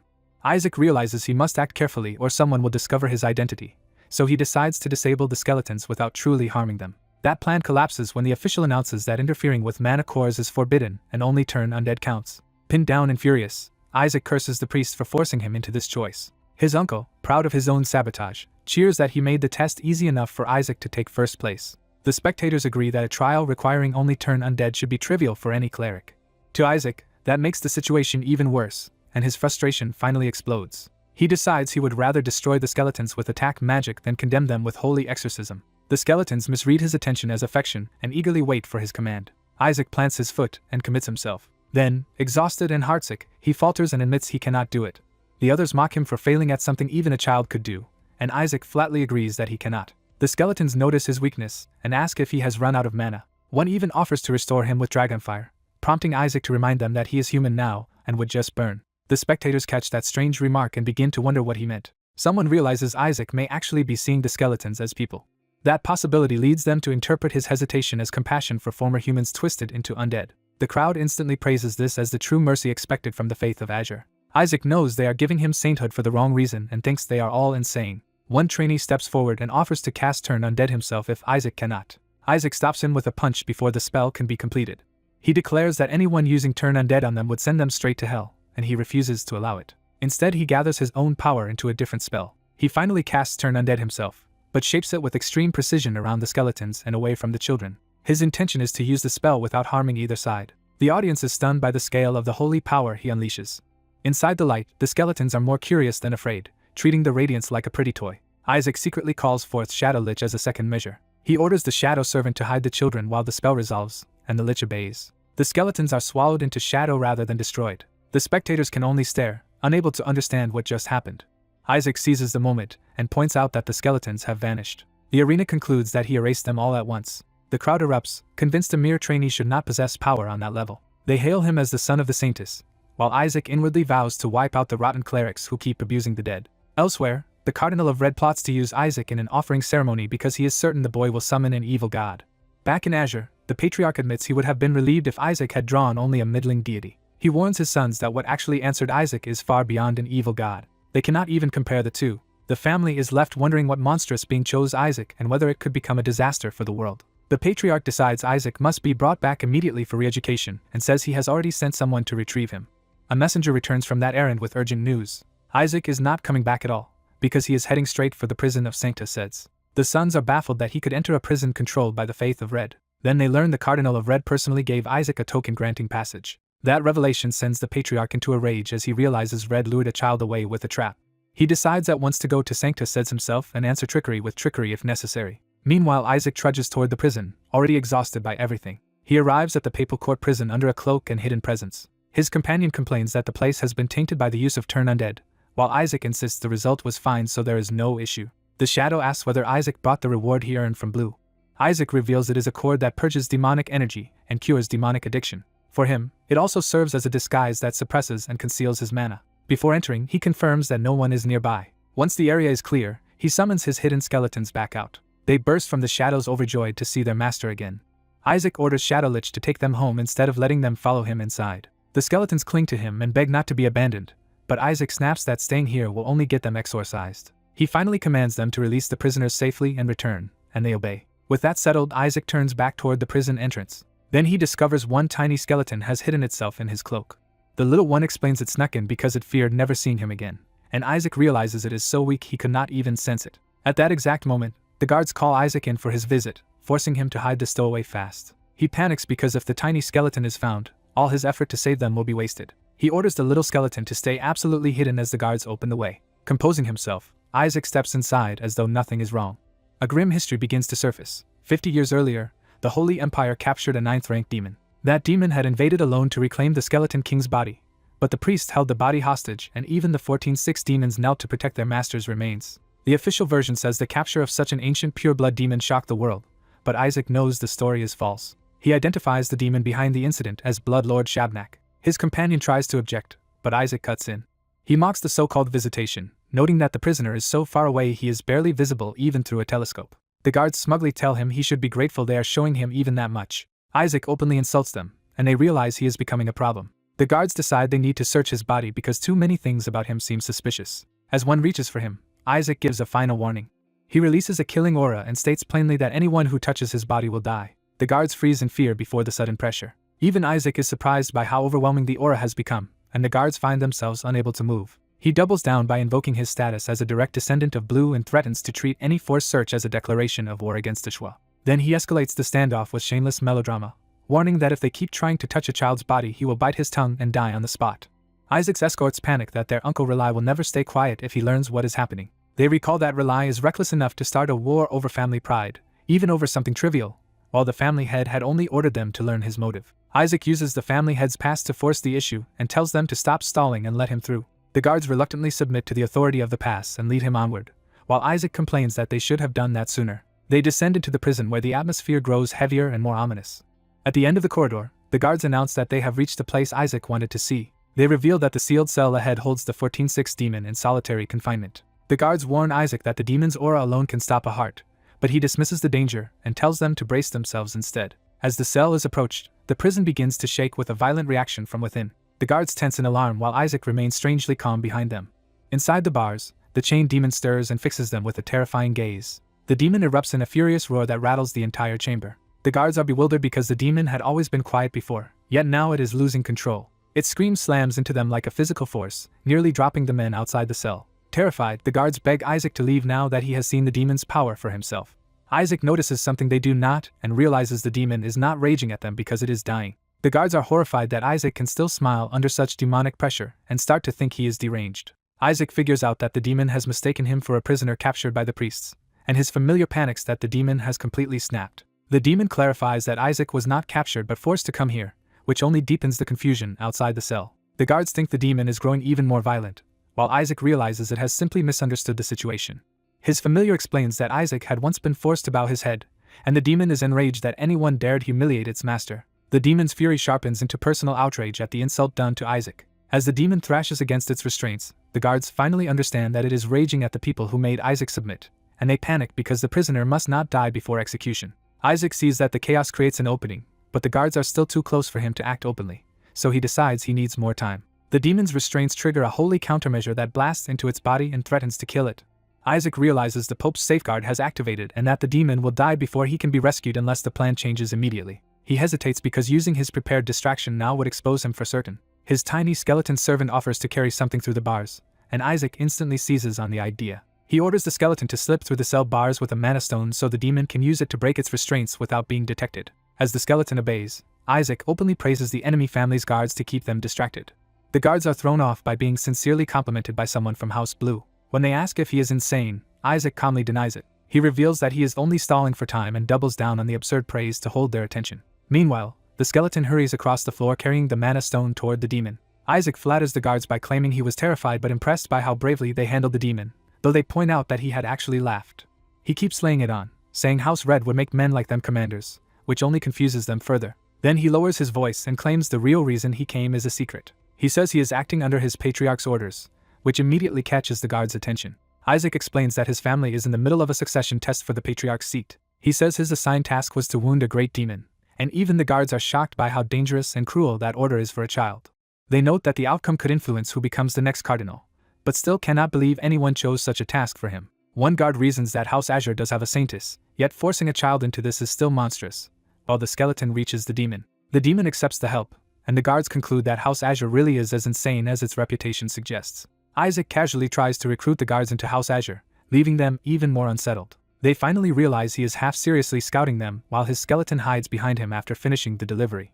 Isaac suddenly acts faint and overwhelmed, and the guards rush to support him. Moved by pity, they insist he never should have been forced into this and decide to escort him home themselves. From inside the cell, the demon quietly thanks Isaac for helping despite the danger. As the guards fuss over Isaac, the demon addresses him with reverence and calls him its king. Outside the prison, the guards encourage Isaac to keep walking because they are almost out. Isaac gratefully accepts their help, but before they can leave, someone stops them. A red-haired noble named Nizer blocks the way and declares that Isaac must pass a test before departing. He demands to inspect the token Isaac brought, the one issued by the Red Cardinal. Nizer explains that the token also measures faith, so it was never just a pass. He adds that weak faith darkens the token and prepares to expose Isaac publicly. Isaac's familiar reacts first, realizing the situation is worse than expected. The token has turned completely black, leaving Isaac momentarily stunned. Nizer orders Isaac to hand it over, but Isaac flatly refuses. Nizer tries to frame the result as merely crimson, while Isaac's familiar blurts out that it is far darker than that. Isaac angrily rejects Nizer's lie and refuses to let him rewrite what the token shows. He accuses Nizer of planning to seize the token and claim Isaac lost it so House Red can steal their money and leverage. The accusation is so shameless that even the surrounding priests are appalled by how devious Isaac's imagination is. Isaac argues that this is Nizer's territory, and everyone here answers to him, so trusting his version of events would be foolish. Nizer takes that as an insult to his house's honor and loses his temper. He decides he no longer needs the token to ruin Isaac and prepares to use force instead. Nizer draws back his fist, abandoning pretense. He slams his power into the ground to unleash a far more dangerous method, shocking Isaac and his familiar. Nizer announces that he has found an even better way to judge Isaac. Isaac braces himself as his familiar warns him that something far worse is coming. A blood-red ritual begins to descend over the courtyard. Nizer summons a forbidden holy artifact, the Blood Judgment, a judgment stand that manifests as a towering goddess statue. Isaac recognizes it as a device meant to expose faithless humans and demons disguised as humans. He is aghast that Nizer would dare use such a thing on another noble child. Nizer grandly explains that the goddess weeps for the faithful but opens her eyes in outrage at heretics, gambling everything on a public condemnation. The nearby guards, still sympathetic to Isaac, urge him to trust his courage and faith and prove Nizer wrong. Nizer taunts Isaac to step onto the stand if he truly is a saint candidate, but Isaac refuses to play along with the trap. Nizer then strikes at Isaac's deepest wound by claiming even his own family has abandoned him, which makes Isaac falter. Isaac snaps back that his house would never tolerate this abuse, but Nizer keeps pressing forward. Before Isaac can finish protesting, Nizer physically drags him toward the stand. Isaac is caught off guard as Nizer forces him into position. The towering goddess looms over Isaac, and the ritual locks him in place. Nizer assures him with false kindness that it will all be over soon. Isaac realizes he cannot move or flee once the stand has seized him. Nizer triumphantly commands the statue to open its eyes and deliver judgment. He imagines this will destroy Isaac and drag House Azure down with him. Instead of opening its eyes, the goddess begins to cry blood. The priests are stunned because tears of blood are a sign associated only with cardinals, not condemned heretics. Nizer refuses to accept it, insisting Isaac cannot possibly possess real faith. Isaac is just as rattled by the impossible result until his familiar tells him to stop showing it on his face. The familiar suddenly notices the explanation Isaac missed. It realizes the stand did not measure Isaac at all but the tiny skeleton hidden on him. Because the skeleton's absolute faith is directed toward the demon lord, the stand interpreted that devotion as overwhelming faith and produced the cardinal-level sign. The onlookers conclude Nizer recklessly used the artifact without even understanding whether it would condemn or vindicate Isaac. Isaac regains his composure and lets Nizer stew in the consequences of his own gamble. The skeleton quietly celebrates while Nizer threatens retaliation from his house. Before he can finish, the statue's eyes actually begin to open behind Isaac. Isaac instantly realizes the danger and orders his familiar to flee at once. The stand's power surges again as the real judgment finally starts. The goddess opens her eyes for true condemnation. Isaac understands too late that he should have left the skeleton behind so it would be judged instead of him. Nizer notices the movement and gleefully points it out, convinced he has finally won. He shouts for everyone to witness the goddess opening her eyes. Nizer declares Isaac condemned, but the others are confused because from their angle the statue still appears unchanged. When challenged, Nizer insists he saw the eyes open just as Isaac stepped away, though no one else believes him. Isaac realizes only Nizer saw the true reaction and quietly notes how close that was. The priests instead focus on the undeniable miracle they all witnessed, the statue crying tears of blood. Nizer's claim collapses under ridicule, and Isaac mockingly treats the whole scene like entertainment, while turning the logic back on him. The priests warn Nizer that if he insists the stand change verdicts at random, he is undermining the church's own authority, and must explain himself. Desperate, Nizer orders Isaac back onto the stand, but Isaac refuses and accuses him of trying to rig the result. He twists the knife further by suggesting Nizer is simply jealous of a level of piety he can never reach, while privately praising his skeleton for saving him. Isaac dismisses Nizer as pathetic, stripping away what little authority he had left. Humiliated beyond reason, Nizer threatens Isaac again and moves to force him back up. This time, someone catches Nizer's hand before he can strike. Isaac's uncle arrives exactly when needed and reveals he had come expecting trouble. He rebukes Nizer for attacking a child in public. Isaac's older relative warns their father not to escalate matters by harming Isaac any further. They decide the proper response is a formal complaint to the Red Cardinal. Isaac immediately clings to his uncle and tearfully claims that Nizer hit him. That accusation pushes his uncle into open fury and terrifies Nizer. Isaac's uncle declares that he will personally confront the Red Cardinal over this outrage. The older relative offers to draft the complaint and make the matter official. When another family member tries to calm him, Isaac's uncle coldly says Nizer is only pretending to be badly hurt and dismisses his collapse. Watching from the side, Isaac's brother fumes that this disaster was obvious from the start. He urges Isaac to leave before the situation turns into a full heresy trial, but Isaac treats that possibility almost casually. The brother confirms that is exactly what could happen, and Isaac admits he has already been through one before. He bluntly recounts that Nizer dragged out a terrifying statue and forced him before it, horrifying his own family. His brother jumps to the worst possible conclusion and asks if Isaac is now going to be burned at the stake, while the others stare in disbelief. Isaac's uncle promises that House Red will pay for what they did. The priests scramble to salvage the situation by insisting that, despite everything, Isaac passed the test brilliantly. Isaac's uncle latches onto the phrase tears of blood and realizes the miracle was far more significant than he first understood. At that moment, the Red Cardinal himself arrives, saying he came because he heard a disturbance at the prison. He greets the Patriarch of Azure directly, making clear that the matter has escalated to the highest level. The Patriarch of Azure accuses him of allowing this abuse and says they should have simply shown Isaac the demon and let him leave. The Red Cardinal counters that it was suspicious for Isaac to request a meeting with a servant of the Skeleton King, especially through someone tied to Azure's faith. He argues that, under those circumstances, the investigation was justified.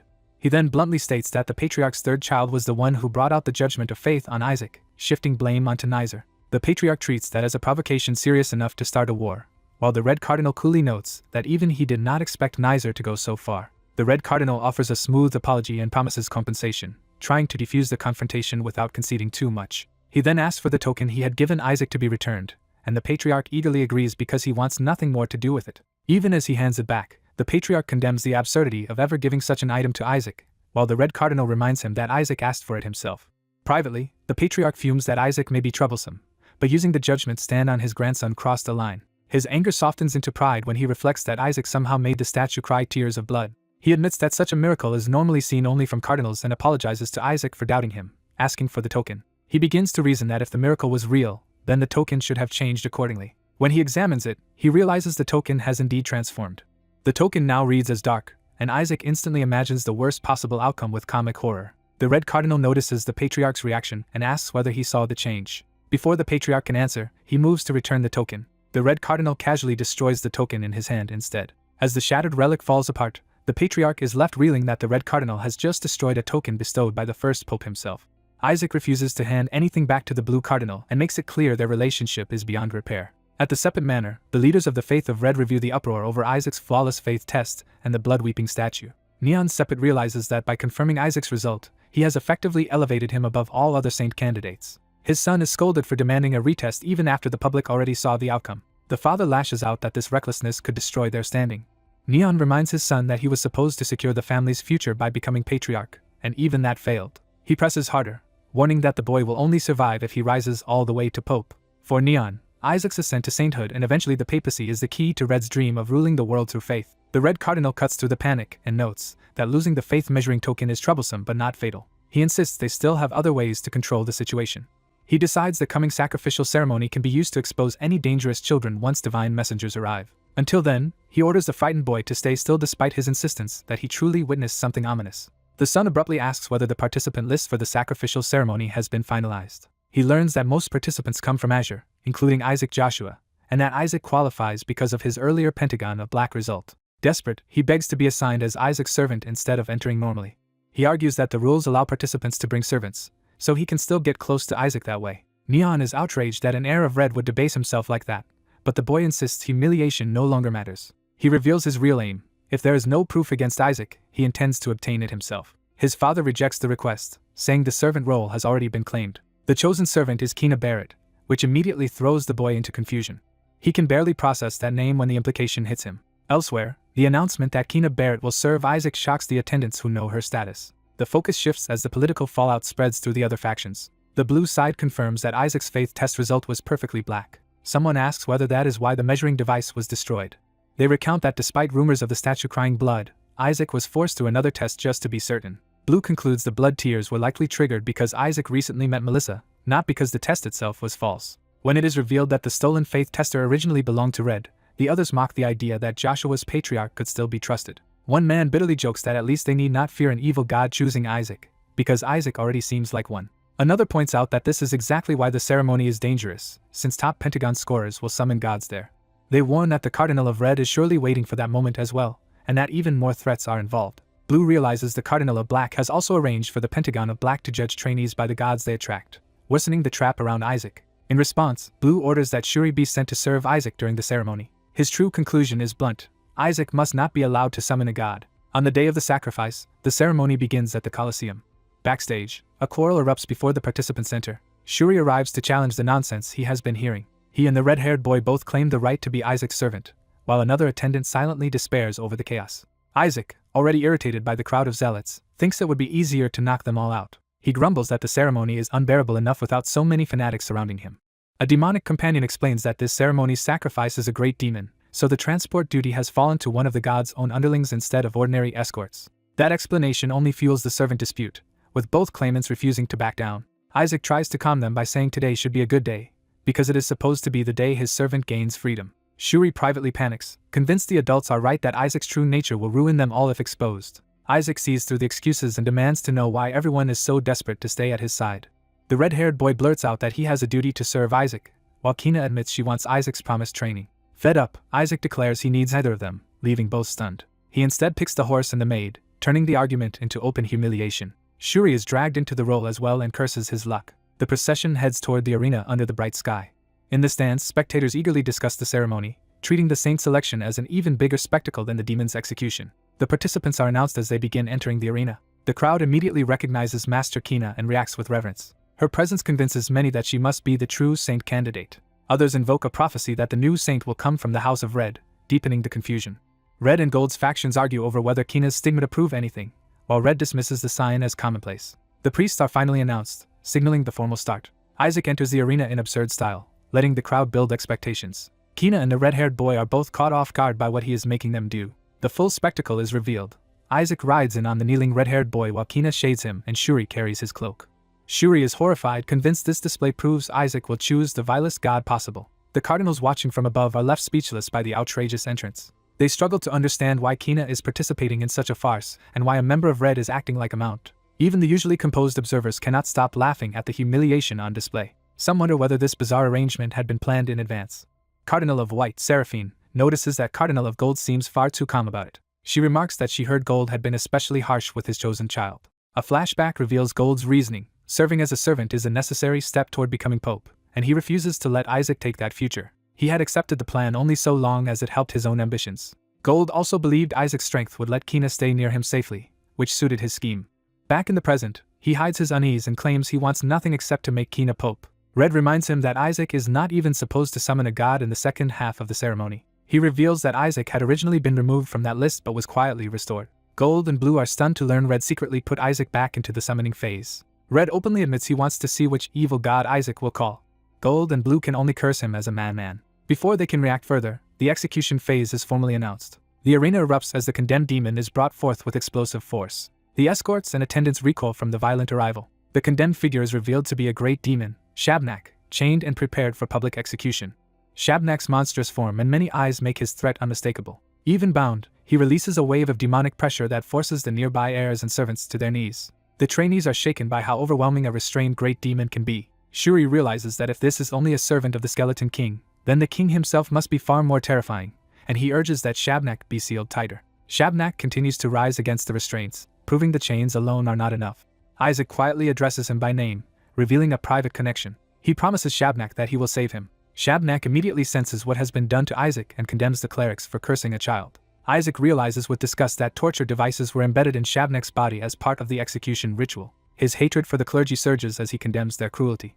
Observers notice that Isaac's entire demeanor changes in the presence of demonkind, and that his killing intent is far too intense for an ordinary child. Red, however, notes something important. Isaac's reaction is hatred, not delight, which suggests he has not truly fallen to evil. Isaac forces himself to stay calm and focuses on only one goal: getting Shabnak out alive. He recalls that Shabnak should have 5 binding orbs and that he already provided the key for the hardest restraints. He also remembers arranging for the ceremonial priests to automatically release the remaining restraints once the rite begins. Hidden among the priests, an accomplice is satisfied that keeping an Ash decoy alive has let him avoid the dragon's notice and reach this moment. Isaac sees the execution about to start and prepares to act. Still playing the role of spoiled master, he berates the red-haired boy for moving too slowly. The boy finally speaks back, asking to be let down, which surprises Isaac. Isaac tells him to quit if he dislikes it, but inwardly the boy is still fixated on gathering proof against him. When Isaac demands an answer, the boy can only break character with a panicked horse-like outburst. The priests begin the execution right in earnest, surrounding Shabnak with ritual pillars. The ceremonial priests start chanting and channeling holy power into the arena. Isaac confirms that the device has activated and tells Shabnak that all that remains is to release the manacles. Shabnak answers with absolute obedience, ready to shatter the restraints the instant he is free. But he then declares that he can now die without regret, catching Isaac off guard. Shabnak addresses Isaac as his king and offers his life and loyalty instead of accepting rescue. Isaac furiously rejects the sentiment, while the red-haired boy can only hear more incomprehensible noise. Shabnak explains that forcing the heirs of the faith to kneel before him has already fulfilled his deepest wish. He urges Isaac to flee while he still can, saying this is the only chance, and praises how much Isaac's power has grown. Shabnak says Isaac has already repaid him simply by trying to recover him. Isaac refuses to accept that answer and demands clarity, while the red-haired boy insists he heard nothing intelligible. Isaac is baffled by the boy's strange reactions, while his demonic companion suspects there must be a reason. That reason becomes clear when Isaac spots an extra binding orb hidden in Shabnak's sternum. He realizes there are 6 restraints, not 5, and that the last one must have been added after Shabnak left prison.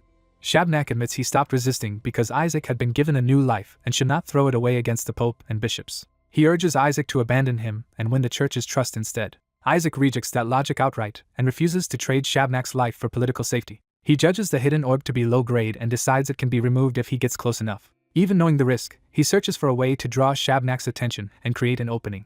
At that moment, an official suddenly orders Isaac Joshua to swap roles with the assistant executioner. The order is said to come from Cardinal Barrett, supposedly to give the top Pentagon scorer a chance to participate. The onlookers immediately suspect a trap, realizing someone may be trying to place Isaac within reach of one of the 14 demons. Shuri finally understands the real danger. Isaac has taken the Skeleton King's body, so the king's followers will never ignore him.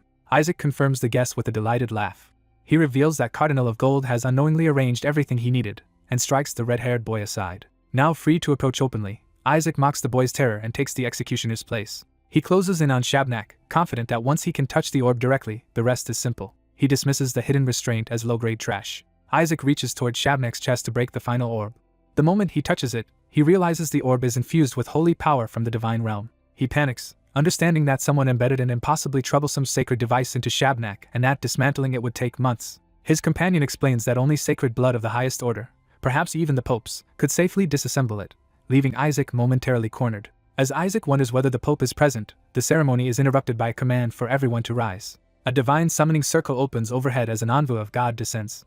Blinding holy light floods the arena. A heavenly voice identifies the corruption below as the stench of rot. An angel appears and declares that a filthy minion of the Skeleton King is present. The crowd recognizes the newcomer as the envoy of the God of Punishment. The angel's arrival sends a wave of force through the arena and seizes everyone's attention. The envoy calmly announces that he will personally deal with the offender. Isaac finally understands why Shabnak abandoned escape. Surviving an execution led by an angel was nearly impossible. Instead of despairing, he becomes ecstatic because the one thing he needed has just arrived on its own. Shuri stares in confusion, feeling as if he has seen this disastrous setup before. That memory snaps into focus when Isaac launches a blue, concentrated strike upward at the descending angel. Shuri recognizes the scene from before and realizes Isaac is repeating the same suicidal pattern. He is horrified by the realization. He screams for Isaac to stop, but too late. The attack detonates in a massive burst of blue power as Shuri calls him a madman. The arena erupts into panic as everyone realizes the ceremony has turned into an outright assault, and Shuri can only scream Isaac's name. As the dust settles, the young priest's latest impossible move leaves his enemies convinced something unnatural is happening again. One of them lashes out in frustration, blaming him for whatever disaster he has just caused. A calm voice suddenly praises the priest for noticing what others could not. The speaker reveals himself as a winged messenger of the divine, descending into the arena. He openly acknowledges that the priest detected demons hidden among the crowd and fighters. The onlookers finally realize the fallen creature is a real demon, and they credit the Child of Azure with bringing it down. The priest's ally is stunned to realize the boy had been targeting demons from the start. The boy immediately remembers the stranger who interfered with his shot. He concludes that the winged man was the one who redirected his holy bullet. At the same time, lesser demons begin attacking elsewhere, confirming that rumors have drawn them in. The boy coldly reflects that Ash spread the bait perfectly, luring demons with the promise of a high-ranking corpse and vulnerable young priests. He knows the corpse of a 9th-rank true demon will drive thousands of demons into a frenzy. He also decides that any subordinate foolish enough to rush in because of that rumor is expendable. Still, he is unsettled that the winged man not only deflected his attack but also evaded a strike that had secretly been aimed at him. Determined to test him directly, the boy prepares another attack despite his allies' panicked warning. He unleashes a blast toward the angelic figure. The winged messenger casually redirects the attack again without losing his composure. The blast is turned away once more, astonishing the fighters watching nearby. The boy responds by multiplying and controlling more blue projectiles around himself. He sends a barrage at the messenger from every direction. The redirected streams carve through the invading demons instead, cutting them down across the arena. The messenger treats the exchange like a lesson, saying the boy's aim is crude and suggesting he may have been using him as bait. He even invites the boy to keep trying, while the boy decides it is better if the messenger keeps underestimating him. The boy accepts the challenge and attacks openly, while his ally protests that everyone is watching. More redirected blasts continue slaughtering demons around them. The boy finally understands the trick. The messenger is not dodging, but altering the path of his attacks with the same attribute. He realizes he cannot win this exchange unless he raises his output or changes methods. The messenger begins invoking a higher divine authority, hinting at power beyond ordinary angels. The boy dismisses that idea, knowing true divine power would require a contract with a god. He decides to rely on something else he can use immediately. With a grin, he calls on Melissa's divine relic hanging at his chest. He grips the relic and promises the winged man that this will be different. Before he can act freely, more demons surge toward him from all sides. The demons crash into each other instead of reaching him, as if some force has diverted them away. Nearby guards rush to defend the important guests as the chaos spreads. They conclude the demons have invaded to disrupt the execution. The demons hesitate in confusion when their charge fails to reach the boy. The messenger appears beside the boy and remarks that the attack had come dangerously close. He lifts the boy to safety and checks whether he has been injured. He praises the boy as a promising servant of God. In the next instant, the boy blasts him at point-blank range. The messenger is hurled away, and the boy's ally screams his name in shock. The boy lands and steadies himself, ready to continue. The messenger recovers and keeps speaking to him like an instructor, insisting his aim still lacks refinement. He demonstrates again by redirecting the boy's attacks away from himself. The boy finally snaps in frustration, admitting he cannot hit the target he actually wants while the messenger keeps interfering. Watching the redirected blast tear through the arena, the messenger wonders why a servant of God is attacking him at all. The boy answers with open hostility, threatening to rip the angel's wings off. The messenger realizes the child truly sees him as a monster, and is horrified by how ignorant that sounds. The boy insists he saw the truth himself, because the demons never attacked the winged man.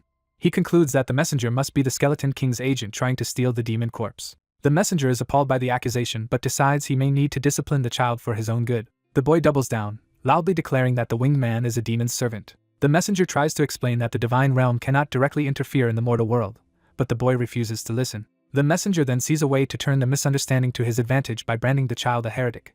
He decides that if he can make the accusation stick, his mission will become much easier. The boy, unaware of that scheme, praises a successful hit while his ally calls him insane. The messenger suddenly realizes he has actually been wounded and falls silent in disbelief. The boy demands that if the winged man is not the Skeleton King's servant, he should prove it. The messenger bristles at being asked for proof, but the challenge exposes that he has none the boy will accept. The boy channels more power through the relic in his hand. The messenger notices the shift and becomes wary. The ally on the ground looks up in alarm as the energy builds. A massive sphere of blue power forms above the boy, far larger than anyone expected. The boy takes the messenger's hesitation as confirmation that his suspicion was right. The enormous spell dominates the arena, drawing everyone's attention. His ally realizes that if it falls, the entire Colosseum could be destroyed. He tries to reassure himself that the boy would never actually drop it on everyone. Then panic takes over and he begs the boy to stop. Instead, the boy declares that everyone can die. He hurls the giant spell downward. The blast erupts into a blinding, arena-shaking explosion. Spectators and fighters are thrown into chaos, unable to see or keep their footing. Through the storm, the boy spots the messenger's position. The messenger recognizes the power as that of a saintess, likely tied to a child of Joshua. He is outraged that such power has been placed in the hands of a child. The repeated mention of the Skeleton King makes him realize this incident may be tied to something far larger than a simple execution. He decides to settle the misunderstanding with the boy directly and lands in front of him. At the same time, a hidden figure slips through the smoke under orders to finish the mission and withdraw. Before the messenger can act, a dark command freezes him in place. He instantly senses a terrifying presence and breaks into a cold sweat. A towering skeletal demon manifests before him and makes clear that disobedience means death. The messenger finds himself unable to move, overwhelmed as if facing a supreme being. The boy, now wearing a monstrous grin, charges into the chaos. He slams a brutal strike into the immobilized messenger's face. The messenger reels back, coughing and stunned by the blow. The boy mocks him, reducing the supposed holy messenger to nothing more than an angel. The messenger barely has time to register the attack before another strike comes. The boy drives a second crushing blow into him. The messenger realizes he may actually lose if this continues. Desperate, he unleashes a stronger divine attack and reminds the boy that he is only human. The boy quietly decides that this is the opening he wanted. A red-black slash from the hidden demon cuts through the messenger at the same moment. The strike passes, leaving the arena briefly still. The ally sees what happened and screams for Isaac. The messenger tries to reassure him that the boy has only lost the saintess's power, but he is cut off. The surrounding clergy stare in horror at the messenger's attack and the boy's condition. The messenger himself is left speechless by what he is seeing. The ally denounces the idea that a messenger of God could do this. Cradling the bloodied boy, he accuses the messenger of using deadly force on a servant of God.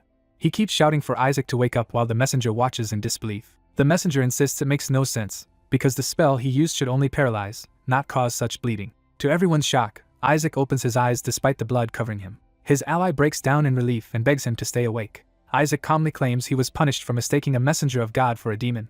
He takes all the blame onto himself and tells the messenger not to be angry. A silver-haired cleric rushes in to heal him and confirms that he will survive. But the healer immediately senses that something about this situation is deeply wrong. He states outright that no true messenger of God would treat clerics this way. He condemns the messenger for attacking those weaker than himself. The messenger is baffled, because from his perspective the child was the one who nearly killed him. He protests that he never used any killing spell at all. The ally refuses that defense, pointing out that everyone saw the messenger leave Isaac in this state. The messenger can only stammer that he does not understand how the boy was injured so badly. The silver-haired cleric presses further, questioning why a messenger of God appeared unannounced at the execution in the first place. He adds that Isaac already noticed the demons never attacked the angel either. The ally blurts out that he had been redirecting attacks away from the messenger all along, trying to protect him, and begs for a little more time. The messenger seizes on the boy's unstable behavior and argues that the whole disaster happened because Isaac went berserk and must be investigated. He demands custody of the child so he can take him to his master for that investigation. Isaac's faint smile shows he has been waiting for exactly that move. His eyes flare with demonic light as he gives a quiet signal. The messenger is suddenly struck from behind and thrown forward. The guards nearby are too shaken to understand what just happened. The messenger realizes in horror that the seal on the demon has been broken. A dark, many-eyed demon rises behind him, fully freed. The messenger demands to know how that was possible if a heavenly binding orb had truly been used. The demon answers by thanking him. It reveals that his interference is exactly what allowed the escape. Isaac, still acting weak, recognizes the freed demon as Shabnak and notes that imprisonment has only made him sharper. He is pleased that the fool who once understood nothing has finally learned how to deceive others.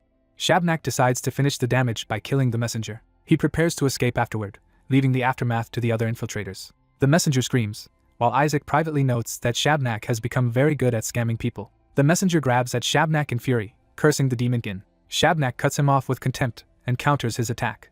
The messenger gathers red divine power and insists the demon must be eliminated before he recovers fully. Shabnak forms a dark blade-like limb in response. The messenger resolves to offer this insolent demon as tribute to his god. Shabnak answers by driving a vicious strike through the messenger's body. The messenger staggers, badly wounded, as Shabnak presses the assault. Shabnak judges that if this continues, the defenders will be wiped out. The messenger can only think that they need reinforcements immediately. Shabnak roars over the kneeling angel, asserting complete control of the fight. Hearing Shabnak's voice clearly at last, the messenger realizes too late who he is facing. Shabnak announces that he has already taken the messenger's mana core and will now withdraw. He leaves the remaining chaos to his hidden comrades, shocking the clergy who hear him say it. As he departs, the messenger can only cry out in disbelief at the absurdity of what just happened. The witnesses begin piecing it together. The angel called a demon his comrade and used killing magic on a priest. Bleeding and furious, the messenger blames everything on the disgusting bastard who manipulated him. Meanwhile, Isaac grins from his ally's arms, and the messenger can only conclude that no true saint could possibly be something like that. A wounded angel burns with rage and swears he will never forgive the one who wronged him. Before anyone can understand what is happening, blue blades suddenly rain down around him. The attack tears through the angel and sends him crashing back in pain. The hall erupts in confusion as the angel reels and someone demands to know what this new outrage is. The angel, humiliated and furious, can only spit out his disbelief at being struck. The source of the assault reveals itself through a storm of summoned swords. Relai steps forward in murderous fury, declaring that anyone who harms his nephew has made a fatal mistake. His barrage continues, blasting the area with overwhelming force. The angel is driven back and can only ask why he is being attacked at all. He protests that he is a divine messenger and treats Relai as insane for turning on him. Others finally intervene, shocked that Relai has openly attacked a heavenly envoy. Relai's elder refuses mercy and orders that the angel not be killed quickly, but made to suffer. The surrounding clergy are horrified that anyone would dare strike a messenger of God and wonder if the Sancta Seds has lost its mind. Relai answers that the real madness was using killing magic on a servant of God in the first place. He points to Isaac lying bloodied and barely conscious, arguing that this is obvious attempted murder, not some harmless ritual. A hostile cleric dismisses Isaac's condition as an act and calls him a devil, which only deepens the family's fury. When the Red Cloak side tries to seize Isaac for the Inquisition, Azure's side refuses to surrender him quietly. The confrontation is on the verge of turning into open violence. A higher-ranking cardinal steps in and forces both allied factions to stop fighting each other. He redirects everyone toward the escaped demon and orders all units to pursue it immediately. Watching from Isaac's side, the cardinal privately decides that losing one of the 14 demons is acceptable if Isaac is too injured to be chosen by God. He is pleased that Isaac's condition may disqualify him from the coming God selection. Publicly, he orders high-ranking clerics to chase the escaped demon at once. Relai rushes back to Isaac in guilt, regretting that he ever left the boy's side. Isaac, still in Relai's arms, hears Relai entrust his care to him.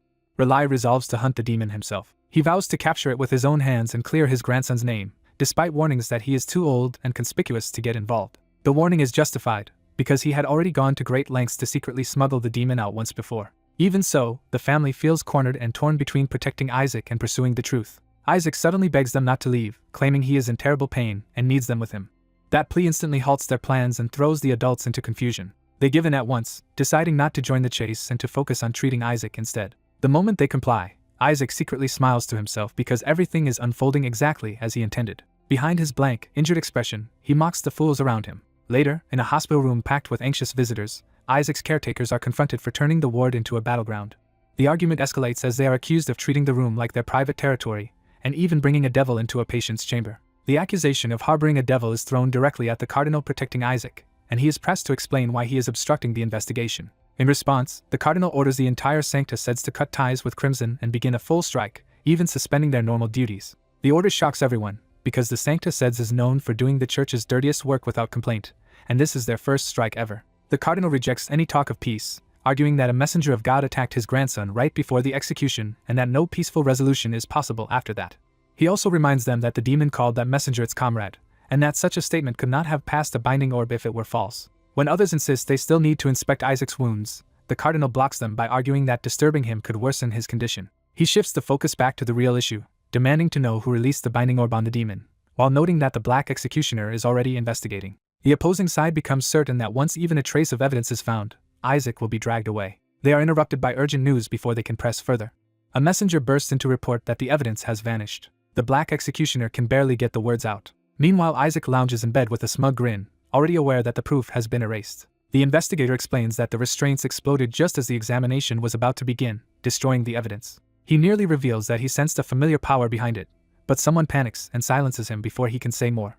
With the investigation abruptly dead, Isaac's grandfather triumphantly drives the accusers out. Once the room is quiet, a hesitant visitor asks to come in. It turns out to be Nizer, arriving awkwardly to see Isaac. He is so nervous that he can barely get Isaac's name out. He rushes to ask how Isaac is feeling, only to be told that seeing his face makes Isaac feel even worse.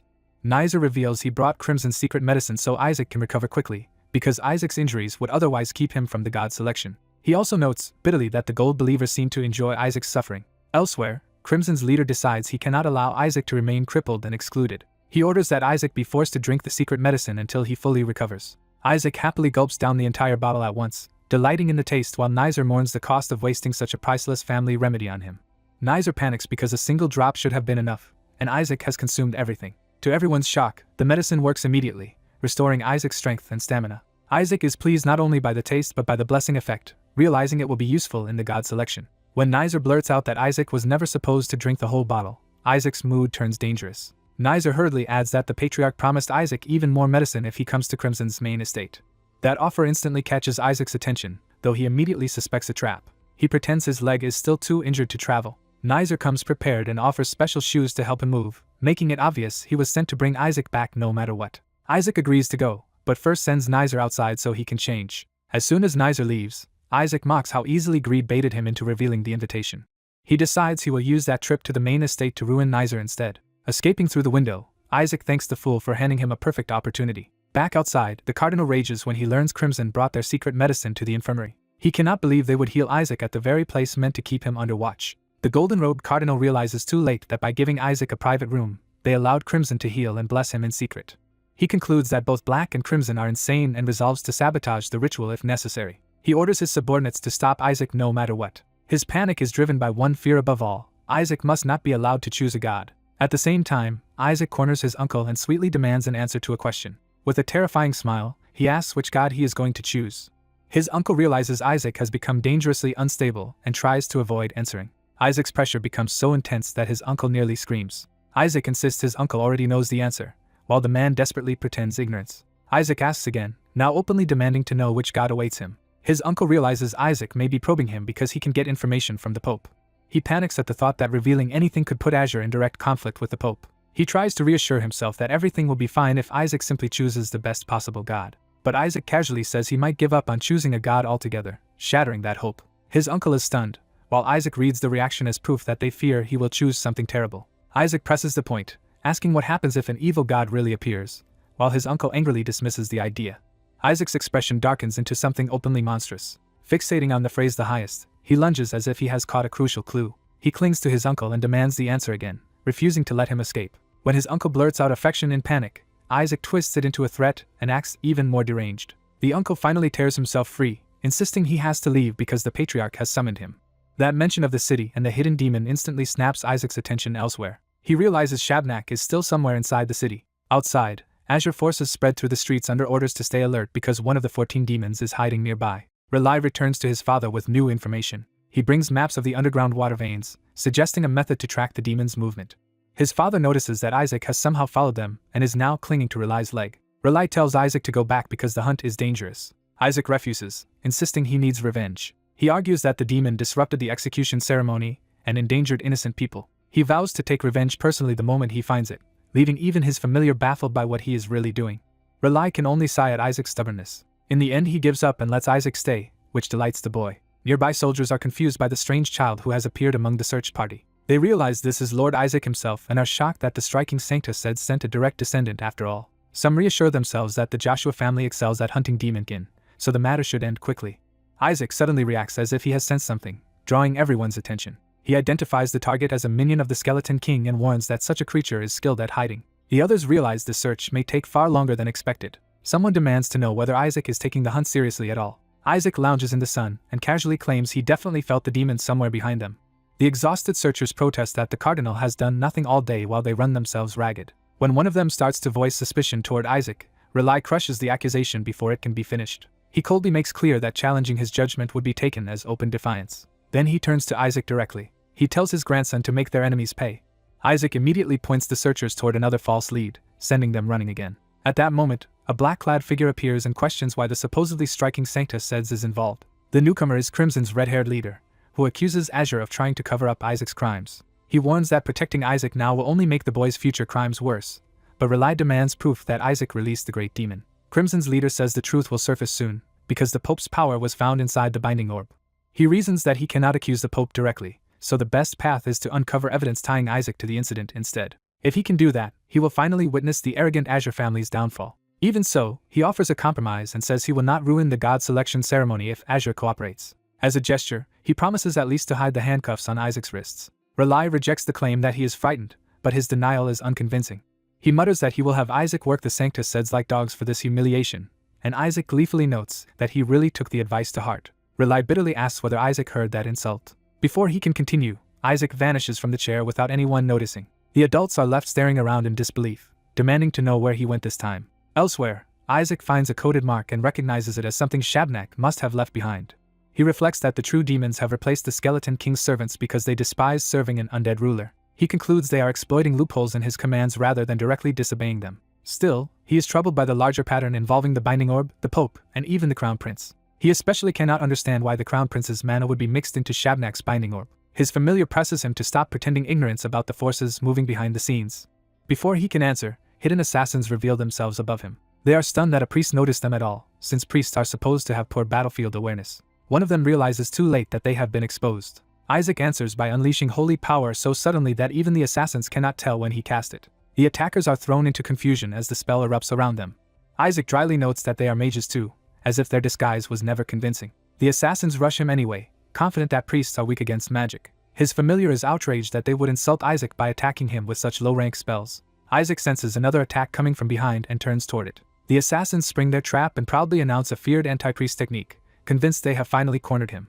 Isaac calmly judges the Hallowbane poison to be high quality, and decides he can simply absorb its mana, stunning the hidden attackers who expected him to collapse. When they question how he is still conscious, Isaac lets them wonder whether he prepared an antidote in advance. Even as the poison starts hurting, he theatrically insists that someone of House Azure will not be brought down so easily, leaving even his own companion baffled by the act. Encouraged by his defiance, the assassins decide to hit him with another dose. Isaac boasts that 2 needles are still nowhere near enough to stop him, and keeps up the bluff that an Azure heir cannot be overcome by Hallowbane. His continued resistance panics the attackers, and they order everyone to fire everything they have. A barrage of poison needles tears into him as the ambush escalates from caution to desperation. Even while watching him get riddled with poison, the assassins still convince themselves that a Joshua should survive this much. Isaac finally starts to look truly unstable, joking weakly that maybe dozens more needles might do it, which makes the attackers realize how frighteningly abnormal he is. When the assassins run out of poison needles, Isaac coldly decides that is good enough and prepares to finish absorbing the remaining mana before slipping away.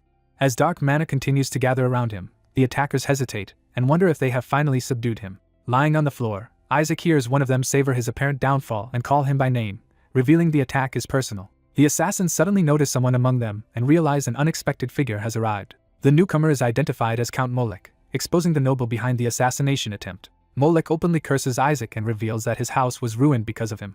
Driven by that grudge, Molech declares that this is the moment he will finally take revenge. He approaches Isaac's seemingly helpless body to personally witness the end. The assassins confirm Isaac is still alive and debate whether they should simply kill him outright now that the poison has done most of the work. Molech orders them to leave no evidence and make the murder look like the work of a demon. Still pretending to be down, Isaac panics internally because standing up now would expose him, while his shadowy companion pushes him to act anyway. As the assassins close in, Isaac's companion warns him that hesitation will get him killed, and the attackers realize he is still moving. Molech commands his men to hold Isaac down so they can cut his throat and stage the scene as a demonic slaughter.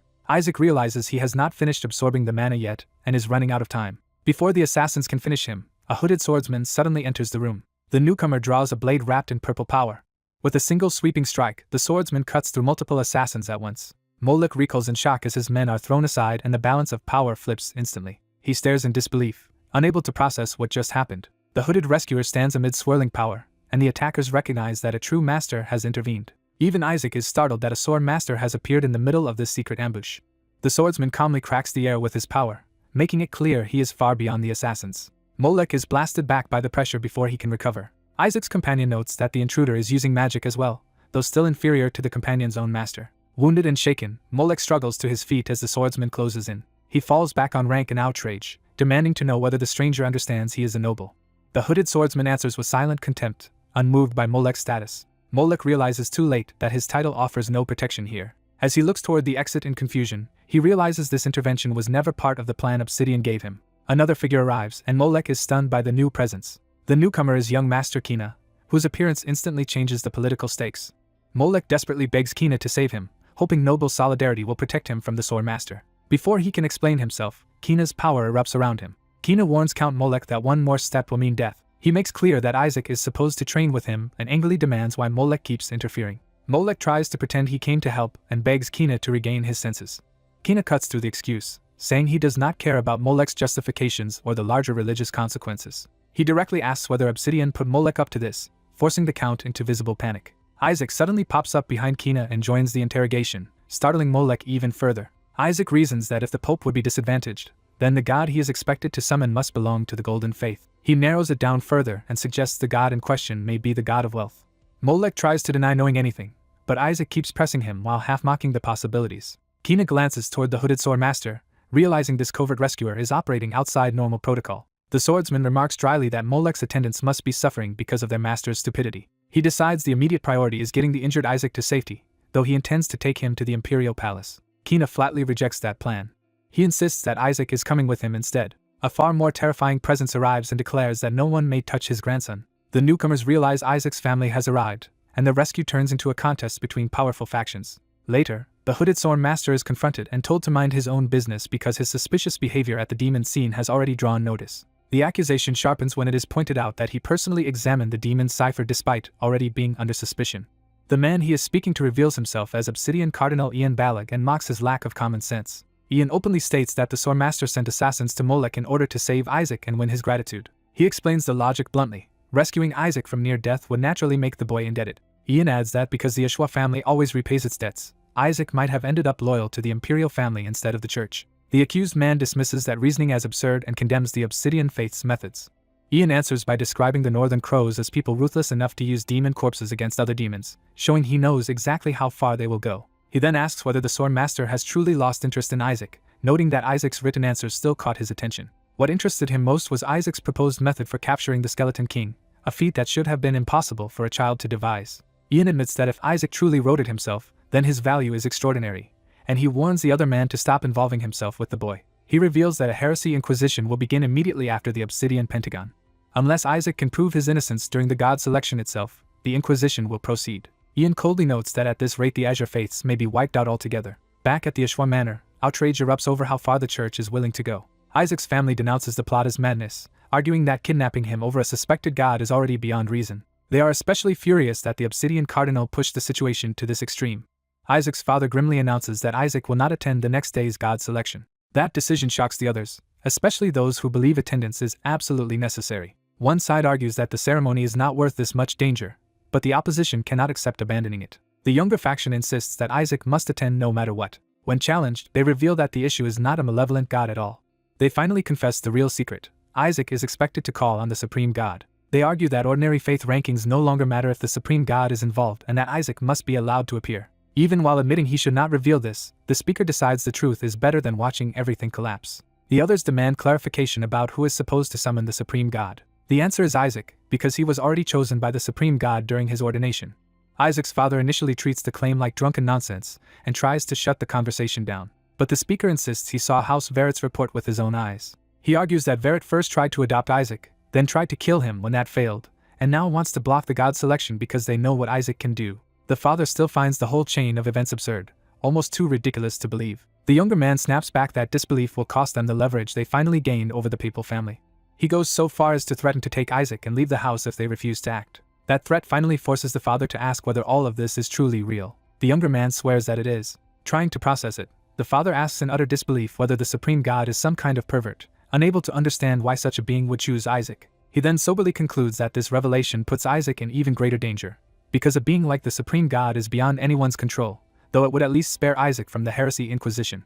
The younger man counters that if someone above even the main gods chose Isaac, then no one has the right to oppose that will. Before they can settle the matter, urgent news arrives. The report is disastrous. The Crimson Faiths have filed a heresy inquisition against Isaac anyway. By the day of the Obsidian Pentagon trial, the arena is already buzzing with rumor. The ceremony begins formally as the candidates are assembled for the second part of the offering ritual.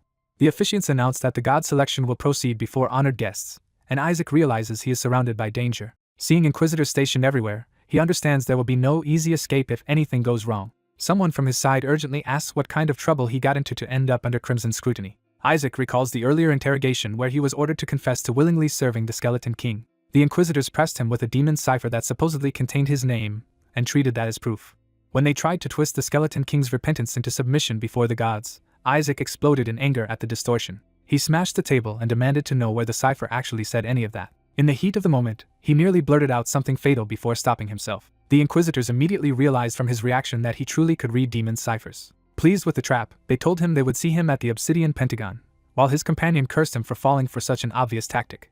Back in the present, the companion reminds Isaac that they delayed the arrest because they intend to crush him publicly the moment he draws a malevolent god. The plan is for Neaizer to summon the Crimson God that punishes malevolent gods, then use that moment to condemn Isaac and brand Azure as heretics. Isaac, however, is still fixated on the idea that a god of gold must surely be the god of wealth. Neaizer notices Isaac's strange confidence, and lets him laugh for now, promising to ruin him in front of everyone. He vows to summon the god of Crimson on the spot and expose Isaac publicly. Neaizer is certain that if Isaac draws a malevolent god, divine punishment will strike immediately. Around them, the crowd whispers that Azure may truly have been corrupted and that today's proof will destroy them more thoroughly than any inquisition. The officiants finally begin the selection and instruct the candidates to pour holy power into their orbs and call forth a god. Isaac grips his orb and prays to the god of Azure, though his mind is racing. Neaizer privately celebrates, convinced that Isaac is about to doom the Azure faith and muttering the title god of wealth like a winning answer. He keeps listing names tied to money and prosperity while Isaac's ally silently begs that Isaac not draw a malevolent god. Isaac's orb suddenly erupts with brilliant golden light. The sight shocks everyone because golden light means one of the golden gods has answered. Isaac immediately convinces himself this confirms the god of wealth, and eagerly calls for that god to appear. The orb shines even brighter, and the onlookers think the god of wealth is truly descending. Isaac grins in triumph, certain he was right. Then the light shifts, and a different emblem begins to form inside the orb. Isaac's companion reacts first, recognizing that something far more significant is happening. Isaac panics, and tries to deny it as the truth dawns on him. Neaizer charges forward, still convinced he can expose Isaac before the crowd. Isaac desperately clutches the orb instead of presenting it. In a last-second act of panic, he hurls the orb away rather than let everyone see what he summoned. Both Neaizer and the others are left staring in disbelief at what he just did. The orb hangs in the air, still blazing, while Neaizer screams that Isaac has lost his mind. Neaizer sprints after the orb, certain they can still recover it and prove Isaac's corruption. He decides this is even better because with the orb out of Isaac's hands, Isaac cannot manipulate the result anymore. Before Neaizer can seize it, an official voice calls Isaac by his full name and halts the chaos. The Inquisitors move in, saying they will retrieve the orb themselves and officially confirm which god Isaac drew. They begin the formal warning that if he drew a malevolent god, he will be taken to the Inquisition stand. Isaac screams that it should not count and begs for another chance, but the process is already out of his control. Neaizer demands the recovered orb, eager to force the revelation. He triumphantly declares that Isaac is finished. The Inquisitors tell him to look carefully at the god Isaac actually drew. When Neaizer sees the emblem clearly, he is struck speechless because it is the mark of the Supreme God. He can only repeat the truth in disbelief, unable to reconcile it with everything he expected. The crowd erupts, realizing that if Isaac drew the Supreme God, the accusations that Azure was corrupted make no sense at all. Watching the public mood turn, a high-ranking figure realizes the scheme has collapsed. When asked whether he knew it was the Supreme God and still threw the orb away, Isaac admits that a Supreme God is worthless to him if it does not make money, then prays for Neaizer's soul. Still dazed, Neaizer can only cling to the idea of the god of wealth as his mind breaks under the contradiction. And while the arena reels from the revelation, another smiling figure quietly appears holding a golden orb, hinting that the chaos is not over yet. Isaac is suddenly harassed by the greedy little dark creature attached to him, which demands to take over his body. The creature escalates into a threat, insisting Isaac switch with it or die, leaving everyone around him panicked. Elsewhere, A formal council settles a matter in House Ushua's favor while tension still lingers beneath the ceremony. One red-haired youth seethes in frustration, unable to hide how badly the outcome enrages him. The Empire's leading houses and faiths gather to discuss the implications of the recent divine selection. The blonde representative calmly confirms that House Ushua will handle the matter, amusing the Azure side. Azure's cardinal is visibly pleased, and his aide notices he is in unusually good spirits. He openly admits his delight comes from his grandson drawing the supreme god, a sign of immense prestige. Some take it as a blessing for the Empire, while others quietly resent House Ushua's sudden rise. A rival dismisses the excitement, arguing that drawing the supreme god means nothing unless Isaac can actually summon him and form a contract. Azure fires back that if it were so easy, the Golden Faith would have done it long ago. Pressed on the point, Azure insists that even drawing such a god is rare and worth celebrating. The Golden side decides to exploit the situation, admitting their original plan to use the chosen god for political authority is becoming unstable. They recall backing Isaac when the god of wealth seemed inclined toward him, only to realize that support was useless against the supreme god's appearance. Golden convinces itself that Isaac was chosen only for talent and lacks the capacity to truly summon the supreme god. From that belief, Golden resolves to stop any contract from being formed at all costs. He is even willing to use a sacred art of dormancy on the supreme god if necessary, while Isaac remains trapped in his own chaotic predicament. Meanwhile, Isaac flatly rejects the divine selection itself and refuses to accept being chosen. Back in the library, his attendant is stunned to find Isaac desperately studying despite usually hating it. Isaac frantically searches for any method to cancel a divine selection and finds nothing, driving himself half mad. His attendant cannot understand why Isaac hates being chosen by the supreme god so much. When pressed, Isaac's sheer intensity makes the attendant regret asking. The attendant points out that Isaac already received gifts from the supreme god, which sounds like proof he truly was chosen. Isaac reveals he threw those gifts away, even though they would have made summoning the supreme god much easier, because he wants no part of it. The attendant gives up arguing with his decision and instead urges him to at least draw a high-ranking god for protection. He explains that the Crimson Faith is preparing to summon the Crimson God and use it to drag Isaac away. Once that god judges Isaac's faith, lightning will strike him dead unless an equal-ranked god blocks it. Isaac is told to hand over the Azure god he drew, since a god of similar rank could shield him, but he treats the idea with absurd practicality. He asks for a high-ranking god that would actually obey him, and the dark creature bluntly tells him to prepare another plan. A week later, the god summoning ceremony finally begins. The crowd buzzes with doubt, insisting that drawing the supreme god and truly summoning him are entirely different matters. Rumors spread that Isaac's faith is too weak, and many expect the Crimson side to use the ceremony to have him executed. Neaizer of Crimson is confident that Isaac's tricks are over and that the Crimson gods have already marked him for death. He openly declares that Isaac will be executed by the god of Crimson today. Golden quietly agrees that the threat is real, even if Neaizer is being obnoxious about it. Golden warns Isaac directly that his body cannot withstand summoning the supreme god. To everyone's surprise, Golden offers to help Isaac summon the supreme god. But the offer comes with a condition.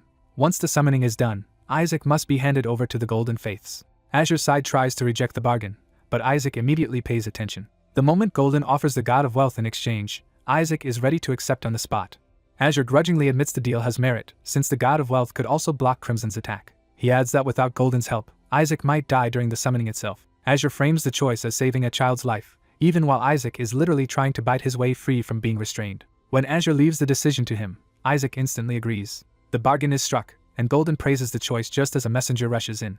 The messenger announces that the order of the summoning ceremony has suddenly been changed. Neaizer has been moved to summon immediately before Isaac, shocking Golden and delighting Isaac. Azure immediately realizes Crimson must have bribed Obsidian to engineer the change. He decides to confront the matter personally. Around the hall, people begin repeating the new order in disbelief.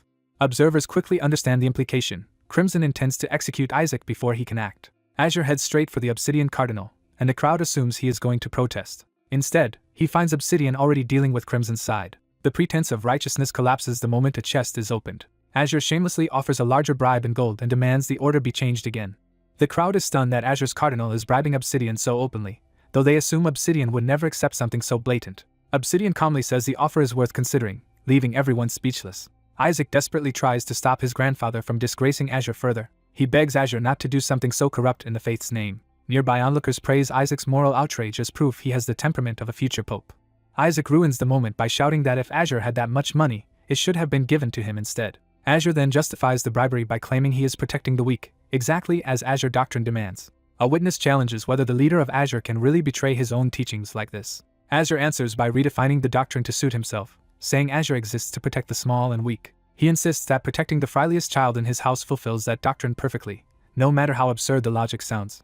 Obsidian praises the sentiment, while making it clear he is not convinced. He reveals that Crimson has already paid him as well, so Azure is not the only one trying to buy influence. Azure explodes, warning that if Neaiza summons first, Isaac will die. Golden joins in by pointing out how suspicious Isaac looks from any reasonable perspective. Crimson smugly says the decision is already made and cannot be changed. Obsidian resolves the dispute with a new ruling. Both boys will draw at the same time. Crimson protests that such a thing should be impossible, especially after all the money already exchanged hands. Obsidian coolly replies that if Crimson summons first anyway, then the problem solves itself. He needles Crimson further by asking whether they doubt their own ability to win. Forced to accept the challenge, Crimson decides fighting the ruling gains them nothing. Crimson withdraws for now but vows that Azure and Obsidian will regret this. With the argument settled, Isaac approaches his grandfather. Azure reassures him that even if he fails to summon the Supreme God, he will still be protected. He promises that whatever Crimson summons, Azure will shield Isaac from it. Isaac is moved by the promise and calls him grandfather with genuine feeling. Azure's reassurance is not what Isaac actually wanted to hear, and Isaac's attention shifts elsewhere. He points not to the ceremony, but to the boxes used for the bribes. Isaac immediately demands those boxes for himself. He clings to Azure and insists on taking even more while he has the chance. His attendant is horrified that Isaac is thinking about loot at a time like this. The attendant urgently reports that Neaiza is about to summon the god of criminal law, Crimson's main deity. Isaac unexpectedly brightens, deciding that if Neaiza is summoning that god, the situation may actually work in his favor. He admits he had planned to make a deal with the House of Gold and abandon the whole mess. He also reveals he accepted the bribed chest knowing it was probably trapped, intending to fake an injury and blame the other side. Now he realizes a higher god will recognize his true soul, and that changes his calculations completely. He had hoped to be sent safely to the infirmary before any greater gods appeared, but now he sees a chance to suppress everyone with the supreme god instead. The fact that Neaiza is summoning the god of criminal law makes Isaac decide the gamble is worth it. The dark creature agrees, promising that if this particular god appears, it can keep the Red House from interfering further. Neaiza, meanwhile, is certain Isaac is finished the moment his own god arrives. The simultaneous summoning begins. Neaiza lunges first, determined to seize the initiative. He unleashes crimson power and claims the first move for himself. A violent red pillar erupts as his summoning takes hold. The crowd recognizes the arrival of Crimson's chief deity, the god of criminal law. Neaiza exults, convinced he has succeeded before Isaac can do anything. At the same time, Isaac quietly gathers his own power without panic. His eyes open as a far more overwhelming force answers him. A blinding golden eruption tears through the hall, dwarfing the crimson summoning. The spectators are stunned that Isaac has truly summoned the supreme god. Neaiza refuses to give up, reminding himself that summoning alone is not enough and that Isaac still needs a contract. Believing he still has time, Neaiza immediately begs his god to judge Isaac's soul and punish him for breaking the world's laws. The divine response comes at once, but not in the way Neaiza expects. The summoned god asks which child falsely claimed to be a saint, turning the accusation back on the ceremony itself. Isaac's dark companion panics that the supreme god is really present, while Isaac remains calm. The creature urges Isaac to hurry and form a contract before everything collapses. Crimson's side still tries to reassure itself that Neaiza will contract first. Neaiza boasts of certain victory just before his summoned god fully manifests. The god of criminal law appears in person, towering over the hall in crimson authority. Neaiza spreads his arms in triumph, expecting judgment to fall on Isaac. Instead, the god immediately identifies Isaac as the one who swallowed the skeleton king's bone. Neaiza eagerly confirms it and begs for Isaac to be judged as a heretic. The god refuses, declaring there is no need for judgment because Isaac has no faith to judge in the first place. He further states that Isaac reeks of the skeleton king's foul power. Worse still, he reveals Isaac is actively using that power himself, shocking Neaiza. The god condemns the divine realm for allowing such a being to roam free. He orders that the god of criminal law need not bother and commands Isaac's execution on the spot. Azure realizes in horror that Isaac's lack of faith has been exposed before the gods. As panic spreads, people ask how Neaiza can be stopped, but the rules forbid anyone except the summoners from entering the ritual space. Crimson's attendants smugly insist that whatever happens now must have a reason, and that Isaac's death is therefore justified. The dark creature loses its nerve, while Isaac keeps insisting everything is under control. A torrent of dark mana erupts around Isaac, confirming the forbidden power beyond denial. Crimson's side seizes on the revelation and brands the Blue House as heretics tied to the Skeleton King. Azure tries to rush in anyway, but Golden stops him by invoking the Pope's order that no one may interfere. Golden coldly repeats the rule, leaving Azure forced to watch. Crimson's attendants rejoice that there is no turning back now and that the gods themselves must punish Isaac. The god of criminal law prepares to strike in tandem with Crimson's followers, who plan to attack the moment the god does. They shout for the assault to begin, convinced Isaac is finished. Even as they scream for the attack, Azure can only stand frozen behind the barrier. The moment hangs on the edge of execution, with every enemy bearing down on Isaac at once. The Crimson God pauses in confusion when Isaac calmly reaches out instead of panicking. Realizing Isaac has just intercepted the divine strike, the god is startled that a mere child blocked it.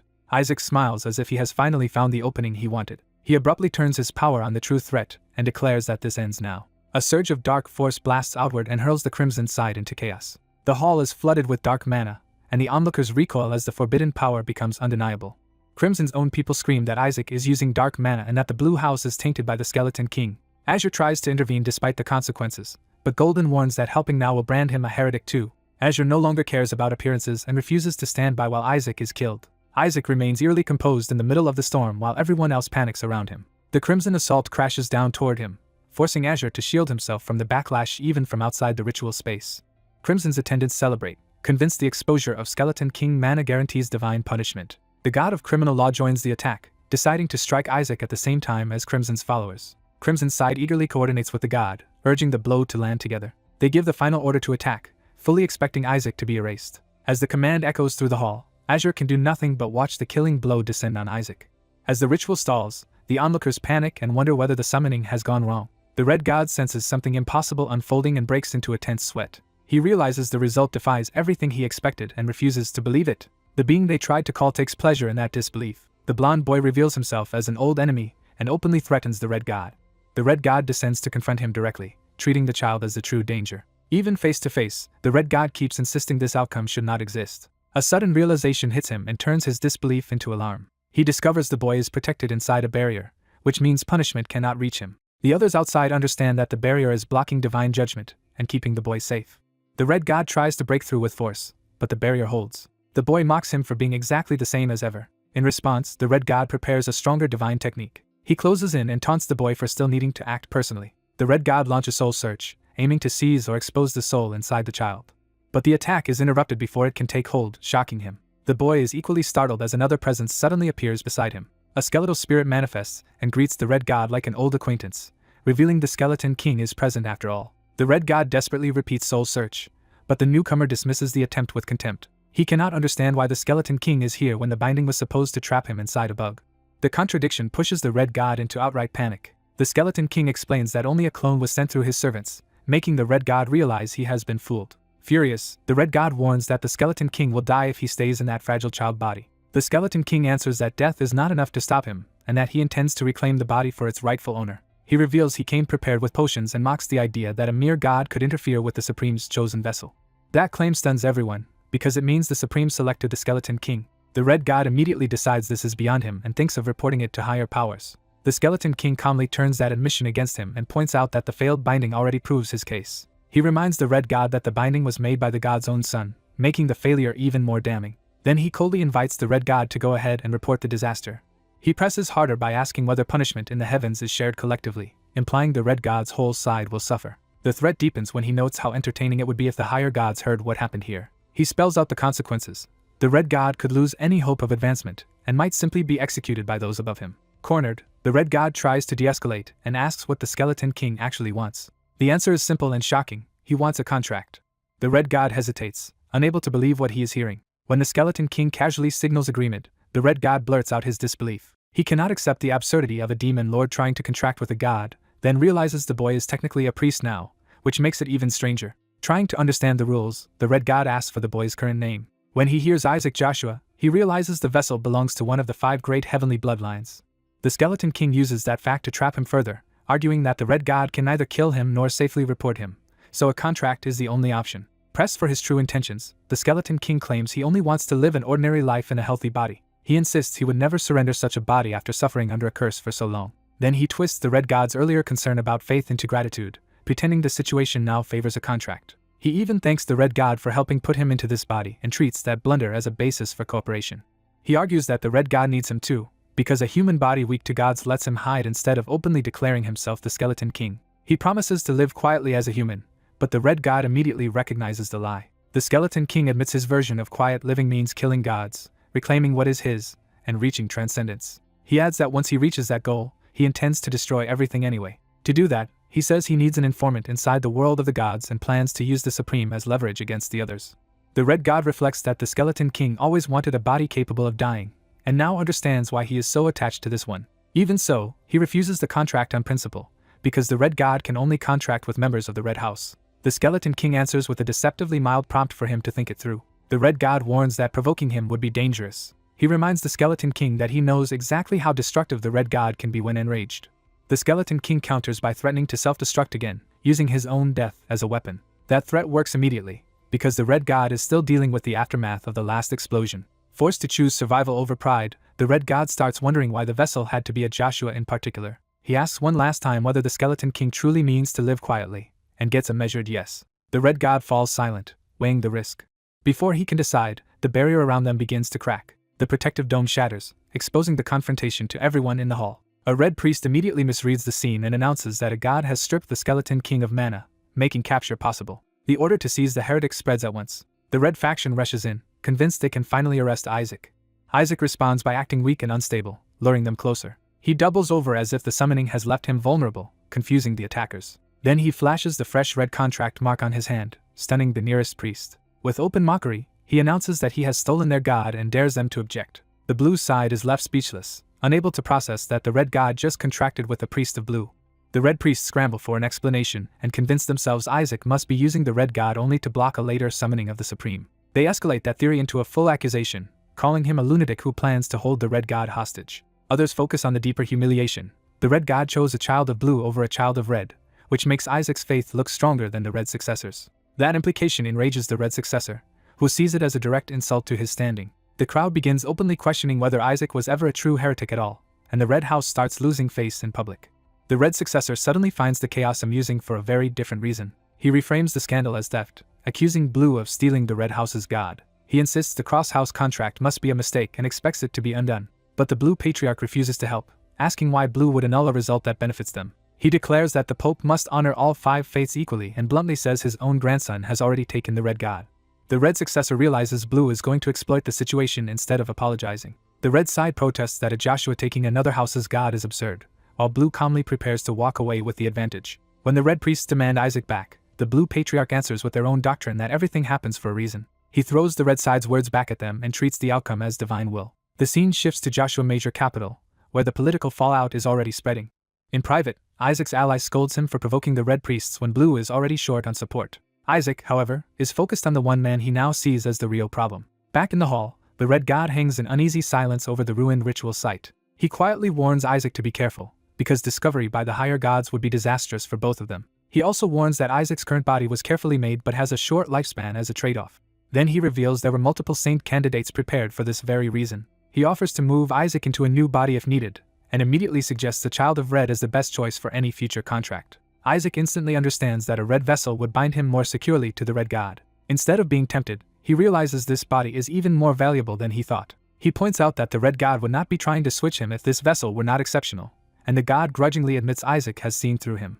The Red God concedes that he has not lied, the body is powerful but temporary, and the other saint candidates are just as strong. As partial compensation for trying to manipulate him, he offers one piece of honest advice. That advice is a warning not to trust House Joshua too much. Isaac is left wondering why the Red God singled out his own house as the real danger. His ally guesses the failed summoning of the Supreme must have been caused by insufficient mana, and assumes that is why Isaac settled for the Red God instead. Before Isaac can answer, someone important arrives. The Cardinal of Gold enters with ceremonial grandeur to congratulate the top-ranked priests of the Black Pentagon, including his own family. He smiles politely while making it clear he favors Blue because they are of his house. Isaac and his ally are unsettled by how unnatural that smile feels. Then the Cardinal reminds Isaac of a prior deal, catching him off guard. He offers more money than promised in exchange for the Supreme God. Isaac's ally is certain Isaac would never accept such a trade, but Isaac's reaction is unexpectedly interested. To everyone's horror, Isaac immediately agrees in principle. He even starts haggling, saying the payment must come first if he is going to hand the god over. Then he clarifies that the god he actually wants is the god of fortune, not the Supreme. The Cardinal explains that people have limits on how many divine contracts they can hold. He adds that while the Pope can manage several contracts, Isaac cannot. So instead of another contract, he offers a summoning stone that can call the god of fortune without one. Isaac's ally recognizes the stone as a cornerstone of the House of Gold, a treasure overflowing with holy mana. Isaac grabs the stone without hesitation. He cheerfully confirms that all he really needs is enough power to summon the Supreme, though his ally is still fixated on the wrong god. The shadowy spirit questions whether Isaac truly intends to hand the Supreme over, and Isaac admits he only wants to learn what the Supreme wants first. The Cardinal reminds him that the stone has been delivered and demands the Supreme in return.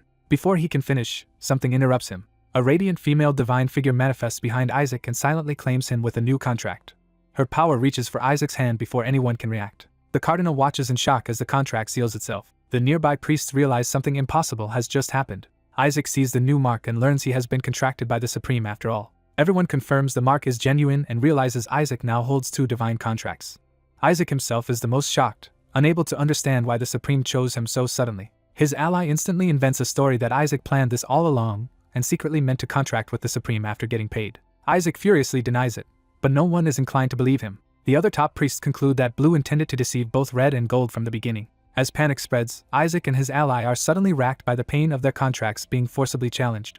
The Cardinal of Gold demands a way to reverse the new contract, but can only curse the situation. He approaches Isaac and offers to help, asking for his hand. After examining the mark, he decides to intervene personally. He explains that a divine contract cannot be broken by force and only ends if the contractor truly rejects it. Desperate, Isaac declares that he wants the contract gone no matter the cost. The Cardinal performs relationship incineration to burn away the bond. He announces that the contract has been annulled. But when the light fades, the mark remains, and Isaac starts to panic again. The Cardinal orders him to stop fooling around and focus on rejecting the contract sincerely. Isaac tries again under the same spell, screaming that he does not want the Supreme and only wants the God of Fortune.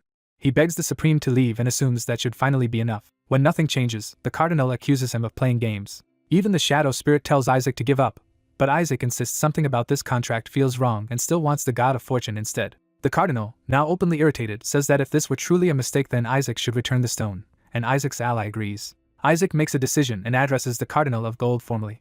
Then he bolts, thanking the Cardinal for everything as he flees with the stone and his new advantage. The others are left staring after him, only beginning to realize he has no intention of returning anything. Laughing wildly, Isaac escapes through the open hall with the Shadow Spirit at his side. The Cardinal of Gold is left seething as his subordinates shout that Isaac is getting away. The turmoil spills onward toward the ballroom, where the next stage of the chaos is about to begin. Rumors spread through the academy that Isaac has somehow formed contracts with two different gods, something the trainees can barely believe. The gossip grows more heated when everyone realizes this is not a technicality like Kina's twin gods, but two separate deities from different faiths, including the Supreme. Before the speculation can spiral further, masked officials silence the hall and announce the final results. After deliberation, the academy declares Isaac Joshua the top trainee of the Black Pentagon. The announcement shocks even those present, who clearly did not expect Isaac to take first place. The blue trainees erupt in celebration as Isaac is summoned to the Cardinal's office to receive his reward. His classmates are thrilled that their group might make history, while one of them can barely believe their luck. That excitement immediately sours when they realize Isaac himself is nowhere to be found. Even as they assume he will be happy once he hears the news, the officials push on with the ceremony. The academy formally closes out the year of Pentagons.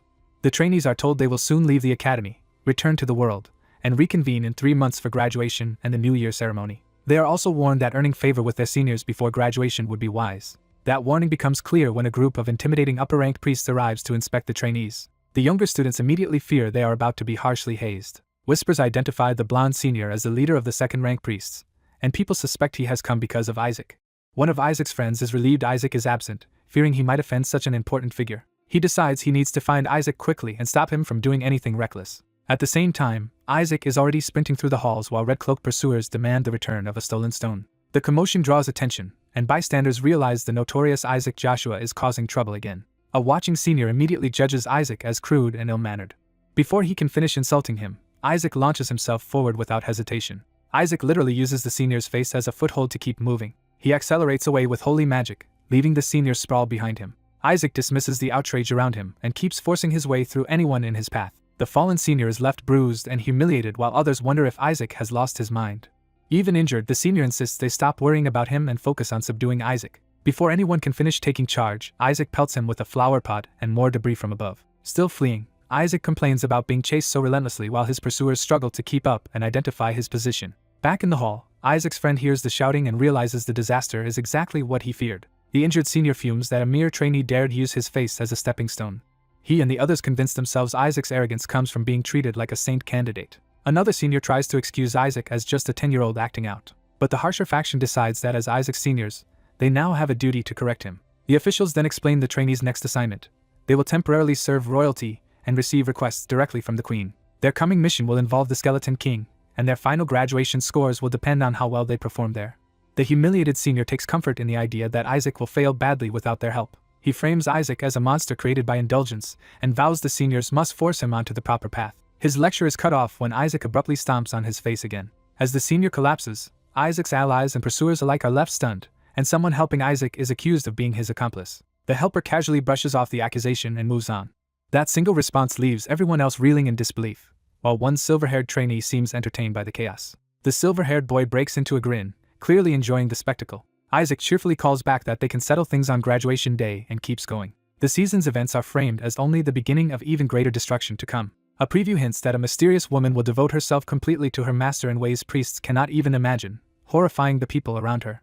That same preview teases a new romantic complication entering Isaac's life. Another silver-haired figure bluntly demands marriage from someone named Barrett. The proposal escalates into a demand to start a family, turning the situation into an absurd love triangle. Elsewhere, Isaac is shown at a loss over how shamelessly such things are being said in public. The preview also promises a scandalous revelation about Riley's family secret. It then shifts to a darker mystery involving the forbidden summoning circle of the Skeleton King, proving someone can still perform it. A shocked subordinate finds Joshua kneeling at the ritual site and can hardly believe what he is seeing. The subordinate recognizes the summoned figure as royalty and is stunned by the implication. The preview ends by asking why a prince was called through the Skeleton King's summoning circle, hinting at a massive hidden truth. With that teaser over, the story resumes after the season break.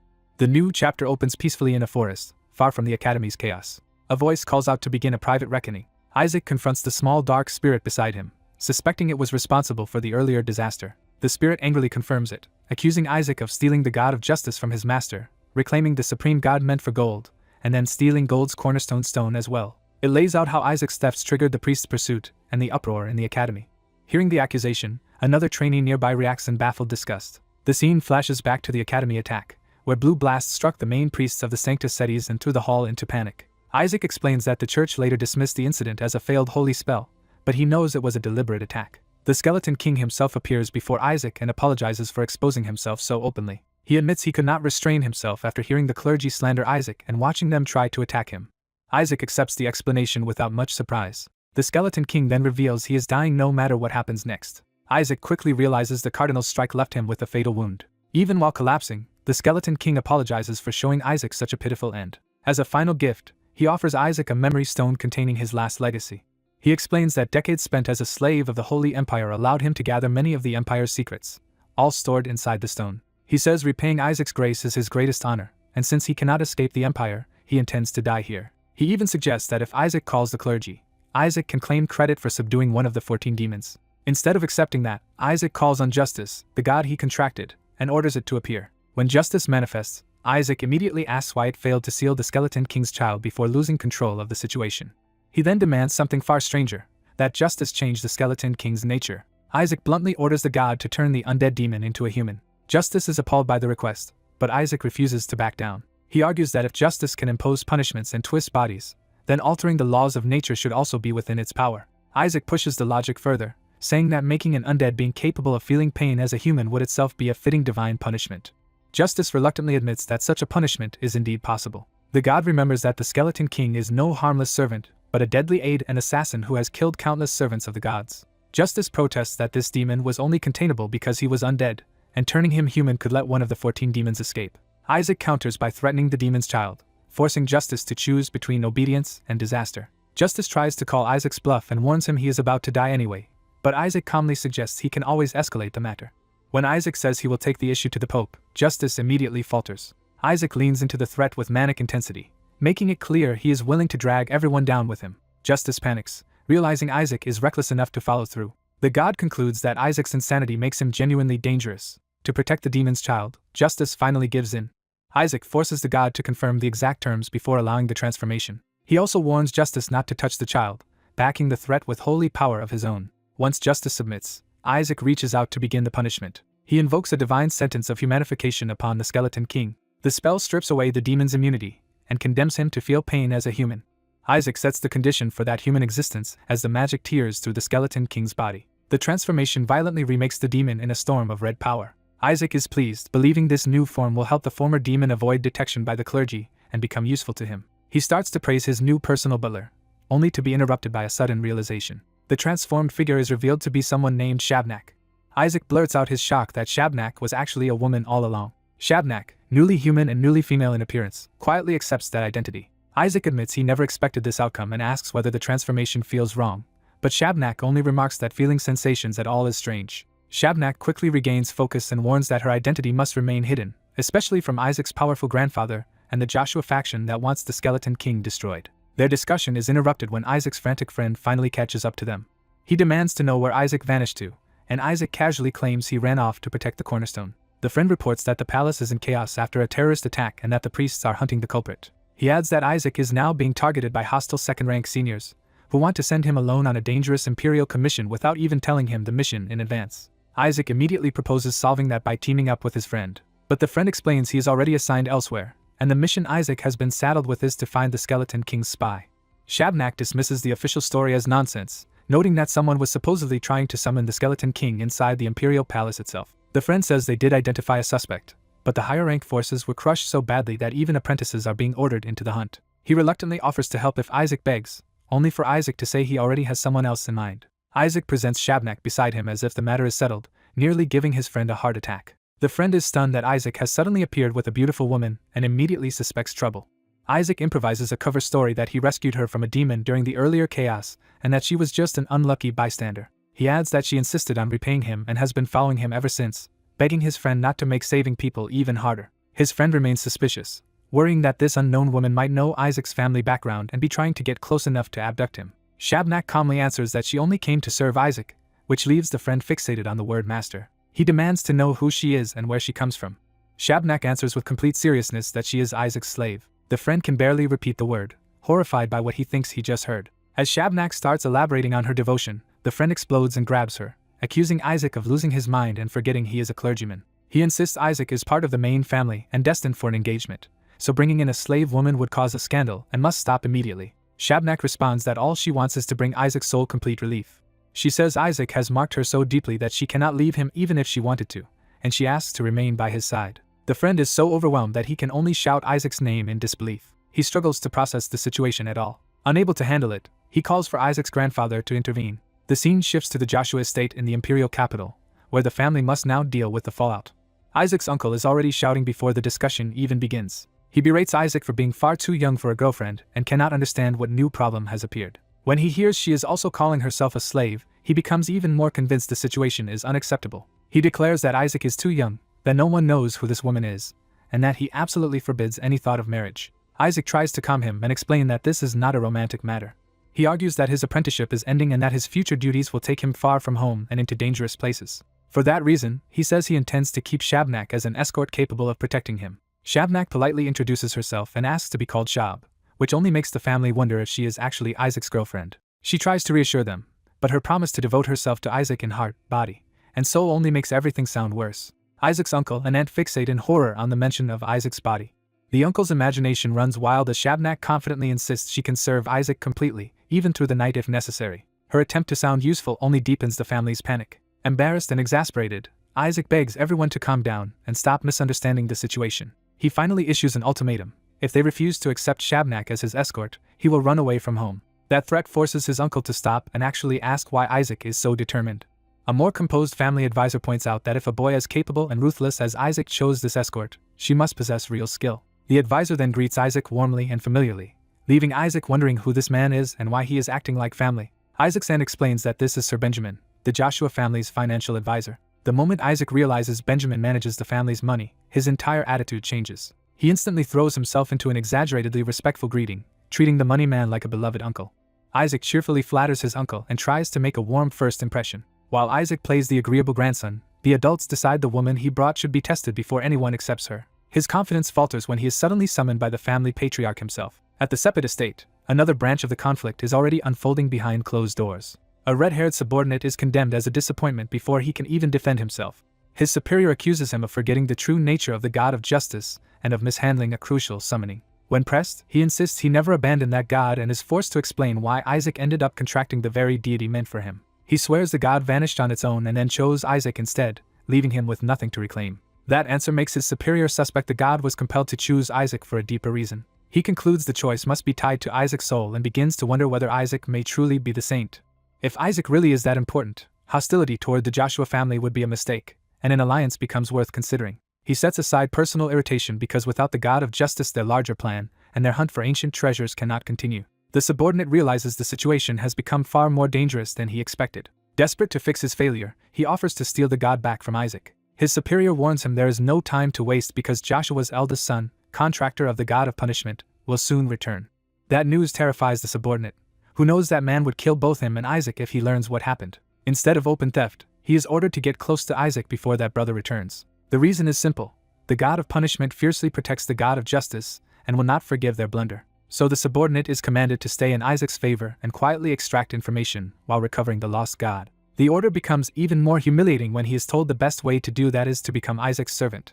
Back at the Joshua gathering, the patriarch is startled that Isaac even knows how escorts and servants are supposed to work. Isaac casually claims the woman is his escort and addresses the patriarch as if this arrangement should be obvious. He adds that he will receive a servant after his apprenticeship anyway, so he would rather choose someone he actually likes. The old man misreads Isaac's reasoning and privately wonders why a child is already thinking in terms of marriage. The woman calmly backs Isaac up, insisting she is fully capable and will not lose to anyone present.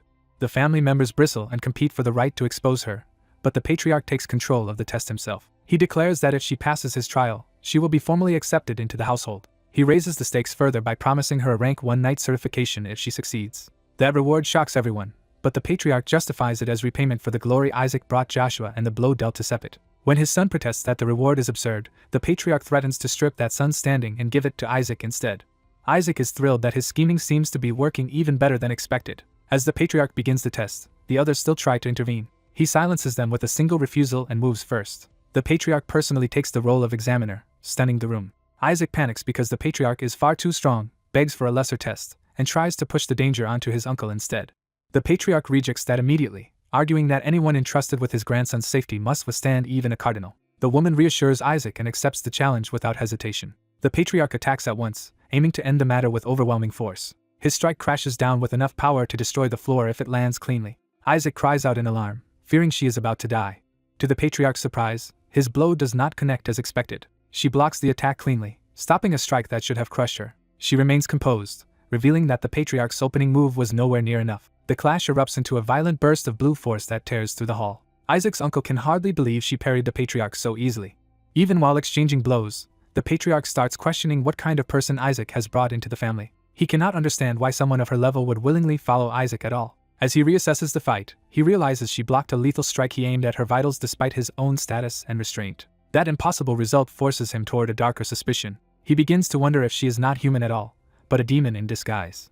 Acting on that suspicion, he shifts his power into holy exorcism magic. He launches a direct exorcising assault meant to destroy anything demonic hiding within her. The others recognize the spell in horror and realize he has escalated from a test to an execution. The woman understands instantly that she cannot answer with dark mana without exposing Isaac, so she must survive another way. Isaac's shadowy companion warns that if this continues, she will truly die.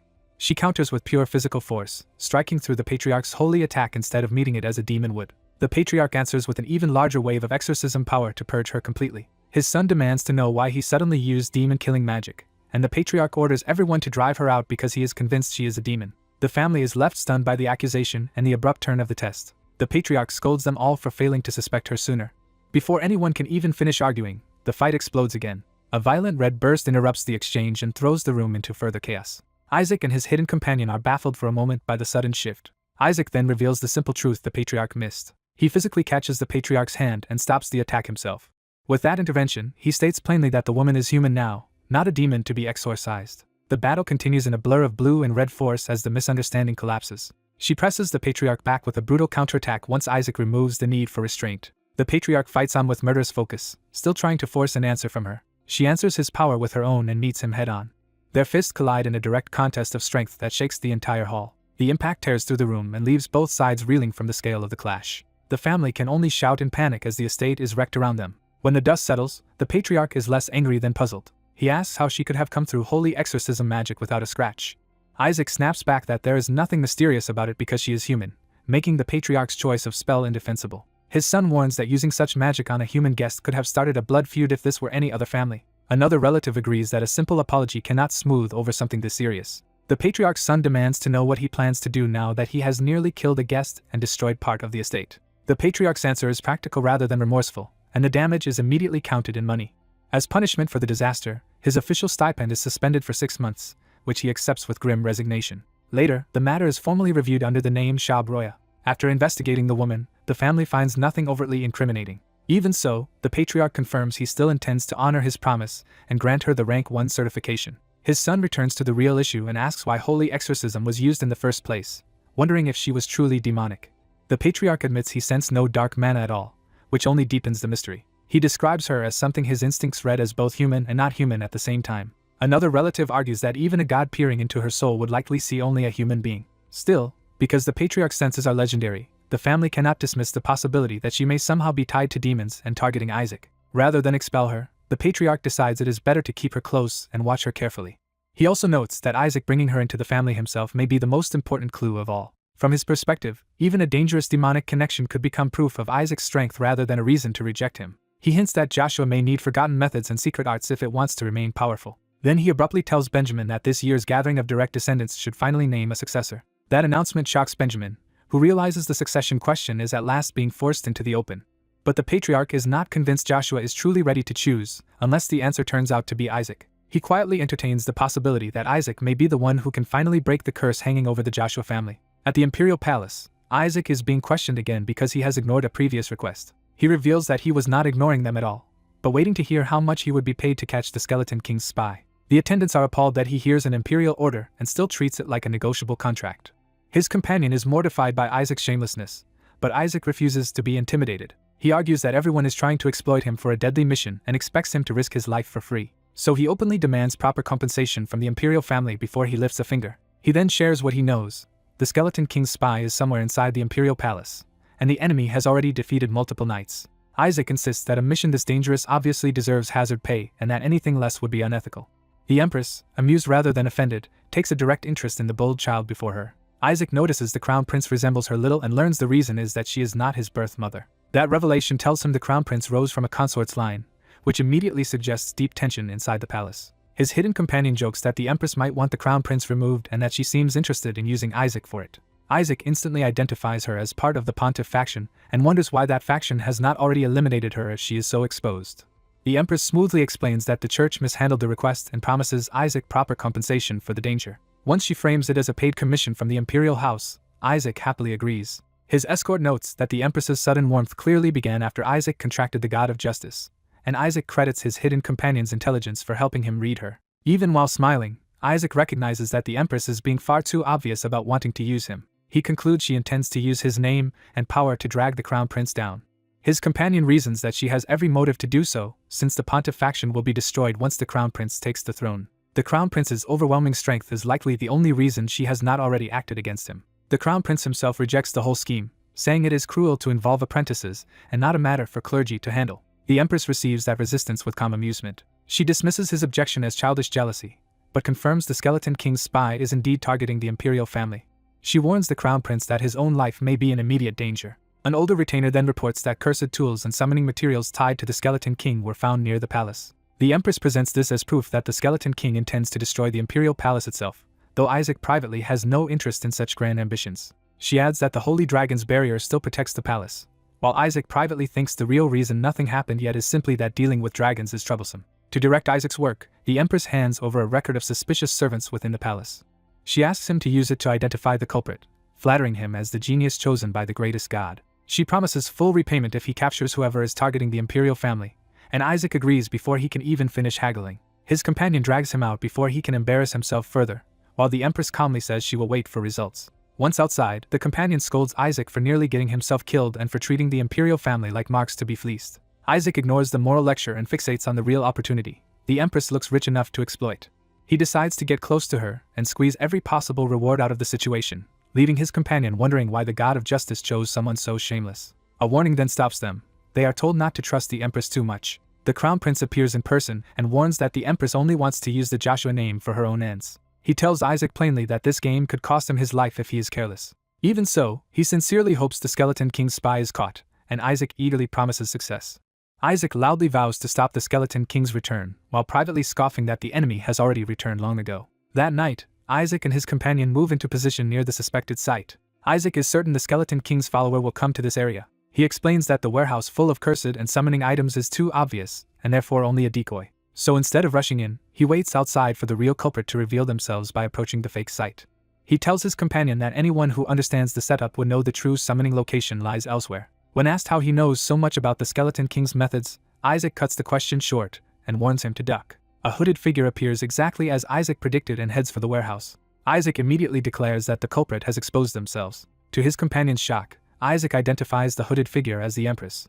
He explains that her request was a cover meant to distance herself from the Skeleton King's spy and deceive the clergy. Even with that revelation, Isaac's first thought is still how to turn the capture into favor with the emperor or crown prince, and then into even more money. His companion worries that if a real summoning spell is involved, Isaac's soul could be dragged in, but Isaac dismisses the danger as something humans should not be able to trigger. Confident in his deduction, Isaac moves to pursue the Empress while his companion scrambles to keep up. Before they can advance carefully, a glowing figure suddenly appears ahead of them in the dark, cutting off their path.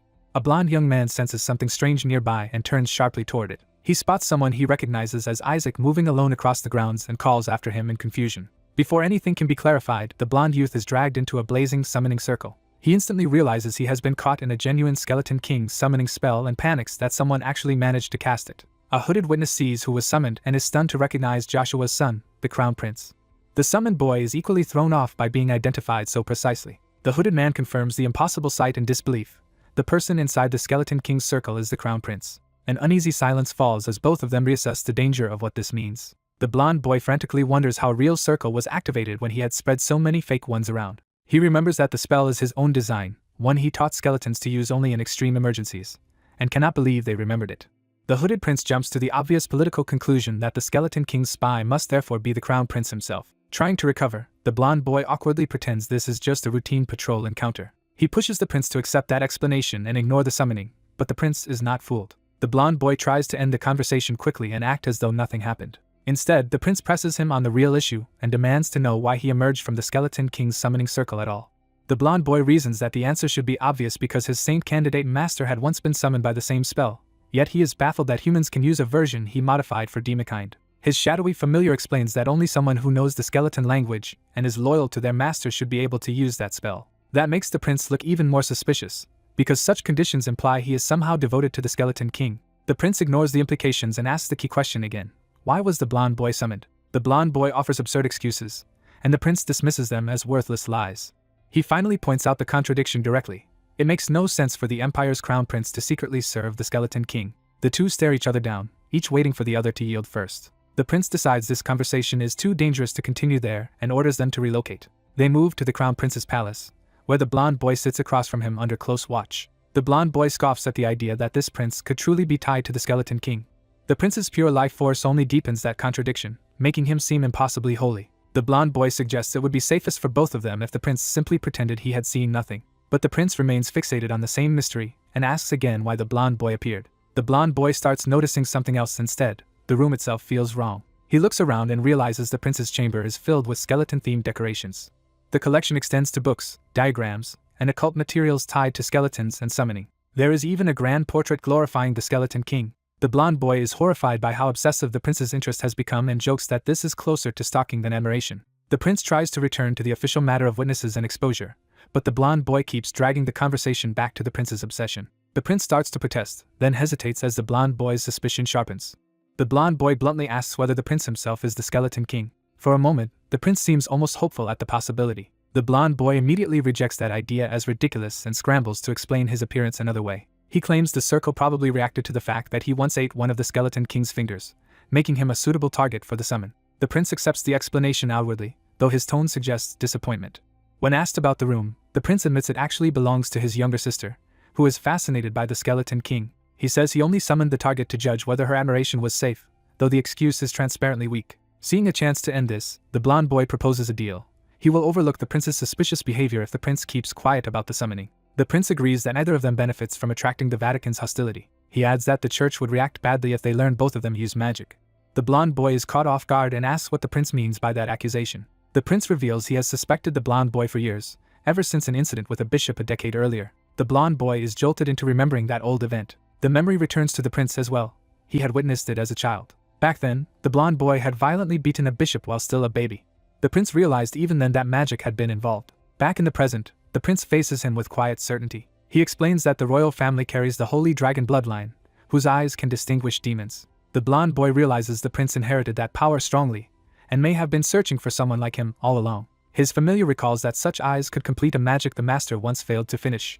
The blond boy asks whether the prince can sense magic or manacores directly, but the prince says he senses nothing from him at all. The prince concludes that the blond boy's defenses are simply too perfect, perhaps because he is a saint. When the blond boy demands to know how the prince knew anyway, the prince refuses to answer unless the Skeleton King identity is confessed first. At last he explains, His dragon blood lets him partially understand creatures and beings that cannot speak normally. He compares it to understanding the babbling of babies. The blonde boy freezes as he realizes what that implies about everything he said as an infant. He is horrified that the prince may have understood his baby talk in real time. The prince admits he did not understand every word, but he clearly sensed the blonde child's hatred for the bishop and saw him as a kind of salvation for himself and his father. He then brings up the meaning of their hair colors, linking the blonde boy's blessed platinum hair to his own cursed black hair. He reveals that people branded those with black hair as impure, insulted their mothers, and drove them to death. The bishop had been involved in that persecution too, making the prince's grudge deeply personal. The blonde boy realizes the bishop had even tried to kill him back then, which explains his own rage. In the memory, his infant self had been desperate not to be exposed as a demon before he could get close to the emperor and plunder the royal treasury. He had also been absurdly convinced the emperor was destined to become his subordinate. The prince says that at the time he thought the blonde child was either possessed or insane, since a saint's body should reject demonic possession. The blonde boy answers that he found comfort in believing the gods themselves could be wrong, especially after the platinum-haired representative of the gods rejected the Vatican. That rejection made him feel as though the fault lay with the church, not with him. The prince quietly admits that hearing such defiance and validation was something he liked. Even after all that, he still asks one more time whether the blonde boy is truly not the Skeleton King. The blonde boy tries to bait him in return by asking whether the prince wants him to be the Skeleton King. He jokes that he might be, only to be caught when the prince immediately treats it as a confession. The blonde boy backpedals, but the prince has already leapt to the conclusion that the Skeleton King's true target must be this nation. Realizing the prince only hears what he wants, the blonde boy gives up on convincing him and prepares to leave. As he departs, the prince warns that the moonless night is ideal for summoning and tells him to be careful, still speaking as though he were the Skeleton King. The blonde boy storms off in frustration.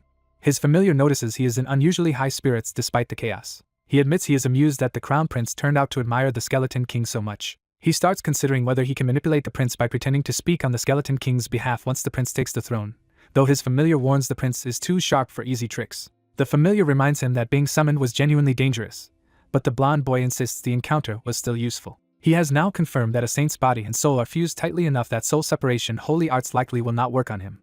He concludes that the saint's body has grown too attached to his current soul, and that stronger mana only deepens that bond. Since repeated summons would still be a problem, he decides he must personally reinforce the Demon King's summoning ritual, only to notice his familiar suddenly vanish. At that moment, two clergy rush up, worried he had been abducted by the Skeleton King's followers. He is stunned to learn they even summoned a divine being just to locate him. A white-haired cleric explains that because the blonde boy consumed the Skeleton King's flesh, he is the perfect catalyst for summoning that king and therefore a prime kidnapping target.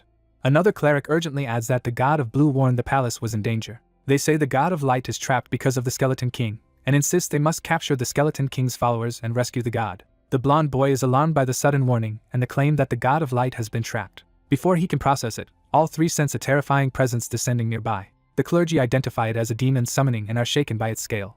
The blonde boy immediately denies that the real Skeleton King has been summoned. Something skeletal tears up through the ground. A massive robed form rises from the rupture. Its red-eyed skull emerges fully, radiating hostile power. A giant undead figure stands beneath a summoning circle, clearly the product of a powerful ritual.